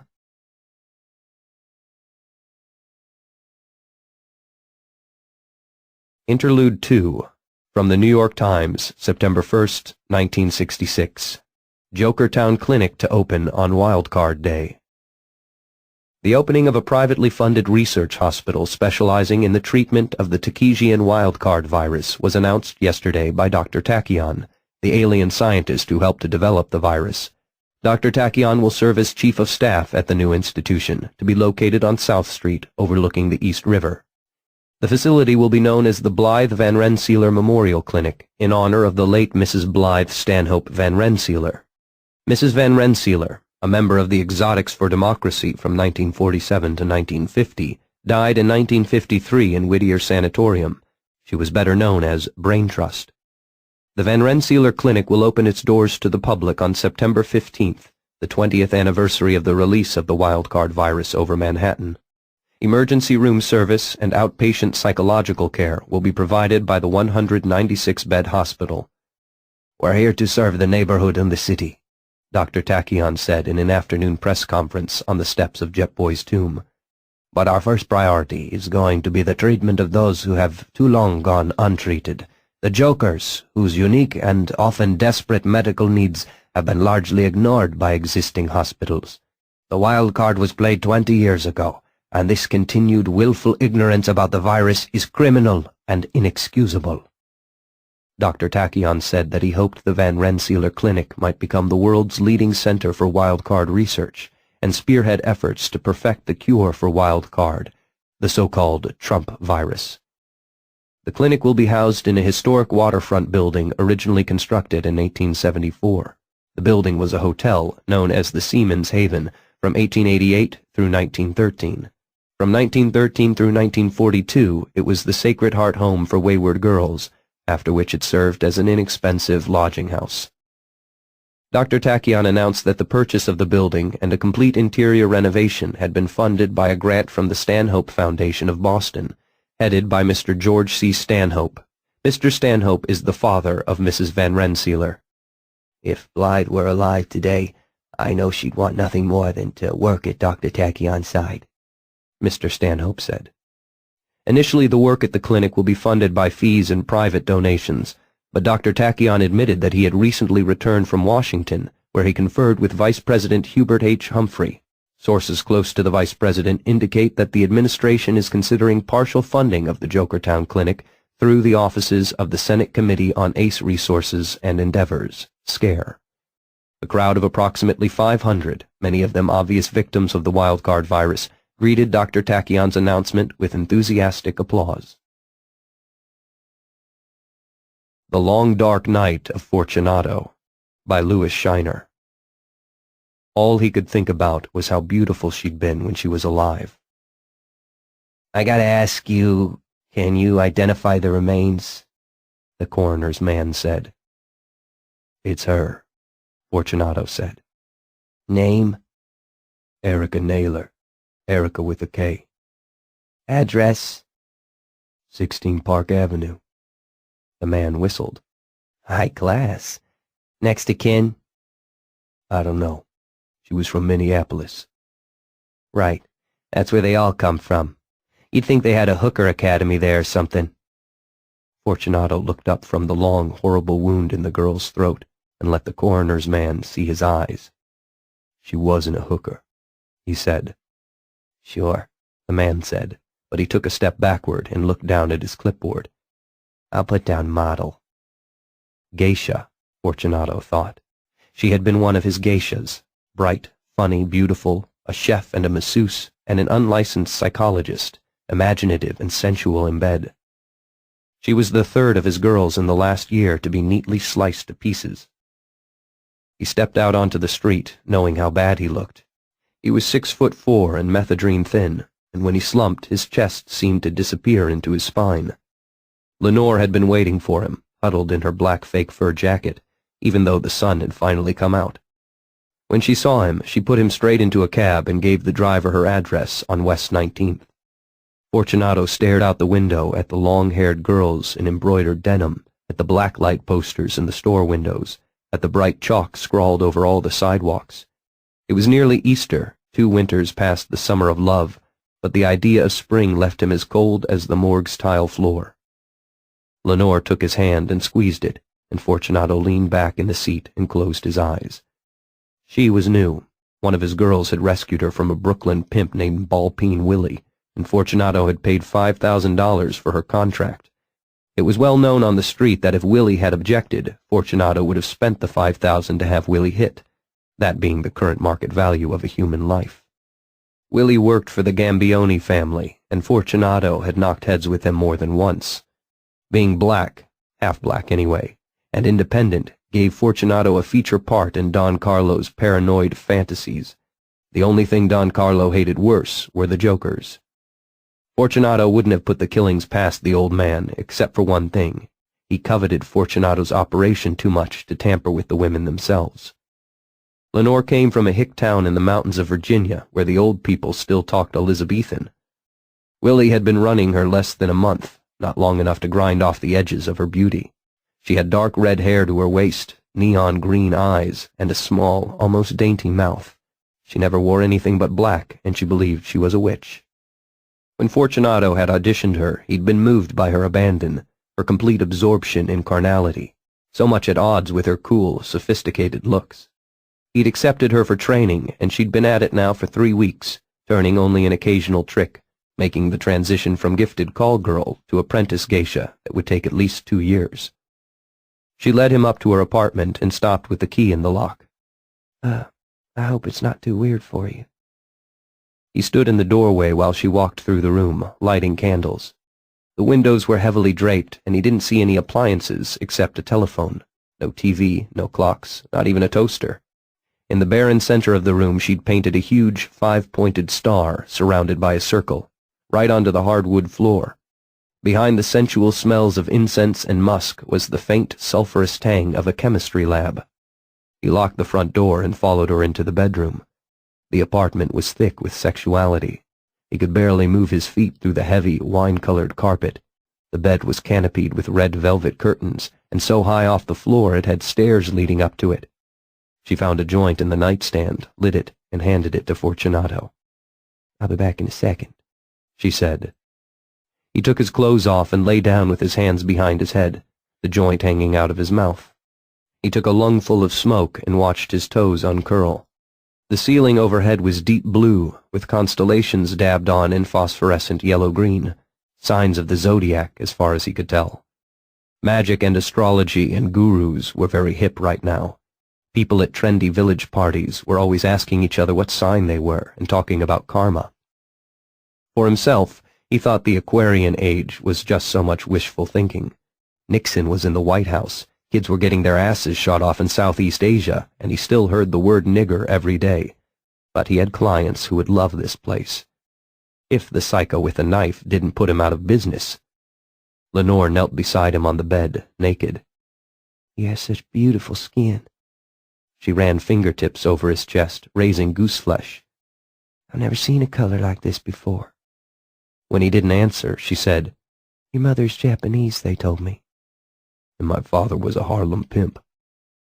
"You're really fucked up about this, aren't you?" "I love those girls. I love all of you. You're more important to me than money or family or anything." "And?" He didn't think he had anything else to say until the words started coming out.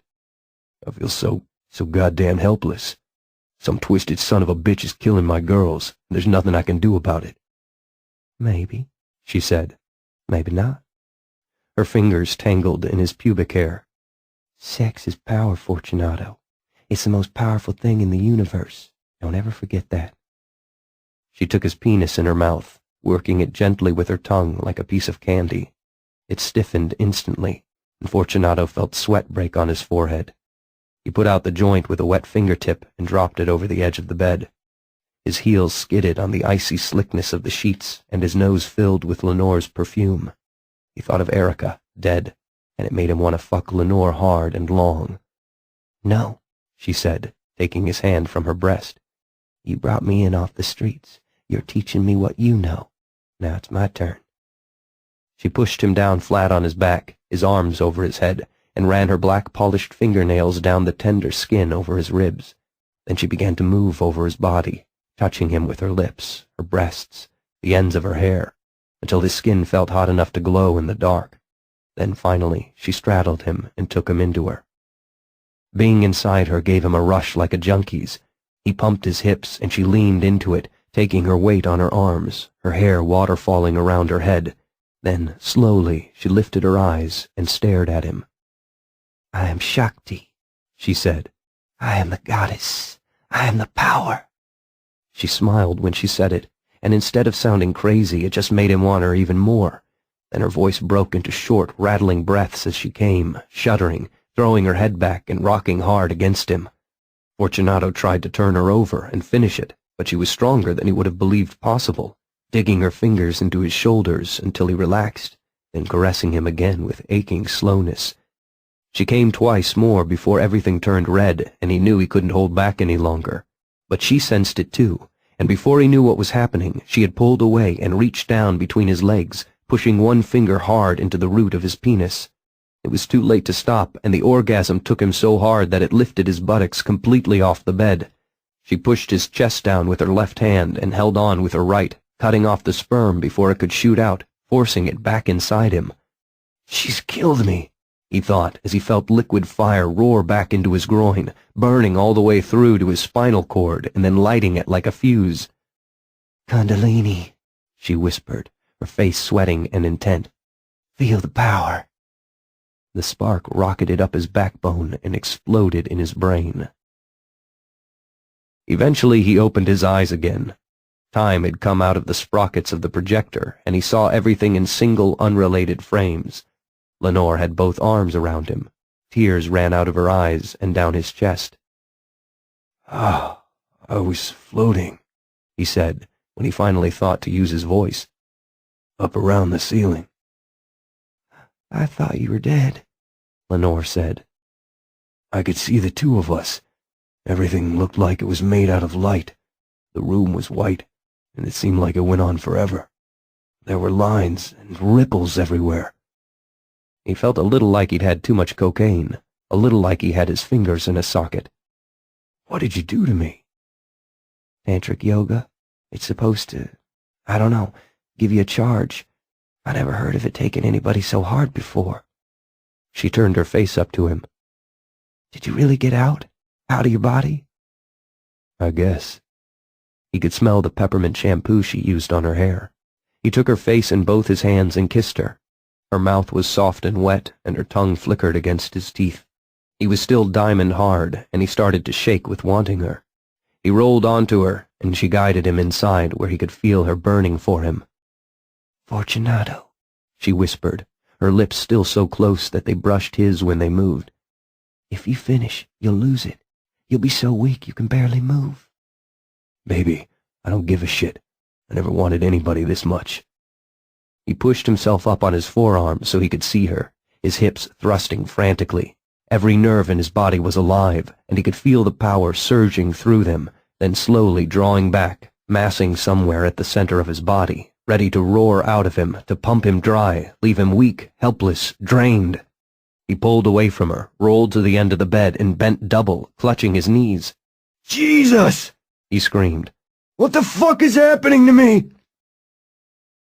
She wanted to stay with him, but he sent her to geisha class anyway. He would be here, he promised, when she got home. The apartment seemed vast and empty without her, and he had a sudden, chilling vision of Lenore alone on the street, with Erica's killer still loose. No, he told himself, it wouldn't happen again, not this soon. He found a gaudy oriental robe in her closet and put it on, and then he walked back and forth through the apartment, pacing out the inaudible hum in his nervous system. Finally he stopped in front of the bookcase in the living room. Kundalini, she'd said.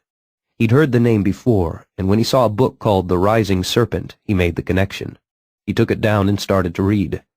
He read about the Great White Brotherhood of Ultima Thule, located somewhere in Tartary, the Lost Book of Sit Yen and the Vamachara, the Left-Hand Path, the Kali Yuga, the final, most corrupt of ages, now upon us. Do whatever you desire, for in this way you please the goddess, Shakti. Semen as the rasa, the juice of power, the yod. Sodomy that revived the dead, shapeshifters, astral bodies, implanted obsessions leading to suicide. Paracelsus, Aleister Crowley, Mehmet Karagoz, L. Ron Hubbard. Fortunato's concentration was absolute. He absorbed every word, every diagram, flipped back and forth to make comparisons, to study the illustrations. When he finished, he saw that 23 minutes had passed since Lenore walked out the door. The trembling in his chest was fear. In the middle of the night, he reached out to touch Lenore's cheek, and his fingers came away wet. "Are you awake?" he said. She rolled over and huddled tight against him. The warmth of her naked skin electrified and soothed him at the same time, like the taste of expensive whiskey. He combed through her hair with his fingers and kissed her fragrant neck. "What are you crying for?" he said. "It's stupid," she said. "What?" "I really believe in that stuff. Magic, the great work, Crowley calls it." She pronounced magic with a long A and Crowley with a long O, like the bird. "I did the yoga and learned the Kabbalah and the tarot and the Enochian system. I fasted and did the bornless ritual and studied abramelin, but nothing ever happened. What were you trying for? I don't know, a vision, samadhi. I wanted to see something besides a goddamn Greyhound stop in Virginia where they try to lynch kids for growing out their hair. I wanted out of myself. I wanted what happened to you this afternoon. And it happened to you, and you don't even want it. I read some of your books tonight, he said. In fact, he'd read 24 of them, nearly half of her collection. I don't know what's going on, but I don't think it's magic. Not like that guy Crowley's magic. What you did to me set it off, but I think it was something already inside me. You mean that spore thing, don't you? That wildcard virus? She had tensed up involuntarily, just at the mention of it. I can't think of anything else it could be. There's that doctor, what's his name? He could check you out. He could probably even fix you back, if that was what you wanted. No, he said. You don't understand. When I read those books, I could feel all those powers they talked about. Like if you were a high diver and you read about some complicated dive you'd never done, but you knew you could do it if you practiced on it. You said I didn't want this, and maybe I didn't, not right at first, but now I do. There was one picture among the giant sex organs and impossible contortions of a Japanese pillow book. The tantric magician, forehead swollen with the power of his retained sperm, fingers twisted in madras of power. He had stared at it until his eyes burned. Now I want it, he said. You've definitely drawn a wild card, the little man said. An ace, I'd say. Fortunato had nothing in particular against white people, but he couldn't stand their slang. Could you put that in plain English? Your genetics have been rewritten by the Takesian virus. Apparently it was dormant in your central nervous system, and probably in the spine. The intromission apparently gave you quite a jolt, enough to activate the virus. So now what happens? The way I see it, you've got two choices, The little man hopped up onto the examining table across from Fortunato and brushed long red hair back over his ears. He looked like he should be in a rock band or working in a record store. He didn't make a convincing doctor. I can try to reverse the effects of the virus. No guarantees there. I've got about a 30% success rate. Every once in a while, people end up worse than before. Or you can learn to live with your power. You wouldn't be alone. I can put you in touch with other people in your situation. Yeah, like the great and powerful turtle, so I can fly around and pull people out of wrecked cars? I don't think so. What you did with your abilities would be up to you. What kind of abilities are we talking about? I can't say for sure. It looks like they're still coming on. The EEG shows strong telekinesis. The Kirlian chromatograph shows a very powerful astral body that I expect you can manipulate. Magic is what you're saying? No, not really. But it's a funny thing about the wild card. Sometimes it requires a very specific mechanism to bring it under conscious control. I wouldn't be surprised if you need this tantric ritual to make it work for you. Fortunato stood up and peeled 100 from the roll in his front pocket. For the clinic, he said. The little man looked at the money for a long time, and then he stuffed it into his Sergeant Pepper jacket. Thank you, he said, like it hurt him to get the words out. Remember what I said. You can call me any time. Fortunato nodded and walked out to look at the freaks of Jokertown. He'd been 6 years old when Jet Boy exploded over Manhattan, had grown up with the fear of the virus, the memory of the 10,000 who died on the first day of the new world. His father had been one of them, lying in bed while his skin split open and healed itself over and over again, the whole cycle not taking more than a minute or two, until one of the cracks opened through his heart, spewing blood all over their Harlem apartment. And even while the old man lay in his coffin, waiting his turn for a 2-minute funeral and a mass grave, he kept splitting open and healing, splitting and healing. The memory never faded, but in time it got pushed aside by newer ones. Gradually Fortunato came to believe that nothing was going to happen to him. For those the virus didn't touch, life went on the way it always had.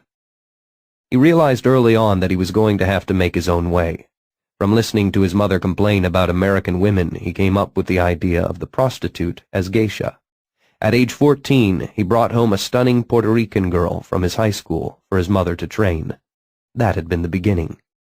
He looked up and saw that night had fallen while he was walking aimlessly through Jokertown.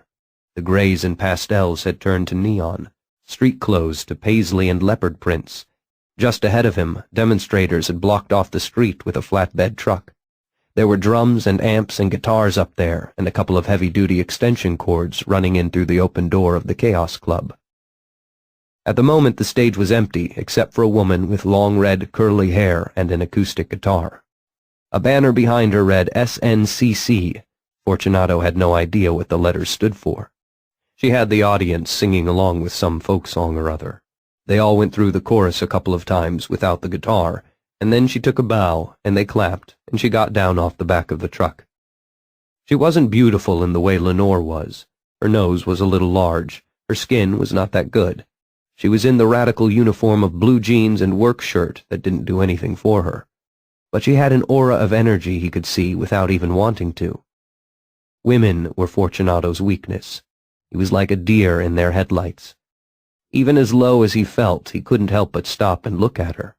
And before he knew it, she was standing next to him, shaking a coffee can with a few coins in the bottom. "Hey, man, how about a donation?" "Not today," Fortunato said. "I don't have a lot of politics." "You're black. Nixon's president, and you don't have any politics? Brother, have I got news for you." "Is all this about being black?" Fortunato didn't see another black face in the crowd. "No, man, it's about jokers. Oh, did I strike a nerve or something?"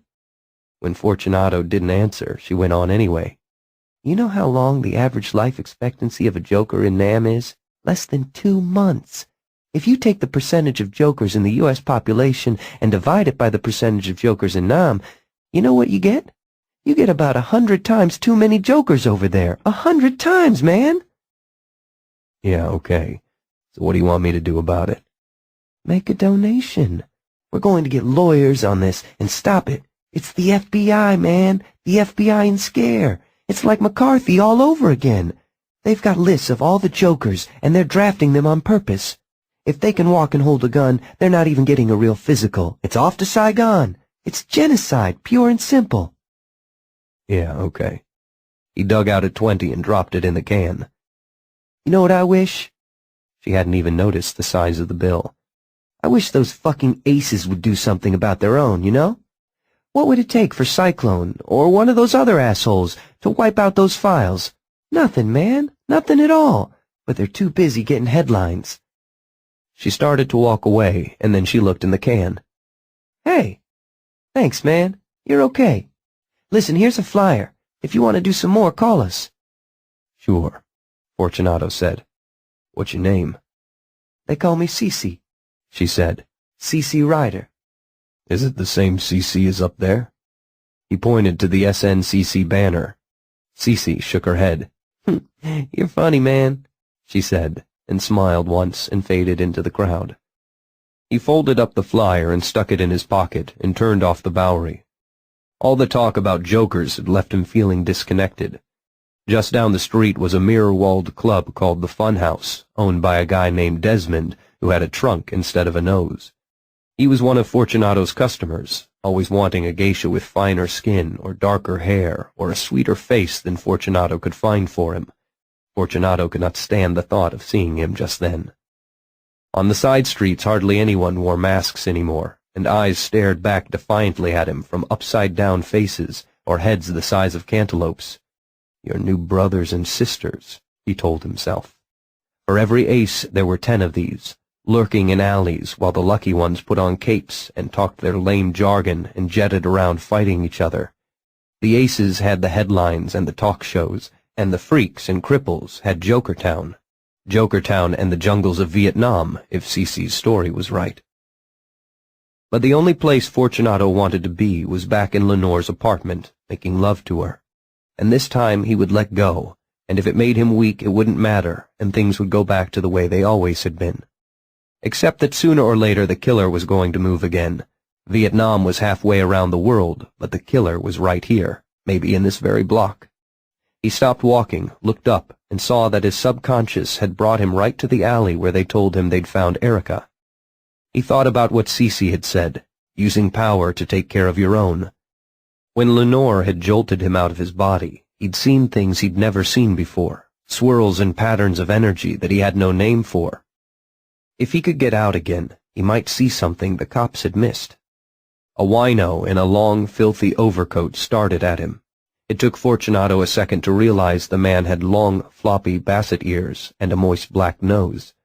Fortunato ignored him, shutting his eyes and trying to remember the feeling. He might as well have been trying to think himself to the moon. He needed Lenore, but he was afraid to bring her here. Could he do it at her place, then fly back here? Would he be able to keep it going that long? What would happen to his physical body if he did? Too many questions. He called her from a payphone and told her where to meet him. "Do you have a gun?" he asked. Yes, ever since, "Bring it." Fortunato, are you in trouble? "Not yet," he said. By the time he got back to the alley with Lenore, he'd drawn a crowd. They all wore Salvation Army leftovers, baggy pants, ripped and stained flannel shirts, jackets the color of dried grease. One short old woman looked like a wax museum statue that had started to melt. Off to her right was a teenage boy, standing next to a rack of garbage cans, vibrating. When the vibrations got to a certain pitch, the cans would bang together like a spastic cymbal section, and the woman would turn on them in a fury and kick at them. The others were less obviously deformed, a man with suckers on the ends of his fingers, a girl whose features had been squared off with ridges of hardened skin. Lenore held on to Fortunato's arm. "What now?" she whispered. Fortunato kissed her. She tried to pull away when the audience of freaks started to snicker, but Fortunato was insistent, opening her lips with his tongue, moving his hands over the small of her back, and finally she began to breathe heavily, and he felt the power stirring at the base of his spine.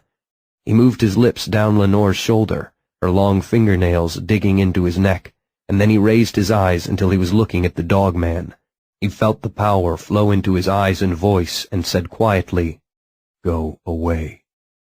The dog man turned and walked out of the alley. One at a time, he ordered the others away, and then he said, "Now," and guided her hand into his trousers. "Do it to me, what you did before." He slid his hands up under her sweater and moved them slowly over her breasts. Her right hand closed over him, and her left went around his waist, comforting him with the weight of her S&W 32. He closed his eyes as the heat began to build, letting the brick wall behind him take his weight. In seconds he was ready to come, his astral body bobbling like a loosely held balloon, and then, like stepping sideways out of a moving car, he slipped free. Every brick and candy wrapper glistened with clarity. As he concentrated, the rumble of traffic slowed and deepened until it was barely audible. They'd found Erica in a doorway deep in the alley, severed arms and legs stacked like firewood in her lap, head attached by less than half the thickness of her neck. Fortunato could see the stains of her blood deep within the molecules of the concrete, still glowing faintly with her life essence. The wood of the doorframe still held a trace of her perfume and a single thread of ash-blonde hair. The baritone murmur of the street dropped to a vibration so low that Fortunato could feel the individual wave peaks pass through him. Now he could see the indentation Erica's body had made in the concrete stoop, the infinitesimal trace her shoes had pressed into the asphalt, and beside them the footprints of her killer.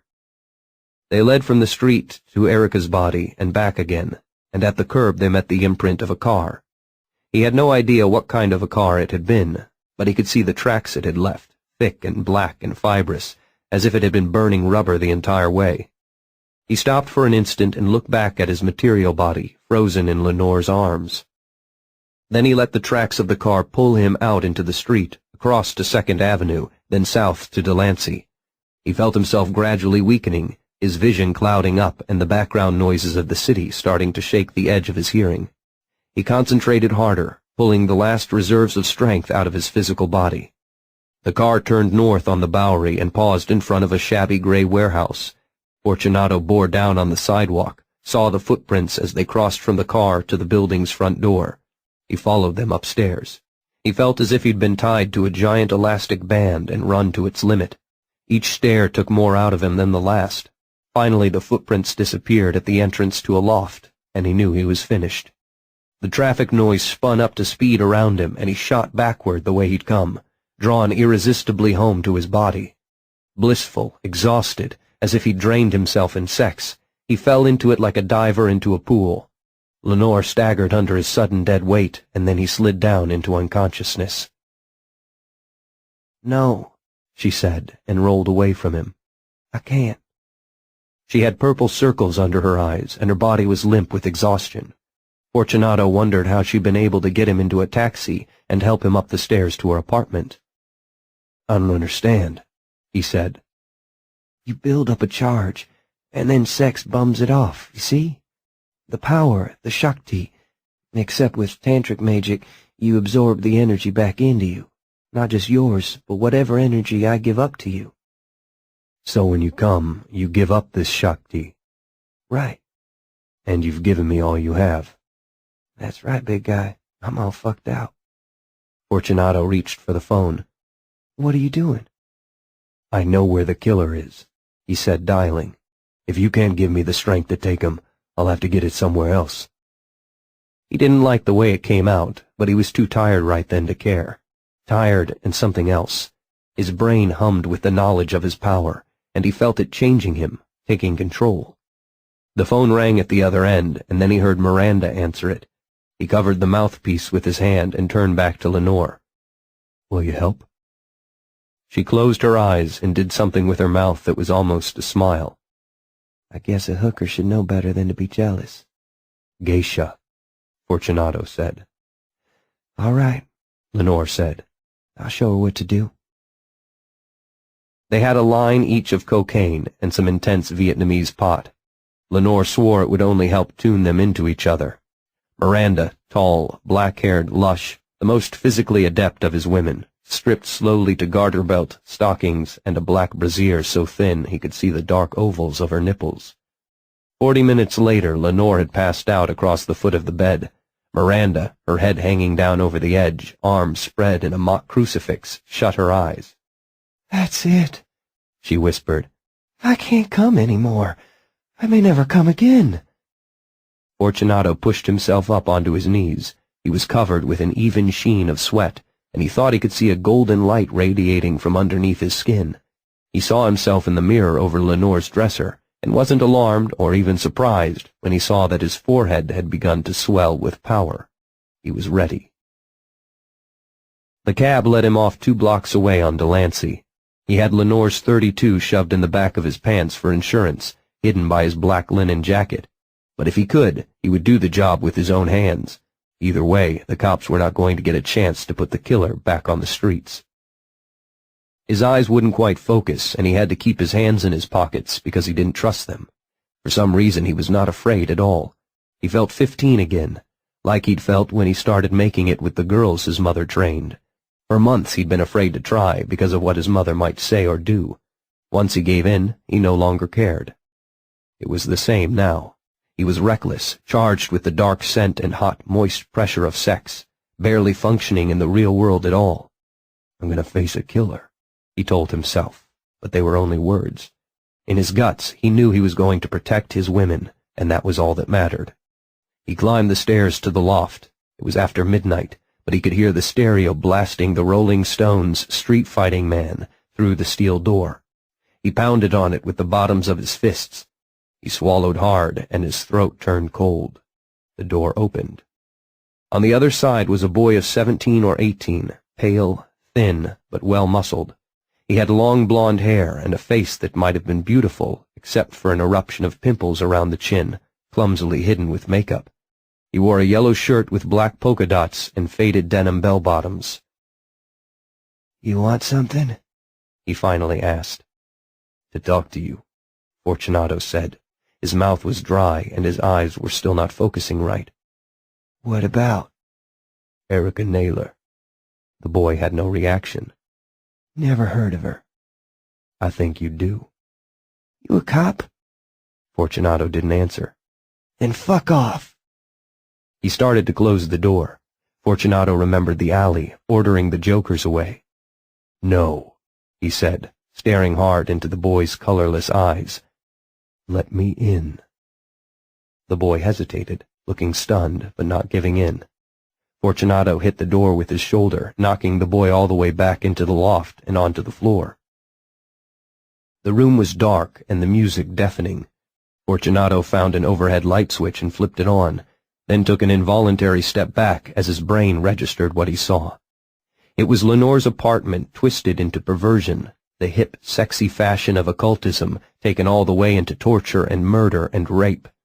As in Lenore's apartment, there was a 5-pointed star on the floor, but this one was hasty, uneven, scratched into the boards with something sharp and then splattered with blood.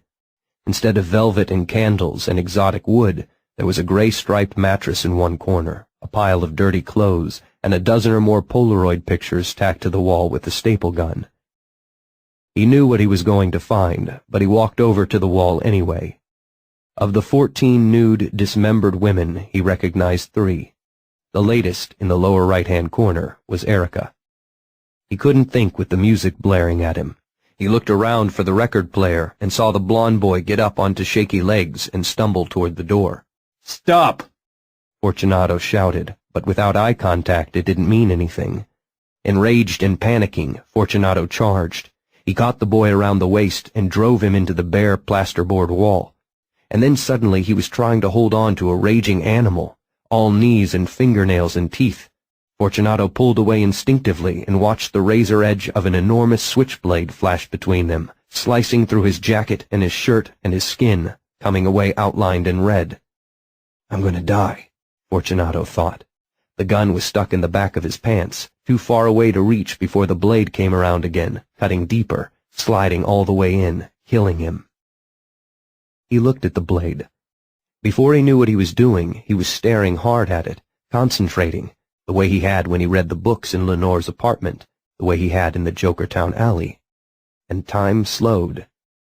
He could see not only his own blood on the knife, but the blood of the others, of Erica and all the other women in the photographs, washed away, but still held in the memory of the metal. He backed away from the insane blonde boy, moving with dream slowness through thickened air, but still moving faster than the boy or his knife. He reached behind him, felt the slick grips of the gun under his fingers. The rolling stones had slowed to a dirge as he brought the gun around, pointed it at the boy, saw the pale eyes go wide. "Don't kill him," he thought suddenly. "Not until you know why." He shifted the barrel until it pointed at the boy's right shoulder and pulled the trigger. The noise started as a vibration in Fortunato's hand, accelerated like a rocket, became a roar, a short bang of thunder, and then time was rolling again, the boy rocking back with the impact of the bullet, but his eyes not showing it, scooping the knife out of his useless right hand with his left and lurching forward again. Possessed, Fortunato thought with horror, and shot him through the heart. Staggering back, Fortunato pulled his shirt open and saw that the long, shallow cut across his chest had already stopped bleeding, would not even need stitches. He slammed the door to the hallway and walked across the room to kick out the plug of the phonograph. And then, in the strangled silence, he turned to face the dead boy. The power rippled and surged inside him. He could see the blood of the women on the dead boy's hands, see the trail of blood that led from the crude pentagram on the floor, see the tracks where the boy had stood, the shadows where the women had died, and there, faintly, as if it had been somehow erased, the marks left by something else. Lines of power still lingered inside the pentagram, like heat waves shimmering off a highway in the desert. Fortunato ground his hands into fists, felt cool sweat trickle down his chest. What had really happened here? Had the boy somehow conjured a demon? Or had the boy's madness just been a tool in something vastly larger, something infinitely worse than a few random killings? The boy could have told him, but the boy was dead. Fortunato went to the door, put his hand on the knob. He closed his eyes and rested his forehead against the cold metal. "Think," he told himself. He wiped his fingerprints off the pistol and threw it next to the body. Let the cops draw their own conclusions. The Polaroid should give them plenty to think about. He turned to go again, and again he couldn't leave the room. "You have the power," he told himself. "Can you walk away from here, knowing you have the power, refusing to use it? Sweat ran down his face and arms. The power was in the yod, the rasa, the sperm. Incredible power, more than he knew how to control yet, enough to bring the dead back to life. No, he thought, I can't do it. Not just because the thought made him sick to his stomach, but because he knew it would change him. It would be the point of no return, the point where he gave up being completely human. But the power had already changed him. He had already seen things that those without it would never understand. Power corrupts, he'd been told, but now he saw how naive that was. Power enlightens. Power transforms. He unfastened the dead boy's belt, unzipped the bell-bottom jeans, and pulled them off. The boy had crapped and pissed in them when he died, and the smell made Fortunato wince. He threw the jeans in a corner and rolled the dead boy onto his stomach. I can't do this, Fortunato thought. But he was already hard, and the tears rolled down his face as he knelt between the dead boy's legs. He came almost immediately. It left him weak, weaker than he'd thought possible. He crawled away, pulling his pants back up, sick and disgusted and exhausted. The dead boy began to twitch. Fortunato got to the wall, pulled himself onto his feet. He was dizzy and his head throbbed with pain. He saw something on the floor, something that had fallen out of the dead boy's pants. It was a coin, an 18th century penny, so fresh that it looked reddish in the harsh light of the loft. He put the penny in his pocket in case it meant something later. Look at me, he said to the dead boy. The dead boy's hands clawed at the floor, gouging out bloody splinters. Slowly he pulled himself onto his hands and knees, and then lurched clumsily onto his feet. He turned and looked at Fortunato with empty eyes. The eyes were horrible. They said that death was nothingness, that even a few seconds of it had been too much. Talk to me, Fortunato said. Not anger anymore, but the memory of anger kept him going. God damn your white ass, talk to me. Tell me what this means. Tell me why. The dead boy stared at Fortunato.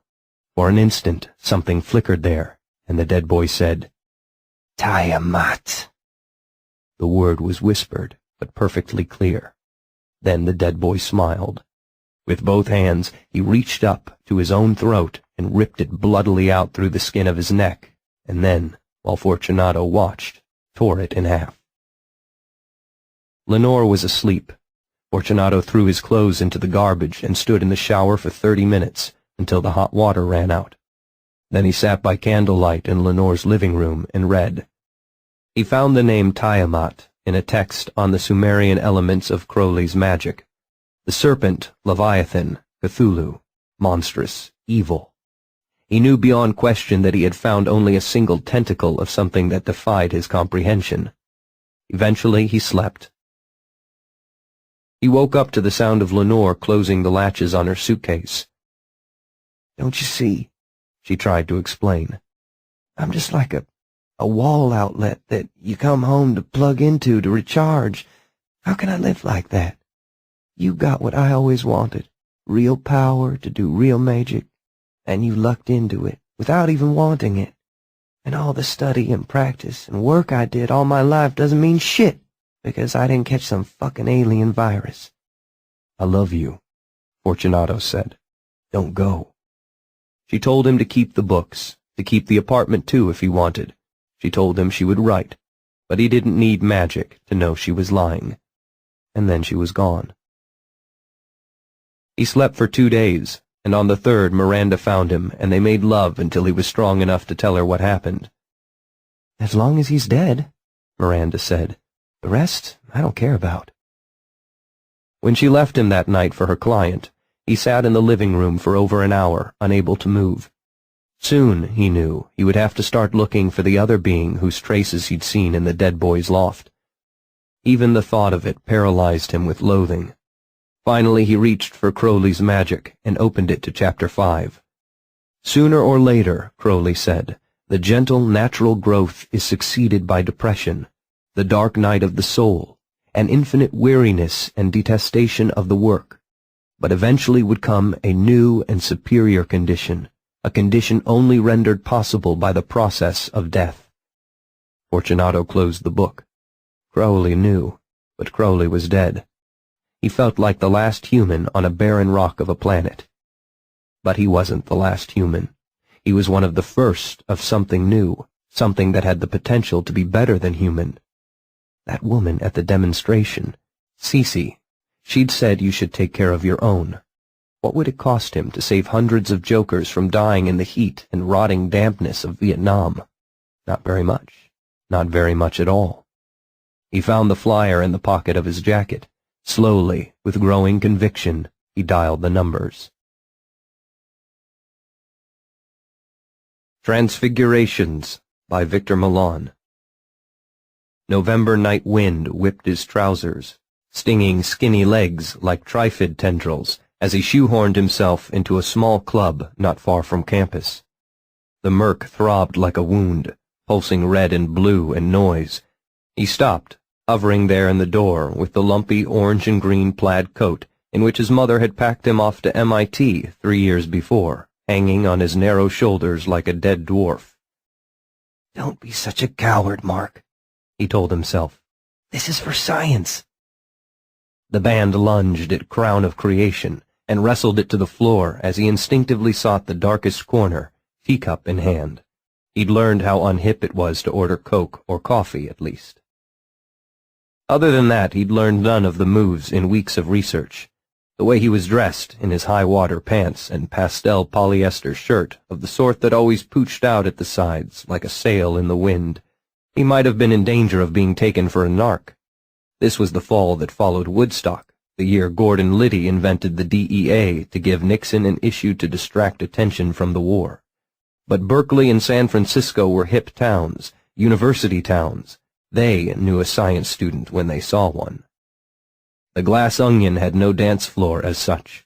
Bodies swayed in crepuscular crimson and indigo glow between tables or crowded into a clear space before the tiny stage, with a whisper of beads and buckskin fringe and the occasional dull glint of Indian jewelry. He kept as far from the action center as he could, but being Mark, he inevitably bumped into everyone he passed, leaving a wake of glares and thin, embarrassed "excuse me's" behind him. His prominent ears burning, he had almost reached his goal, the little rickety table made out of a Ma Bell cable spool with a single dented green auditorium chair beside it and an unlit candle in an empty peanut butter jar plunked down on it, when he ran smack into somebody. The first thing that happened was that his massive horn-rimmed glasses slid down the ramp of his nose and disappeared in the dark.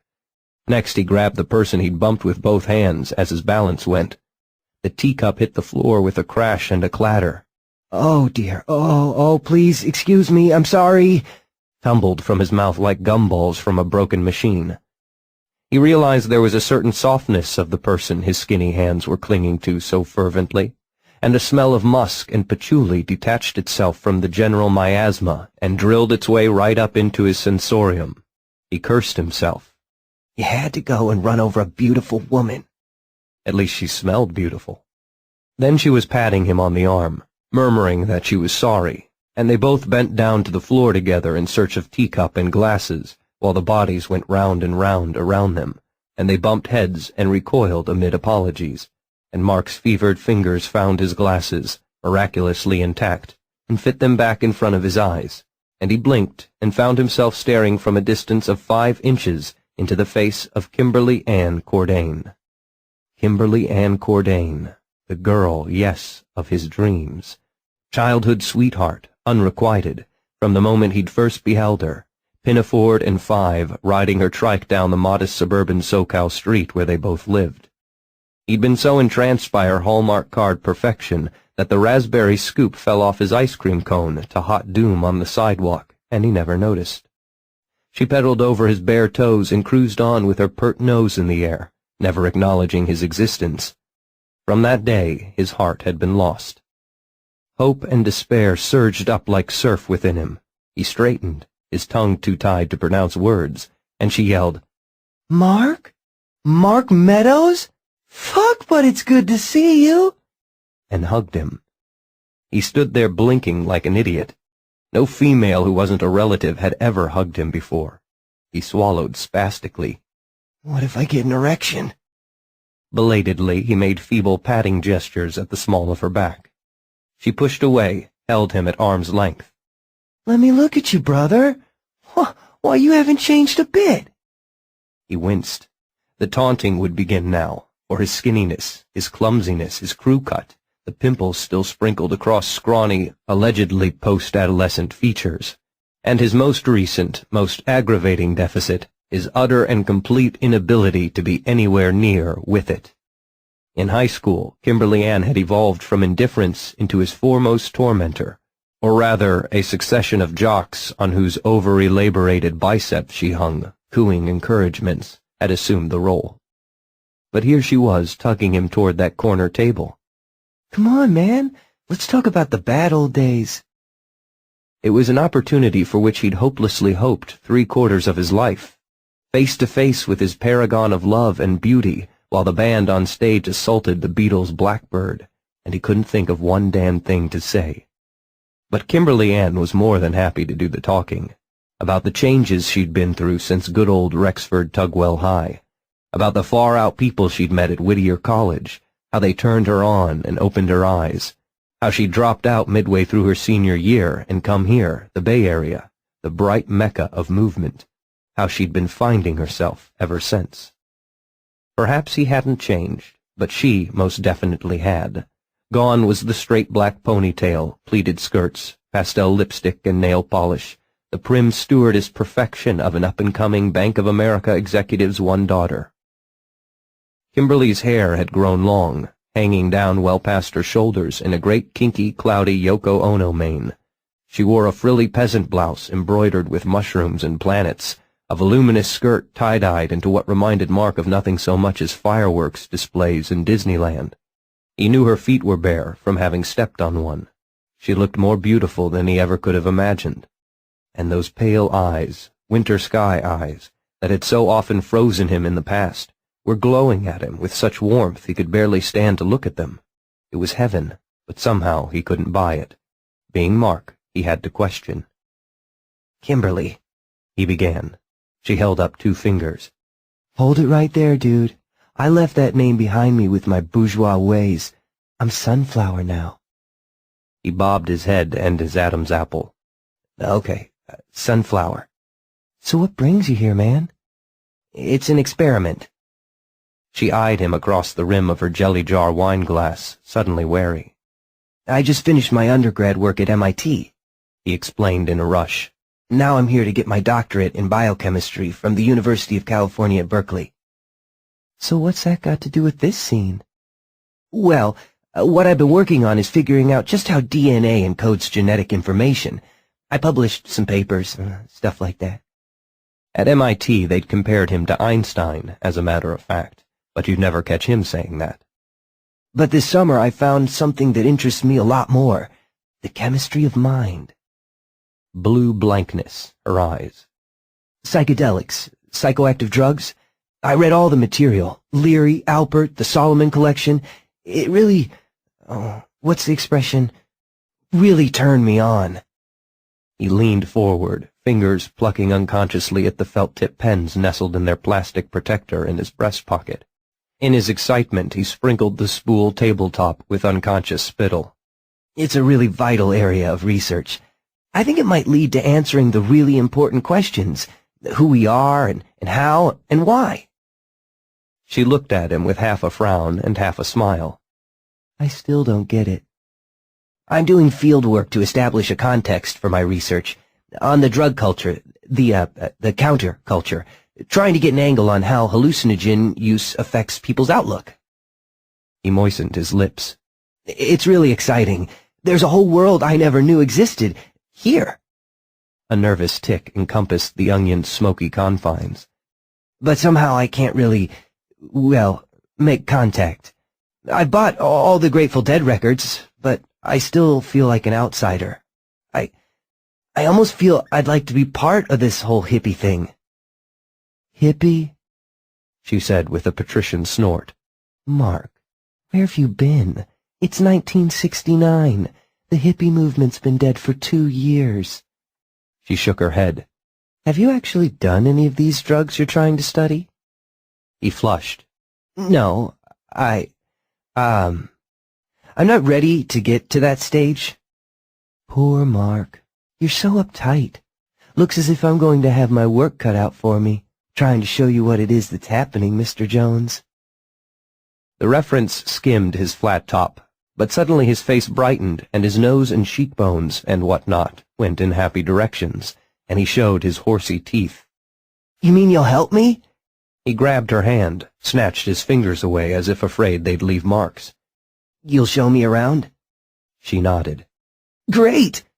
He picked up the teacup, flinked it against an upper tooth, realized it was empty, and clacked it down again. I've been wondering why, that is, well, you've never, talked to me like this before? She took one of his hands in both of hers, and he thought his heart would stop. Oh, Mark, she said tenderly even. Always the analytical one. It's just that since my eyes have been opened, I've realized that everyone's beautiful in his own way, except the pigs who oppress the people. And I see you, still straight. But you haven't sold out, man. I can tell. I can read it in your aura. You're still the same old Mark. His head whirled like a carousel out of control. Cynical, his left brain tossed up the hypothesis that she was homesick, that he was part of a childhood and past she had cut herself off from, perhaps too completely. He brushed it aside. She was Kimberly Ann, invulnerable, unapproachable. Any minute now she'd recognize him for the imposter he was. She didn't. They talked on into the night. Or rather, she talked and he listened, wanting to believe but still unable to. When the band took a long overdue break, somebody queued up side one of Destiny's new album on the sound system. The gestalt burned itself irrevocably in, darkness and colored lights playing in the hair and face of the most beautiful woman in his world, and behind it the husky baritone of Tom Marion Douglas singing of love and death and dislocation, of elder gods and destinies best not hinted at. It changed him that night, but he didn't know yet. He was almost too surfeited with wonder to be elated or even surprised when, halfway through the band's exiguous second set, Kimberly stood up suddenly, clutching his hand. This is getting to be a drag. These guys don't know where it's at. Why don't you come over to my pad, drink a little wine, get a little high?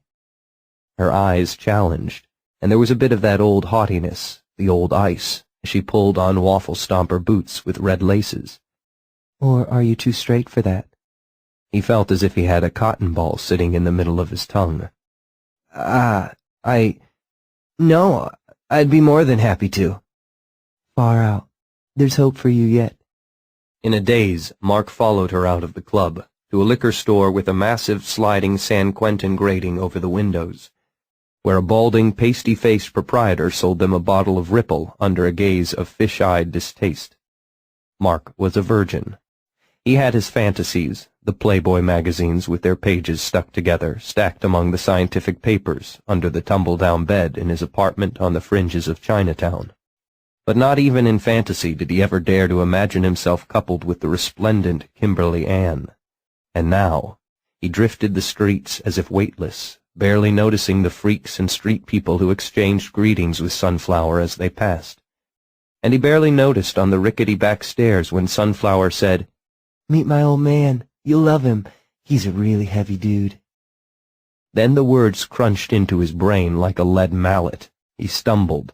Kimberly caught him by the arm, laughing. Oh, poor Mark. Always so uptight. Come on, we're almost there. So he wound up in this little one-lung apartment with a hot plate and leaky faucet in the bathroom. By one wall a salvaged mattress with a Madras print coverlet rested on a door propped on cinder blocks. Cross-legged on the spread, beneath a giant poster of the beatified Che, sat Philip, Sunflower's old man.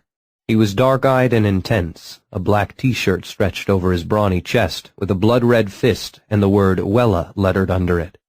He was watching clips of a demonstration on a little rump-sprung portable TV with a coat-hanger aerial. "Right on," he was saying as they came in. "The Lizard King has his head together.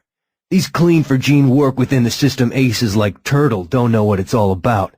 Confrontation with fascist America. Who the fuck are you?" After Sunflower took him off to one corner and explained to him in a fierce whisper that Mark was not a police spy, but an old friend, and "Don't embarrass me, asshole," he consented to shake Mark's hand. Mark craned past him at the TV. The bearded face of the man now being interviewed looked familiar somehow. "Who's that?" he asked. Philip lifted a lip corner. "Tom Douglas, of course. Lead singer for Destiny, the Lizard King." He scanned Mark from flat top to penny loafers. "Or maybe you've never heard of him." Mark blinked, said nothing. He knew of Destiny and Douglas. As research, he'd just bought their new album, Black Sunday, plain maroon cover dominated by a huge black sun. He was too embarrassed to say so. Sunflower's eyes went far away. "You should have seen him today at the demonstration, facing down the pigs as the Lizard King. Truly far out." Amenities out of the way, the two of them broke out a contrivance of glass and rubber tubing, tamped its bowl full of dope, and lit up. Had Sunflower by herself offered Mark the grass, he would have accepted. But now he was feeling strange and alien again, as if his skin didn't fit him right, and he refused. He slouched in the corner next to a pile of daily workers, while his host and hostess sat on the bed and smoked dope, and stocky, intense Philip lectured him about the necessity for armed struggle until he thought his head was going to fall off, and he drank the whole bottle of sickly sweet wine by himself. He didn't drink, either, and finally Kimberly began to snuggle up close to her old man and fondle him in a way that made Mark distinctly uneasy, and he mumbled excuses and stumbled out and somehow found his way home. As the first light of dawn drooled in the windows of his own dingy flat, he regurgitated the contents of the Ripple bottle into his cracked porcelain toilet, and it took him 15 flushes to get it clear again. So began Mark's courtship of Sunflower, née Kimberly Ann Cordain. "I want you." The word spilled across the wind, insolent, suggestive, the voice like molten amber with a whiskey edge, for all the New Year's noisemaker quality of the little Jap transistor. Wojtek Grabowski pulled his windbreaker tighter over his wide chest and tried not to hear. The crane reared back like a zombie dinosaur, swayed a girder toward him. He gestured to the operator with exaggerated underwater moves. "I want you," the voice insisted. He felt a flash of irritation. A blast from the past, 1966 and Destiny's first hit song, the announcer had warbled in his professional adolescent voice. "These Americans," Wojtek thought. "They think 1966 is ancient history." "Turn off that boogie-woogie shit," somebody growled. "Fuck you," the radio's owner said. He was 20 years old, 2 meters tall, and 6 months out of Nam, Marine, Quezon. The argument ended.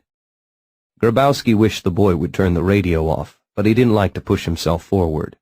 He was tolerated, a solid worker who could drink the strongest man on site under the table of a Friday night, but he kept to himself.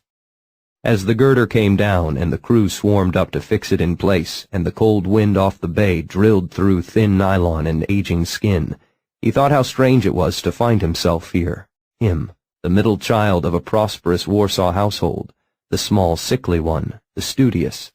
He was going to be a doctor, a professor.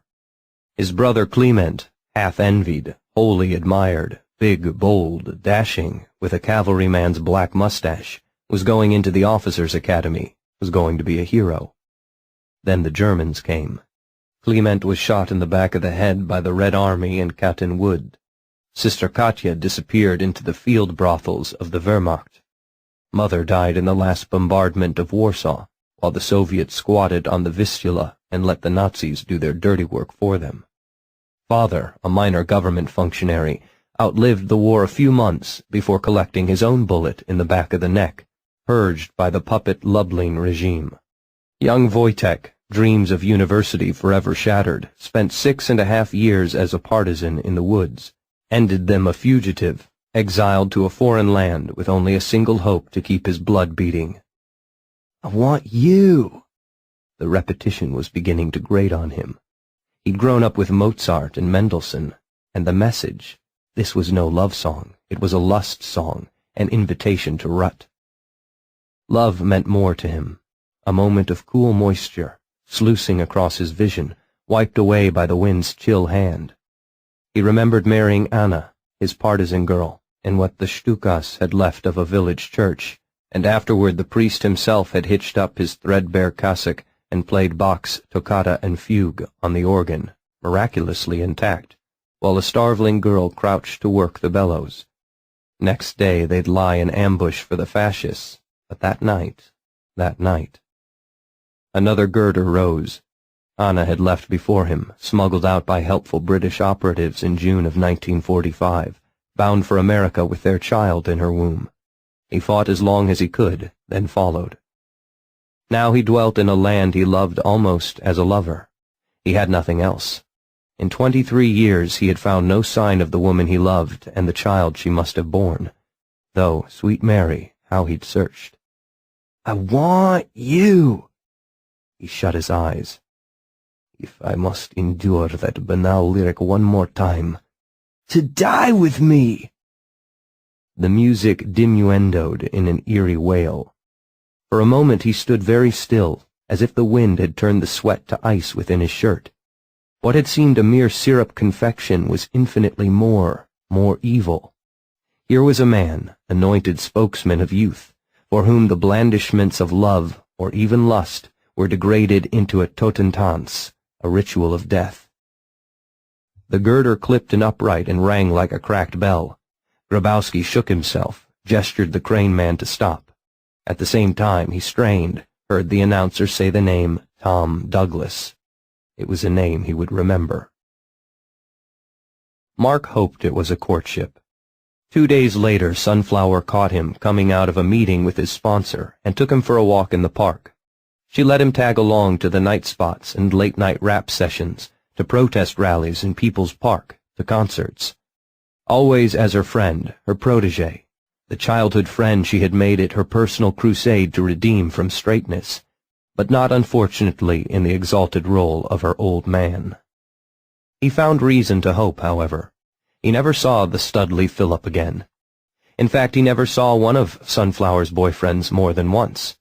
They were all intense, passionate, brilliant, and at pains to tell you so. Committed.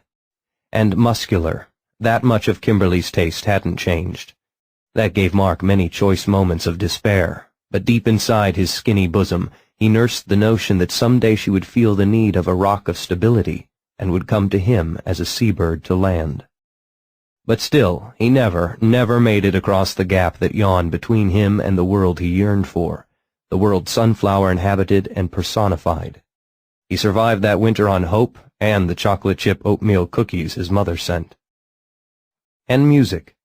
He came from a household where they sang along with Mitch and Lawrence Welk, occupied the same pinnacle as JFK. Rock and roll was never permitted to sully the air of his parents' house. He himself had been as oblivious to it as to everything outside of his lab and his private fantasies. He hadn't been aware of the Beatles' invasion, Mick Jagger's arrest for lycanthropy at the Isle of Wight concert, of the Summer of Love and the acid rock explosion. Now it all came rushing in on him, the Stones, the Beatles, the airplane, the Grateful Dead, Spirit and Cream and the Animals, and the Holy Trinity, Janis, Jimmy, and Thomas Marion Douglas. Tom Douglas, most of all. His music brooded like an ancient rune, dark, foreboding, hooded. Though his real affinity was to the gentler mamas and papas sound of an era already history, Mark was drawn to the Douglas touch, dark humor, darker twists. Even as the Nietzschean fury implicit in the music repelled him. Perhaps it was that Douglas was everything Mark Meadows wasn't, famous and vibrant and courageous and with it and irresistible to women, and an ace. Aces and the movement. In many ways, they blasted into the mainstream of public consciousness flying formation, like the heavy metal warbirds Mark's father had led into battle over North Vietnam. There were more rock and roll aces than among any other segment of the population. Their powers tended not to be subtle. Some had the ability to project dazzling displays of lights. Others made extravagant music without the need of instruments. Most, though, played mind games with the audience by means of illusion or straight emotional manipulation. Tom Douglas, the Lizard King, was the head trip master of them all. Spring arrived. Mark's faculty advisor pressured him for results. Mark began to despair, hating himself for his lack of resolution, or whatever defect of manhood kept him from precipitating himself into the drug scene, unable to continue his research until he did. He felt like the fly preserved in a lucite ice cube his parents had inexplicably possessed when he was a child. April saw him withdraw from the world into microcosm, to the paper reality inside his peeling walls. He had all Destiny's records, but he couldn't play them now, or the Dead, or the Stones, or Martyred Jimmy. They were a taunt, a challenge he could not meet. He ate his chocolate cookies and drank his soda pop and emerged from his room only to indulge a nostalgic childhood vice, love of comic books. Not only the old classics, fables of Superman and Batman from the days of innocence before humanity drew the wild card, but also their modern successors, which featured the fictionalized exploits of real aces, like the Penny Dreadfuls of the Old West. He devoured them with addict's fervor. They fulfilled by proxy the longing that had begun to eat him up from inside. Not for metahuman powers, nothing so exotic. Not his craving for acceptance into the mysterious world of counterculture, nor the desire for the lithe, braless body of the former Kimberly Ann Cordain that kept him awake night after sweaty night. What Mark Meadows desired more than anything in the world was effective personality, the ability to do, to achieve, to make a mark. Good or bad, it scarcely mattered. An evening toward April's end, Mark's retreat was shattered by a knock on his apartment door. He just lay there on his thin mattress on sheets unchanged in living memory, burying his long nose farther in the pages of Kosh Comics' Turtle number 92. His first reaction was fear, then anger at the intrusion. The world, he'd decided, was too much for him. He'd resolved to let it alone. Why couldn't it do as much for him? Again the knock, imperative, threatening the thin veneer of wood over emptiness. He sighed. "What do you want?" He edged the words with a whine. "Are you going to let me in, or am I going to have to smash through this papier-mâché thing your pig landlord calls a door?" For a moment Mark just lay there. Then he laid the comic on the mottled hardwood floor by the bed, and in his dingy, tired socks padded to the door. She stood there with hands on hips. She had on another 4th of July skirt and a faded pink blouse, and against the spring bay chill she'd pulled on a Levi's denim jacket with a black United Farm Workers eagle stenciled on the back and a peace symbol sewn on the left breast. She pushed into the room and slammed the door behind her. "Look at this shit," she said with a gesture that bisected the walls at breastbone level. "How can a human being live like this? Living on processed sugar?" A nod at a plate of half-devoured cookies and a glass of brown soda that had been flat last week. "And wadding your mind with that pig authoritarian bullshit." Another knife-edged gesture toward Turtle, lying in a crumpled heap on the floor. She shook her head. "You're eating yourself alive, Mark.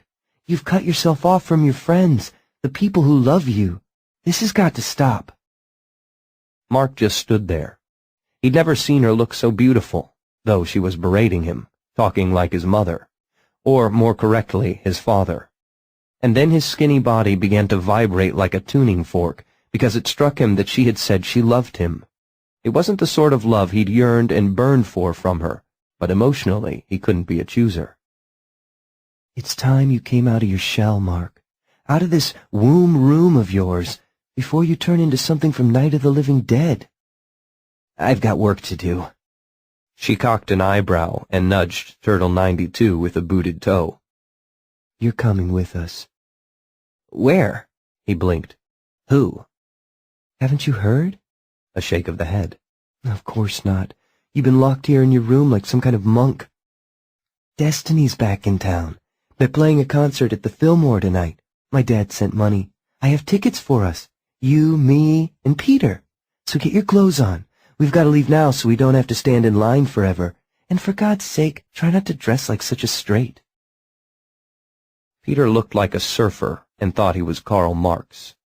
His looks reminded Mark uncomfortably of an earlier boyfriend of Kimberly Ann's, the football team captain who'd busted his nose in high school for staring at her too avidly. Standing outside in a threadbare tweed jacket and his one pair of jeans, Breathing humid air and used smoke, he listened while Peter delivered the same lecture on the historical process all Sunflower's boyfriends gave him.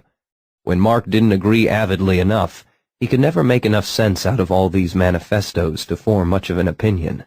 Peter fixed him with an ice-blue Nordic glare and growled, "I will destroy you." Later, Mark found the line was a direct steal from the old man with the beard himself. Right now, it made him want to melt through the tired pavement outside the auditorium. It didn't help that Sunflower was standing there beaming at the two of them as if they'd just won her a prize. Fortunately, Peter got into a screaming argument with the cops who frisked them for booze at the door, diverting his wrath from Mark. Guiltily, Mark hoped the cops would slam Peter over his blonde head with a nightstick and haul him off to the slammer. But Destiny was concluding its most tumultuous tour ever. Tom Douglas, whose consumption of booze and mind-altering chemicals was as legendary as his ace powers, had been getting mean drunk before every show. The Lizard King was on a rampage. Last week's New Haven concert had culminated in a riot that trashed Yale's old campus and half the town. In their own clumsy way, the cops were trying to avoid confrontation tonight. Frisking wasn't the shrewdest way to go about it, but the cops, and the Fillmore management, weren't eager to have the kids getting any wilder than Tom Douglas was going to make them anyway. So the audience got shaken down as they came in, but gingerly. Peter and his golden head went unbusted. Mark's first Destiny concert was everything he might have imagined, raised to the 10th power. Douglas, characteristically, was 2 hours late on stage. Equally characteristically, so fucked up he could barely stay standing, much less keep from pitching off into the mob of adoring fans. But the three musicians who made up the rest of Destiny were among the tightest performers in rock.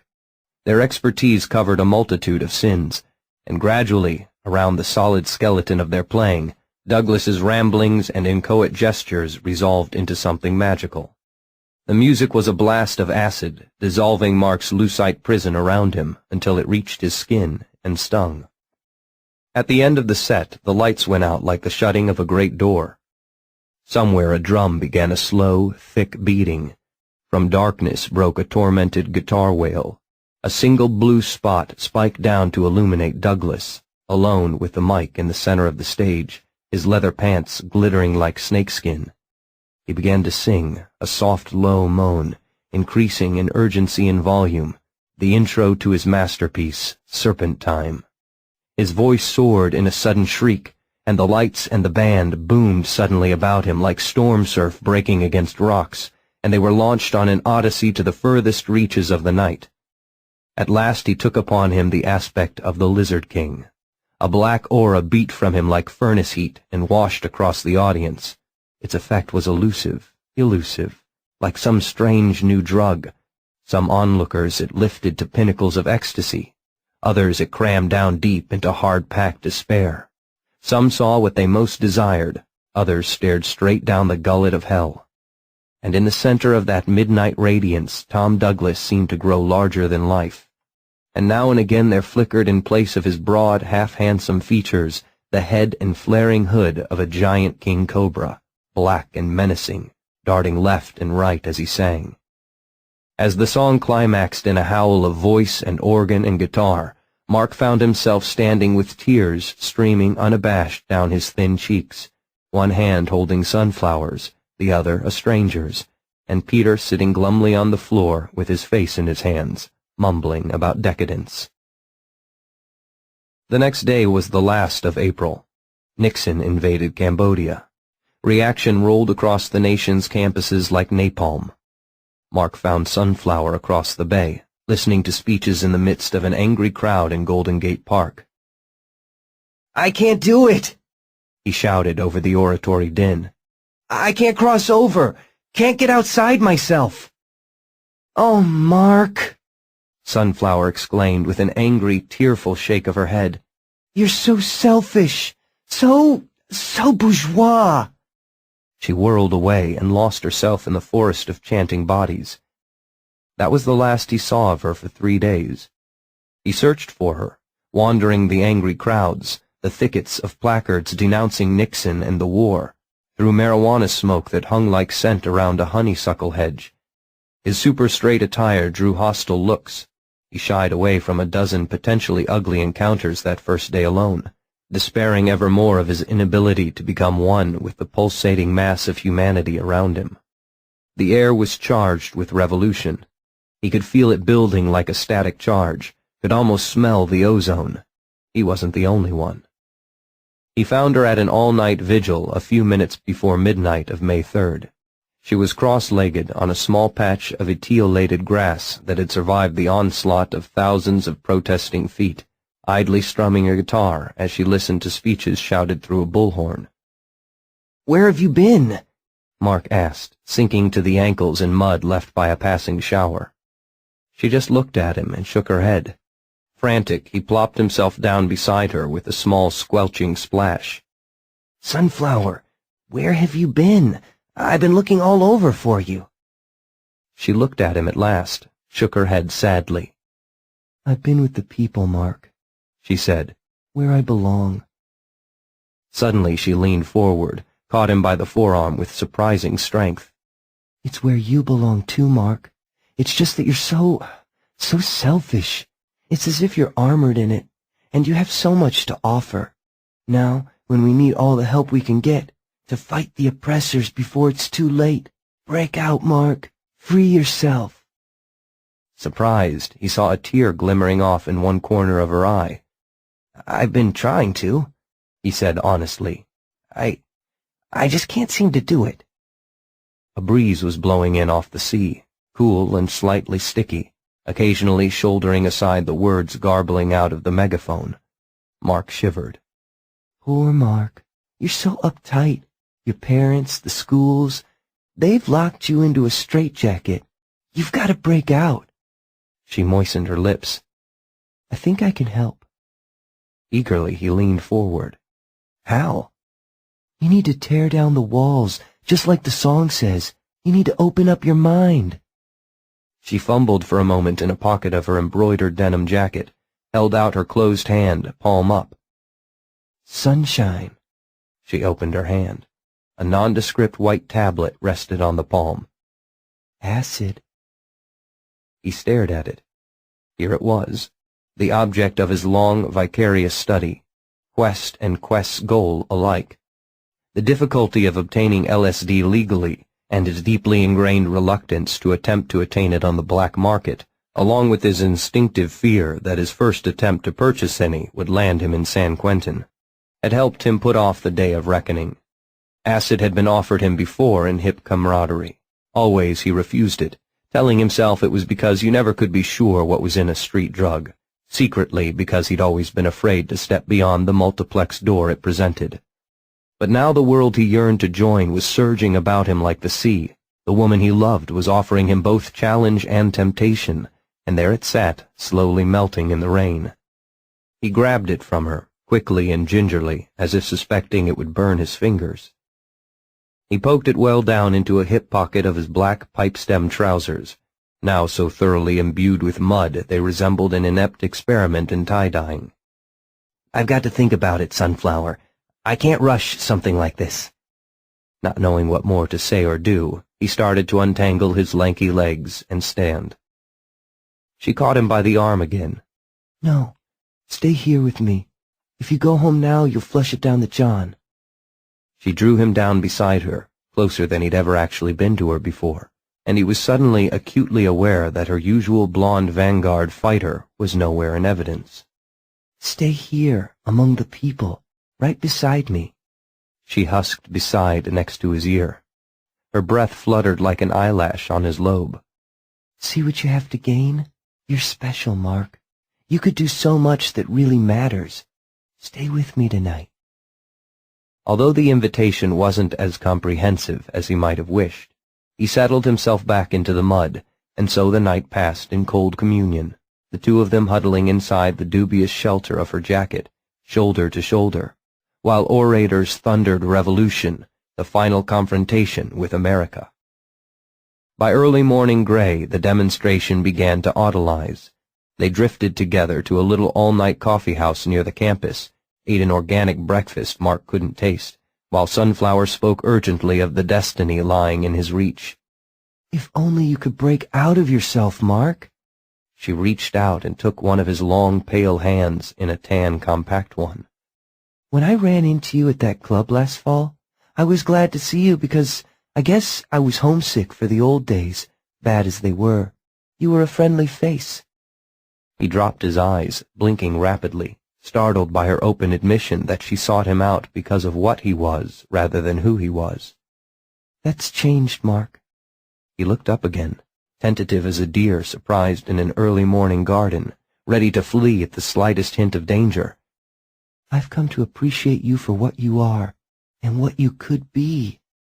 There's a real person hiding beneath that crew cut and those horn-rimmed glasses and uptight establishment clothes you wear. A person crying to be let out. She put her other hand on top of his, stroked it lightly. I hope you let him out, Mark. I very much want to meet him. But the time's come for you to make the decision. I can't wait any longer. The time has come to choose, Mark. You mean? His tongue tripped. To his fatigue-fogged mind, she seemed to be promising much more than friendship, and at the same time threatening to withdraw even that, if he could not bring himself to act. He walked her home to the backstairs apartment. On the landing outside, she grabbed him suddenly behind the neck, hissed him with surprising ferocity. Then she vanished inside, leaving him blinking. They finally taught them little commie fuckers a lesson. Right on, I say, right fucking on. Standing to one side of the base of the skyscraper in progress, sipping hot tea from a thermos, Wojtek Grabowski listened to his co-workers discussing the news they'd just heard on the omnipresent transistor. The National Guard had fired into a rally on Ohio's Kent State University campus, several students known dead. They seemed to think it was high time. He did too, but the news filled him with sadness, not elation.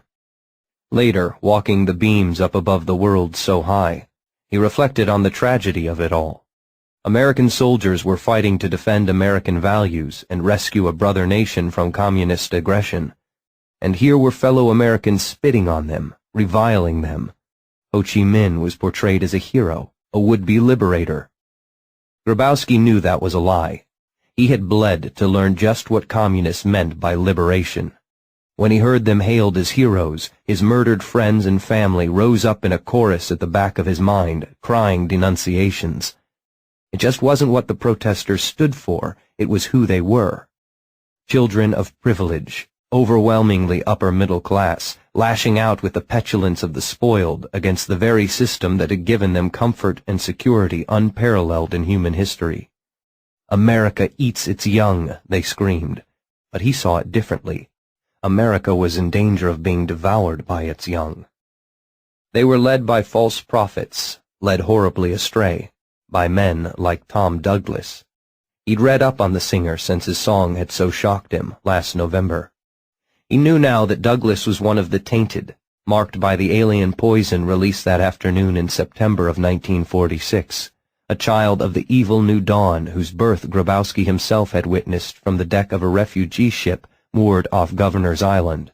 No wonder the children rose like serpents to strike their elders when they were counseled by men Satan had marked his own.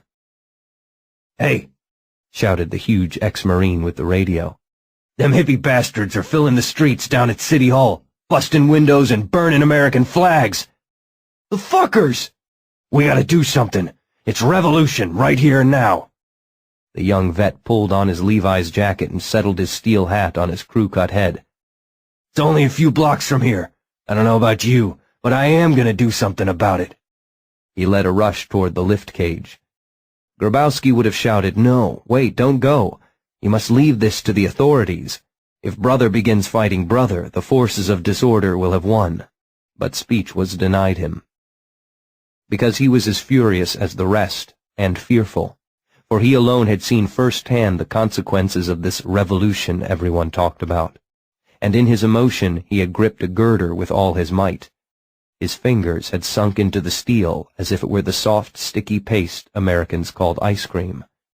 He was himself marked with the mark of the beast. Mark passed the rest of the day in a strange haze compounded of lust, hope, and fear. He missed the word from Kent State. While the rest of America reacted in horror or approbation, He spent the night locked in his apartment with a plate full of cookies, poring through his papers and well-thumbed books on LSD, taking out the acid tablet, turning it over and over in his fingers like a talisman. When the sun was weakly established in the sky, a transient surge of resolution made him pop it in his mouth. A quick slug of flat orange soda pop washed it down before nerve could fail him again. From his reading, he knew acid generally took between an hour and an hour and a half to kick in. He tried to slide past the time by flipping from the Solomon Anthology to Marvel Comics to the Zap comics he'd accrued in pursuit of understanding. After an hour, too nervous to await the drug's effects by himself any longer, he left his apartment. He had to find Sunflower, tell her he'd found his manhood, had taken the fateful step. Also, he was afraid to be alone when the acid hit. Finding Sunflower was always like tracking a flower petal kicked about by the breeze, but he knew she gravitated toward UCB, which had long since replaced the moribund Haight as the locus of hip Bay Area culture, and she worked spasmodically at a head shop near People's Park. So, at about 9:30 on the morning of May 5th, 1970, he wandered into the park, and straight up against the most spectacular confrontation between aces of the entire Vietnam epic. For one brief, shining moment, everyone, establishment and enemies alike, knew the time had come for fighting in the streets. If the revolution was coming, it was coming now, in the first hot flush of fury following the Kent State massacre. Bay Area radical leaders had called a mammoth rally that morning in People's Park, and not just the police forces of the Bay Area, but Ronald Reagan's own contingent of the National Guard had turned out to take them on. By 9:45, the police had withdrawn from the park, establishing a cordon sanitaire around the campus area to prevent conflagration from spreading. It was just the kids and several deuce-and-a-half trucks spilling National Guardsmen in battle dress and gas masks from under their canvas covers 40 meters away. With a loose, clattering squeal and diesel chug, an M113 armored personnel carrier pulled to a halt behind the line of fixed bayonets, treads chewing at the sod like mouths. A man in captain's bars sat stiff and resolute in the cupola behind a .50 caliber machine gun, wearing what looked like a Newt Rockne football helmet on his head. Students ebbed from the green line like mercury from a fingertip. They'd been shouting to bring the war home, like their brothers in Ohio. It seemed they'd succeeded in doing just that. The Guard was regularly called in to break up demonstrations, but the boxy, ugly shape of the APC represented something new, a note of menace even the most sheltered couldn't miss. The crowd faltered, buzzing alarm. Into the space between the lines, a single figure stepped, slim in black leather. "We came to be heard," said Thomas Marion Douglas, his voice pitched to carry. "And we're damn well gonna be heard!" Behind him, the crowd began to solidify. Here was a superstar, an ace, taking his stand with them. Across the bayonet hedge, the eyes of National Guard troopers flickered nervously behind the thick lenses of their masks. They were mostly young men who joined the Guard to avoid being drafted and sent to Nam. They knew who was facing them. Many owned Destiny records, had Douglas's haughty features staring down from posters on their bedroom walls. It was harder somehow to use bayonet or rifle butt against someone you knew, even if it was only as a face on a record jacket or in a photo spread in Life magazine. Their captain was of sterner stuff. He barked an order from the cupola. Tear gas guns coughed. A half-dozen small comets arched down around Douglas and among the crowd surging up to join him. Billows of thick white smoke, CS gas, hid the singer from view. Taking a shortcut through an alley, Mark had managed to miss the police lines. At this moment he emerged to a perfect sideline view of his very own idol, standing with smoke swirling around him like a medieval martyr at the stake. He stopped and stared open-mouthed at the confrontation shaping up before him. The acid kicked in. He felt reality's collagens dissolve, but the scene before him was too intense for hallucination. As the stiff morning breeze tattered the curtains of gas, a man standing with legs braced and fists raised appeared, auburn hair streaming back from a broad face that somehow flickered, interspersed with the head of a giant cobra, scales gleaming black, hood extended. The guardsmen drew back. The Lizard King was in their midst. The king moved forward in a sinuous glide, Uniforms gave way. Someone jabbed at him with a bayonet, or maybe just didn't back off quickly enough. A flick of the wrist, seeming lazy and disdainful, but delivered with superhuman speed, and the rifle went spinning away as its owner stumbled backward to the grass with a yelp of terror. The captain in his iron box shouted hoarsely, trying to pull together the fraying strands of his men's determination. But as he assumed his Lizard King aspect, Douglas loosed his mind games upon them. Their eyes began to wander, seeking visions of desperate beauty or mind-numbing horror, each affected in his own way by the Lizard King's black aura. The crowd was advancing now, chanting, shouting, menacing. The guard captain did the only thing he could. His thumb pulsed once against the .50 caliber's butterfly trigger. The gun vomited noise to bust glass and a Volkswagen flame, streaming tracers over the protesters' heads. Triumphant and eye-blink before, the crowd came apart in screaming panic. The noise of the shots struck Mark like a giant pillow and spun him backward along endless twisting corridors. But the scene stayed before him, light at the end of a tunnel, terrible and insistent.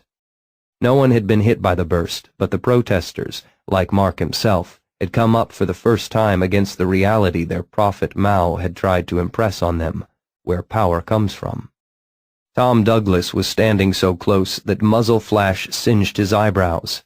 He didn't flinch, though the noise struck him with a force a truckload of speakers couldn't match. Instead, he met it with a roar of his own that sent guardsmen tumbling like frightened puppies. A prodigious leap, and he stood on the upper deck of the APC. He bent, grasped the gun's barrel, heaved. The heavy Browning came away from its mounting like a sapling torn up by the roots. He held the weapon above his head, both-handed, then with a single convulsion of shoulders and biceps, bent the barrel almost double. Having displayed his contempt for the establishment and its war machines, he tossed the ruined machine gun after the troopers, now in full rout, and bent forward to pluck the now terror-stricken captain from the cupola by the front of his blouse. He held the man up before him, legs kicking feebly, and was struck down from behind by a blow driven with the full, awesome strength of an unknown ace. Mark snapped. With a shriek, his soul vanished into swirling dark. His body turned and blindly ran. Wojtek Grabowski saw the sinister serpent figure in black leap onto the APC and tear the weapon from its mountings, and knew it had been the right choice to live. Only devout Catholicism had stopped him from throwing himself to his death. He'd hurried from the site, already deserted as the workers rushed to attack the demonstrators, and home to his cramped apartment to a night-long vigil of misery and silent prayer.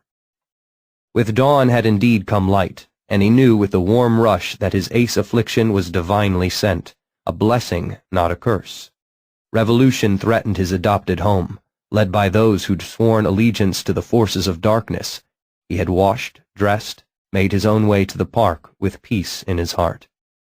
Now he was confronted with a beast that seemed to have many heads, and knew that he was face to face with the hated Tom Douglas himself. Fury blasted into him. The ace transformation overtook him, bulking his muscles hugely to fill his baggy clothes to the bursting point. The steel hat of his profession was on his head, a yard-long pipe-fitter's wrench in his hand. Lingering doubts about using his strength against normal humans vanished. Here was an enemy worthy of him, an ace, a traitor, a servitor of hell. He raced forward, vaulted onto the vehicle even as the snake-headed creature in black plucked its commander from the hatch. Students cried warnings Douglas didn't hear. Hardhat raised his wrench and struck at the back of a head now bushy-haired, now black and glabrous and obscene. The blow would have pulped the skull of a normal man, or torn his head from his shoulders, but the constant shifting of Douglas's appearance confused Grabowski's aim. The blow glanced off. Douglas dropped the squirming officer and slumped bonelessly off the vehicle as momentum carried the wrench downward to buckle the aluminum top armor like tinfoil.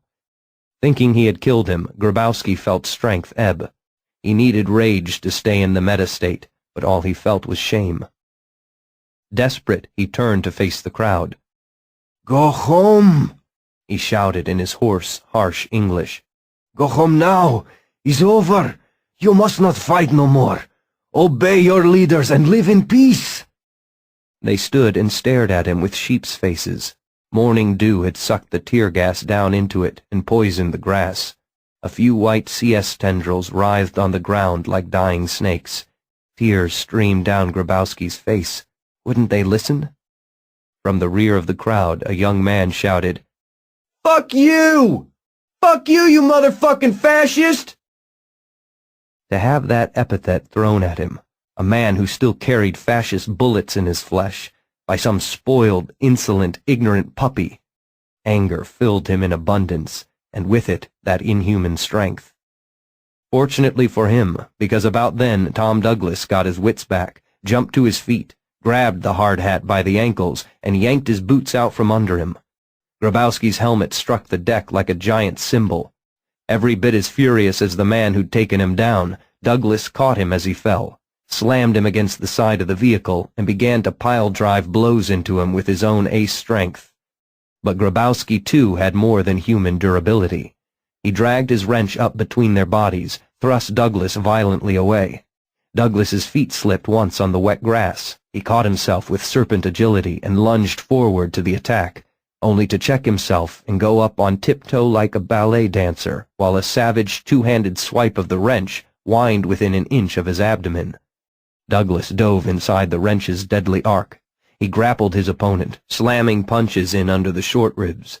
Grabowski took a quick step backward, put a hand on Douglas's sternum, and pushed. Douglas fell back a step. The wrench lashed out, and this time only Douglas's metahuman reflexes saved him from catching it square in the front of his skull. The tool-steel beak raked his forehead. Blood cascaded. He backpedaled furiously, wiping his eyes with one hand while the other thrashed about in an attempt to ward the following blow. Hardhat swung his wrench like a baseball bat and took Douglas under the right arm with a sound that echoed through the park like a grenade explosion. Douglas went down. Hardhat stood over him with legs spread wide, raising the wrench slowly above his head like a headsman preparing the stroke. Blood drooled from the corner of his mouth. He was berserk, beyond compunction, beyond compassion, devoid of anything but the need to smash his opponent's skull like a snail on a rock. But even as the gleaming, blood-dripping wrench started down, a golden chain wrapped around it from behind and stopped the blow before it was launched. With a fighter's reflex, Hardhat instantly relaxed his arms, allowing his wrench to travel in the direction the sudden restraint pulled. Then he snapped the weapon forward and down, spinning as he did so to throw the entire augmented weight of his body against the slack. But as he moved, a hula hand rippled down the chain and it loosened, so that the wrench slithered free with a musical sound. Motion unchecked by expected impact, Hardhat spun around completely, staggering forward, continued through another half-turn so that he faced his opponent across 5 meters of muddy, trampled earth. A youth stood there, slender and tall, golden hair falling to his shoulders, dangling a saucer-sized peace medallion of gold on a long chain. Despite Bay morning chill, he wore only a pair of jeans. To the short, dark Grabowski, he looked like nothing so much as a figure stepped from a Nazi recruiting poster. "Who are you?" Hardhat snarled. Then, realizing he had spoken in his own tongue, repeated it in English.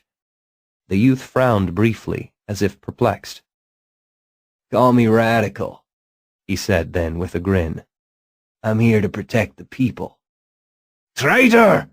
Hardhat launched himself, swinging the wrench. Radical danced aside. No matter how savagely Hardhat attacked, no matter how he feinted, his opponent eluded him with apparent ease. Frustrated at his attempts to strike the golden youth, Hardhat turned once again to Douglas, still moaning on the ground. And Radical was there, peace symbol weaving a golden figure of 8 in the air before him, warding Hardhat's most ferocious blows with sparks of coruscance, while soldiers and students alike stood transfixed by the spectacle. But if Hardhat couldn't strike past the amulet, Radical seemed unwilling or unable to counterattack. Noting this, Hardhat backed away, waving his wrench menacingly. After a moment, Radical followed, flowing like mist. Hardhat circled Widdershins. Radical kept pace. Slowly the pole drew his long-haired opponent away from the recumbent Douglas. Lightning fast, he wheeled left and hurled himself at the onlookers. Though his speed wasn't as great as Radical's, it was greater than a Norm's, and he was among the crowd of protesters before any could react, wrench upraised to smash. Caught by surprise, Radical was unable to react in time. The wrench stayed up, frozen like a fly in lucite. Radical sprang forward, driven to attack by desperation, swinging his peace medallion at the back of the tree-trunk neck below the helmet sweep. It connected with the chunk of an axe striking wood, not as mighty a blow as the Lizard King could have delivered, not to be compared in the least with the terrible force of Grabowski's wrench, but sufficient to scramble Hardhat's senses, send him pitching face first into the grass and mud and crumpled signs. Radical poised above him, swinging his medallion in a slow circle at his side. A moment later, Douglas joined him, rubbing his side and grimacing. "Think he cracked a few ribs there," he rasped in his familiar dirt road baritone. "What the hell?" Even as they watched, the inhumanly squat form of Hardhat dwindled into a stocky, balding man in baggy clothes, lying with his face in the mud, sobbing as if his heart were broken. Shaking his shaggy mane, Douglas turned to his benefactor. "I'm Tom Douglas. Thanks for saving my ass." "The pleasure's mine, man." And then Douglas stepped forward and embraced the taller blond man, and a cheer went up from the crowd. The National Guard soldiers were already in retreat, leaving their APC behind. The revolution would not come today, or ever, perhaps, but the kids had been saved. As the television cameras churned, Tom Douglas proclaimed Radical his comrade in arms and called into being a celebration as wild as any the Bay Area had known.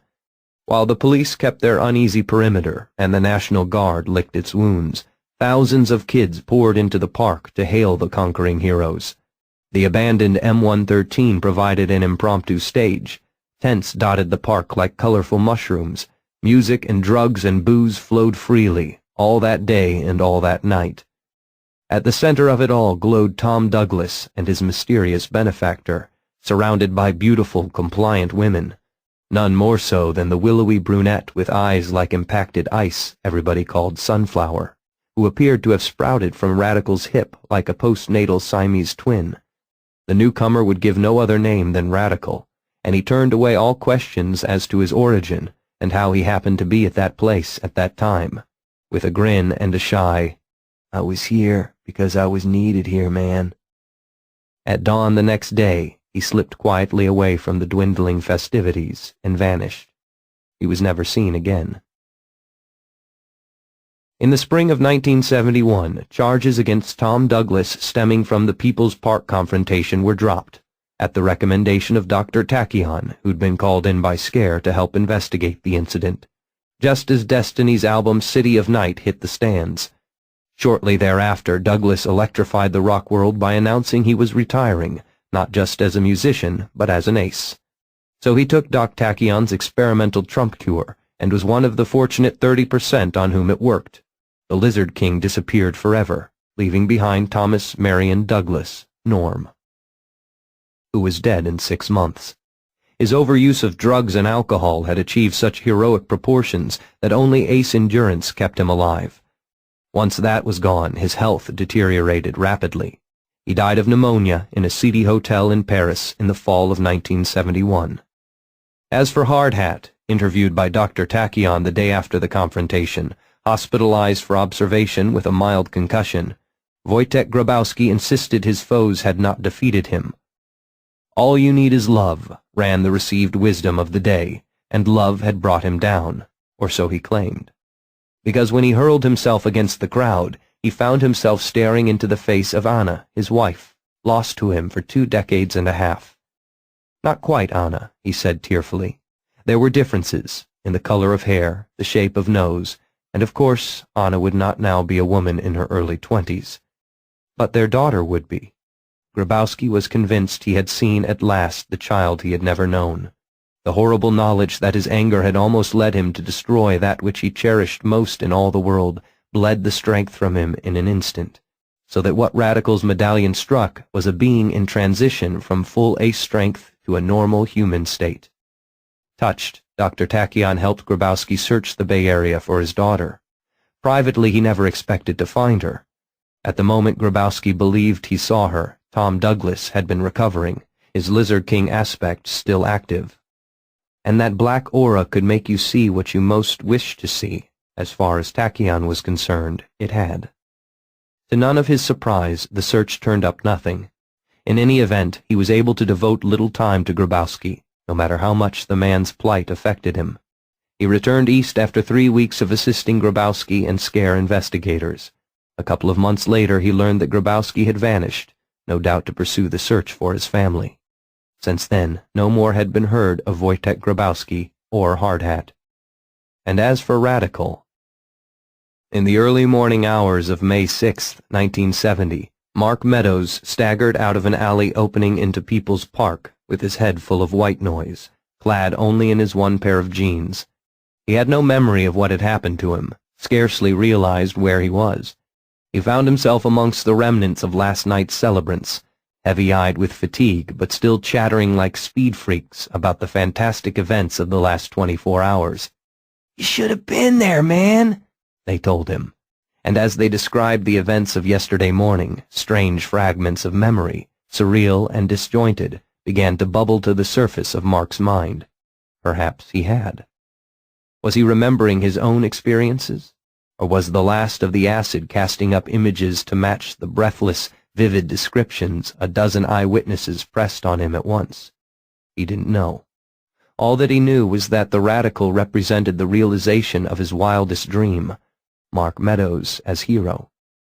And when he saw Sunflower standing nearby, hair disarrayed, eyes dreamy, and she said to him, "Oh, Mark, I just met the most fantastic dude," he knew that whatever hopes he'd had of being more than Sunflower's friend had just gone poof.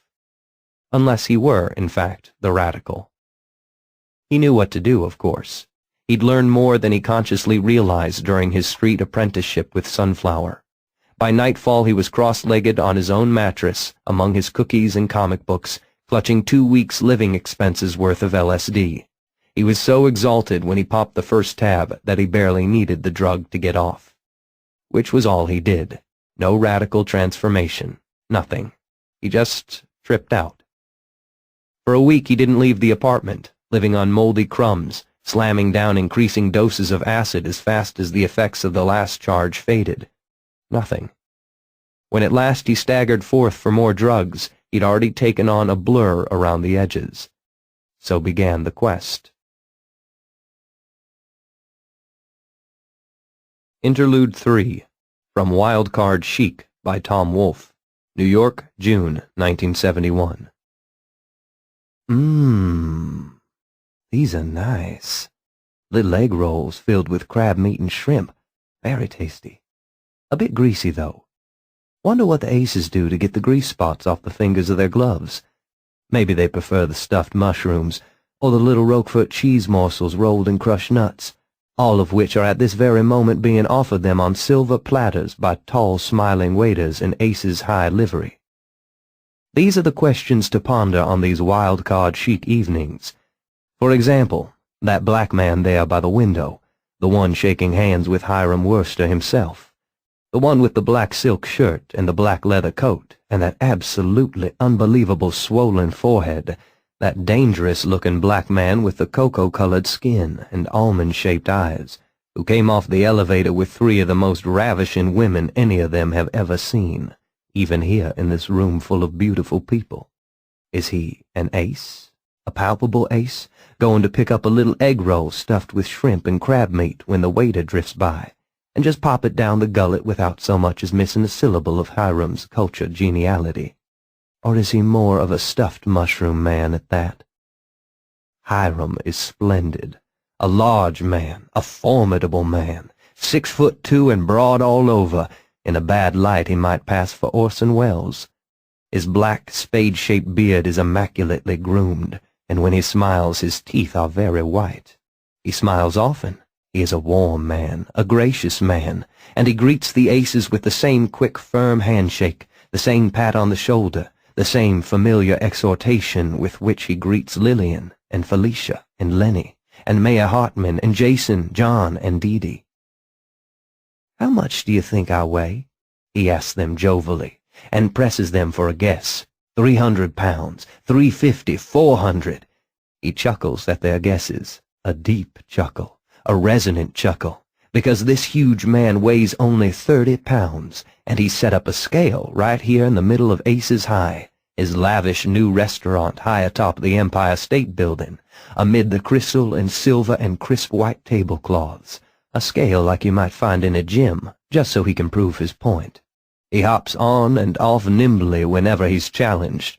30 pounds, and Hiram does enjoy his little joke. But don't call him Fat Man anymore. This ace has come out of the deck now. He's a new kind of ace, one who knows all the right people and all the right wines, who looks absolutely correct in his tuxedo, and owns the highest, chicest restaurant in town. What an evening!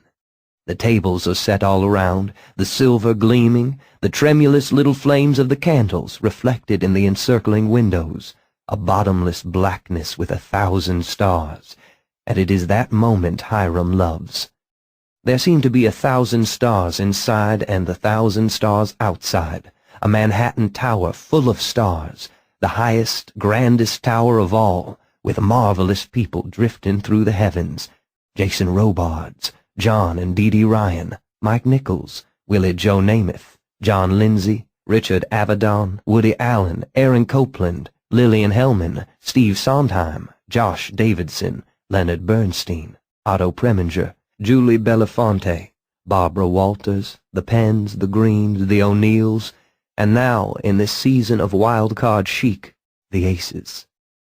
That knot of people there, that cluster of enthralled, adoring, excited people with the tall, thin champagne glasses in their hands and the rapt expressions on their faces, in their midst, the object of all their attention, is a little man in a crushed velvet tuxedo, an orange crushed velvet tuxedo, with tails, and a ruffled lemon-yellow shirt, and long, shiny red hair. Tijian Brant, Tisara, Sek Halima, Sek Ragnar, Sek Omian is holding court again, the way he must have done once on Takis, and some of the marvelous people about him are even calling him Prince, and Prince Tizian, though they don't often pronounce it right, and to most of them, now and forever he will remain Dr. Tachyon. He's real, this prince from another planet, and the very idea of him, an exile, a hero, imprisoned by the army and persecuted by Huac, a man who has lived 2 human lifetimes and seen things none of them can imagine, who labors selflessly among the wretched of Jokertown.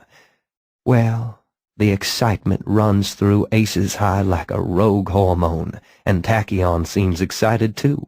You can tell by the way his lilac-colored eyes keep slipping over to linger on the slender Oriental woman who arrived with that other ace, that dangerous-looking Fortunato fellow.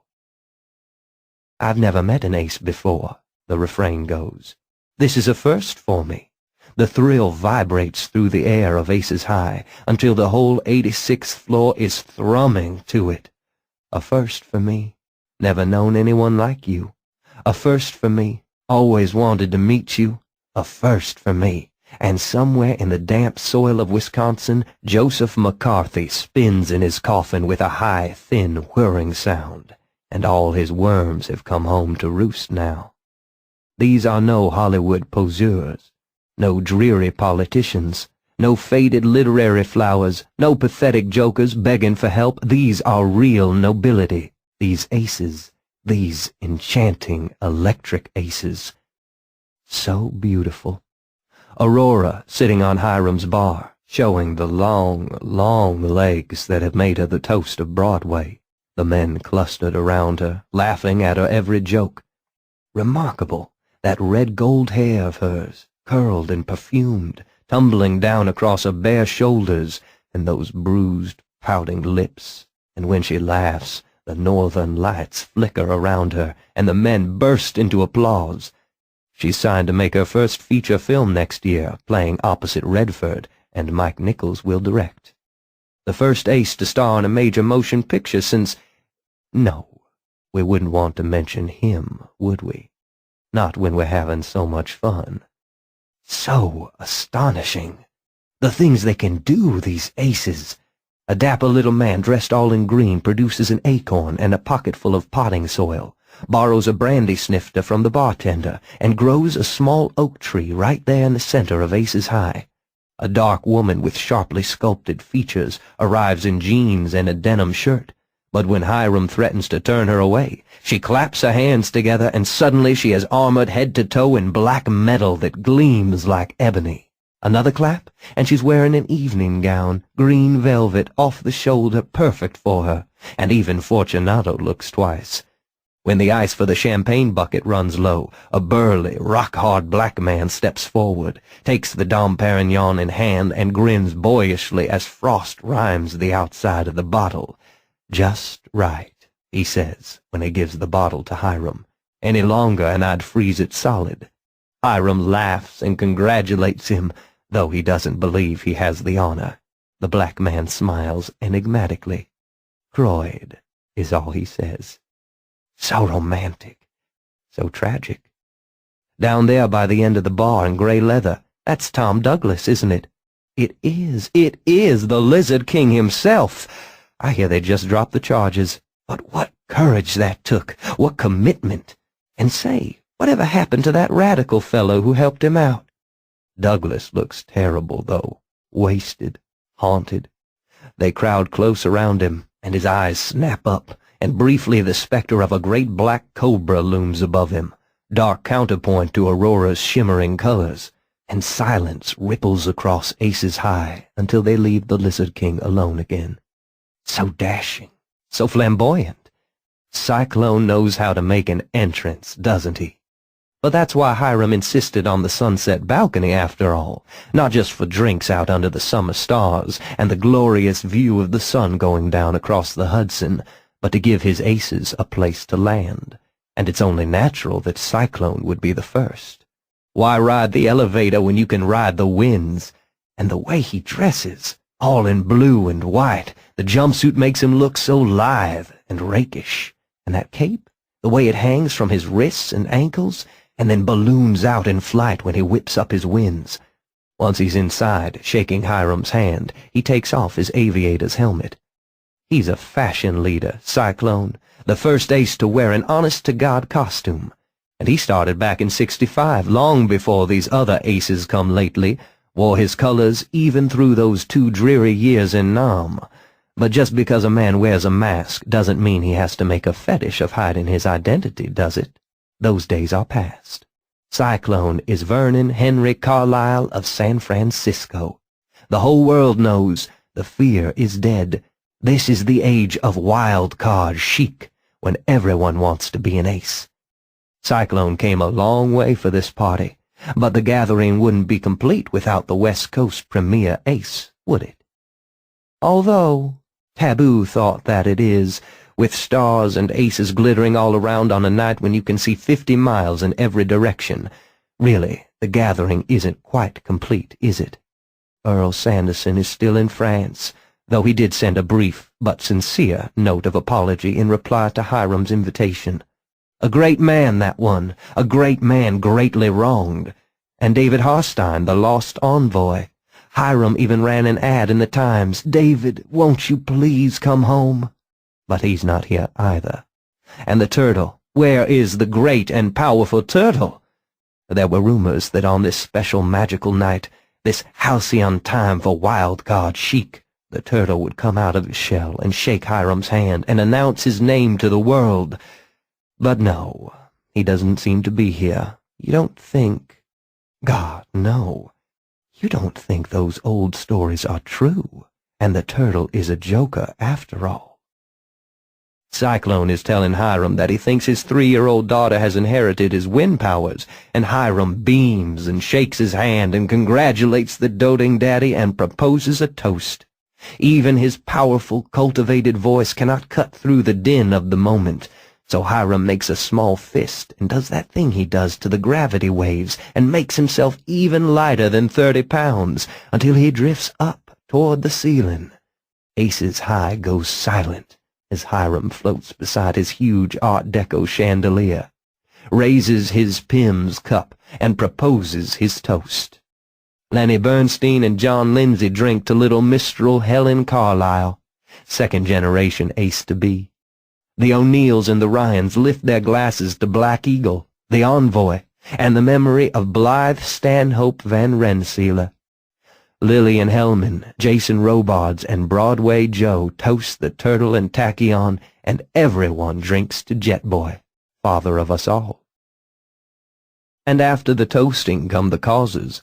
The wild card acts are still on the books, and in this day and age that's a disgrace. Something must be done. Dr. Tachyon needs help for his Jokertown clinic, help with his lawsuit.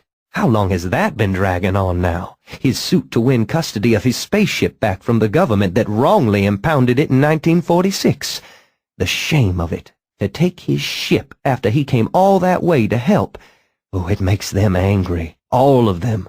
And of course they pledge their help, their money, their lawyers, their influence. A beautiful woman on either side of him, Tachyon speaks of his ship. It's alive, he tells them, and by now it's certainly lonely.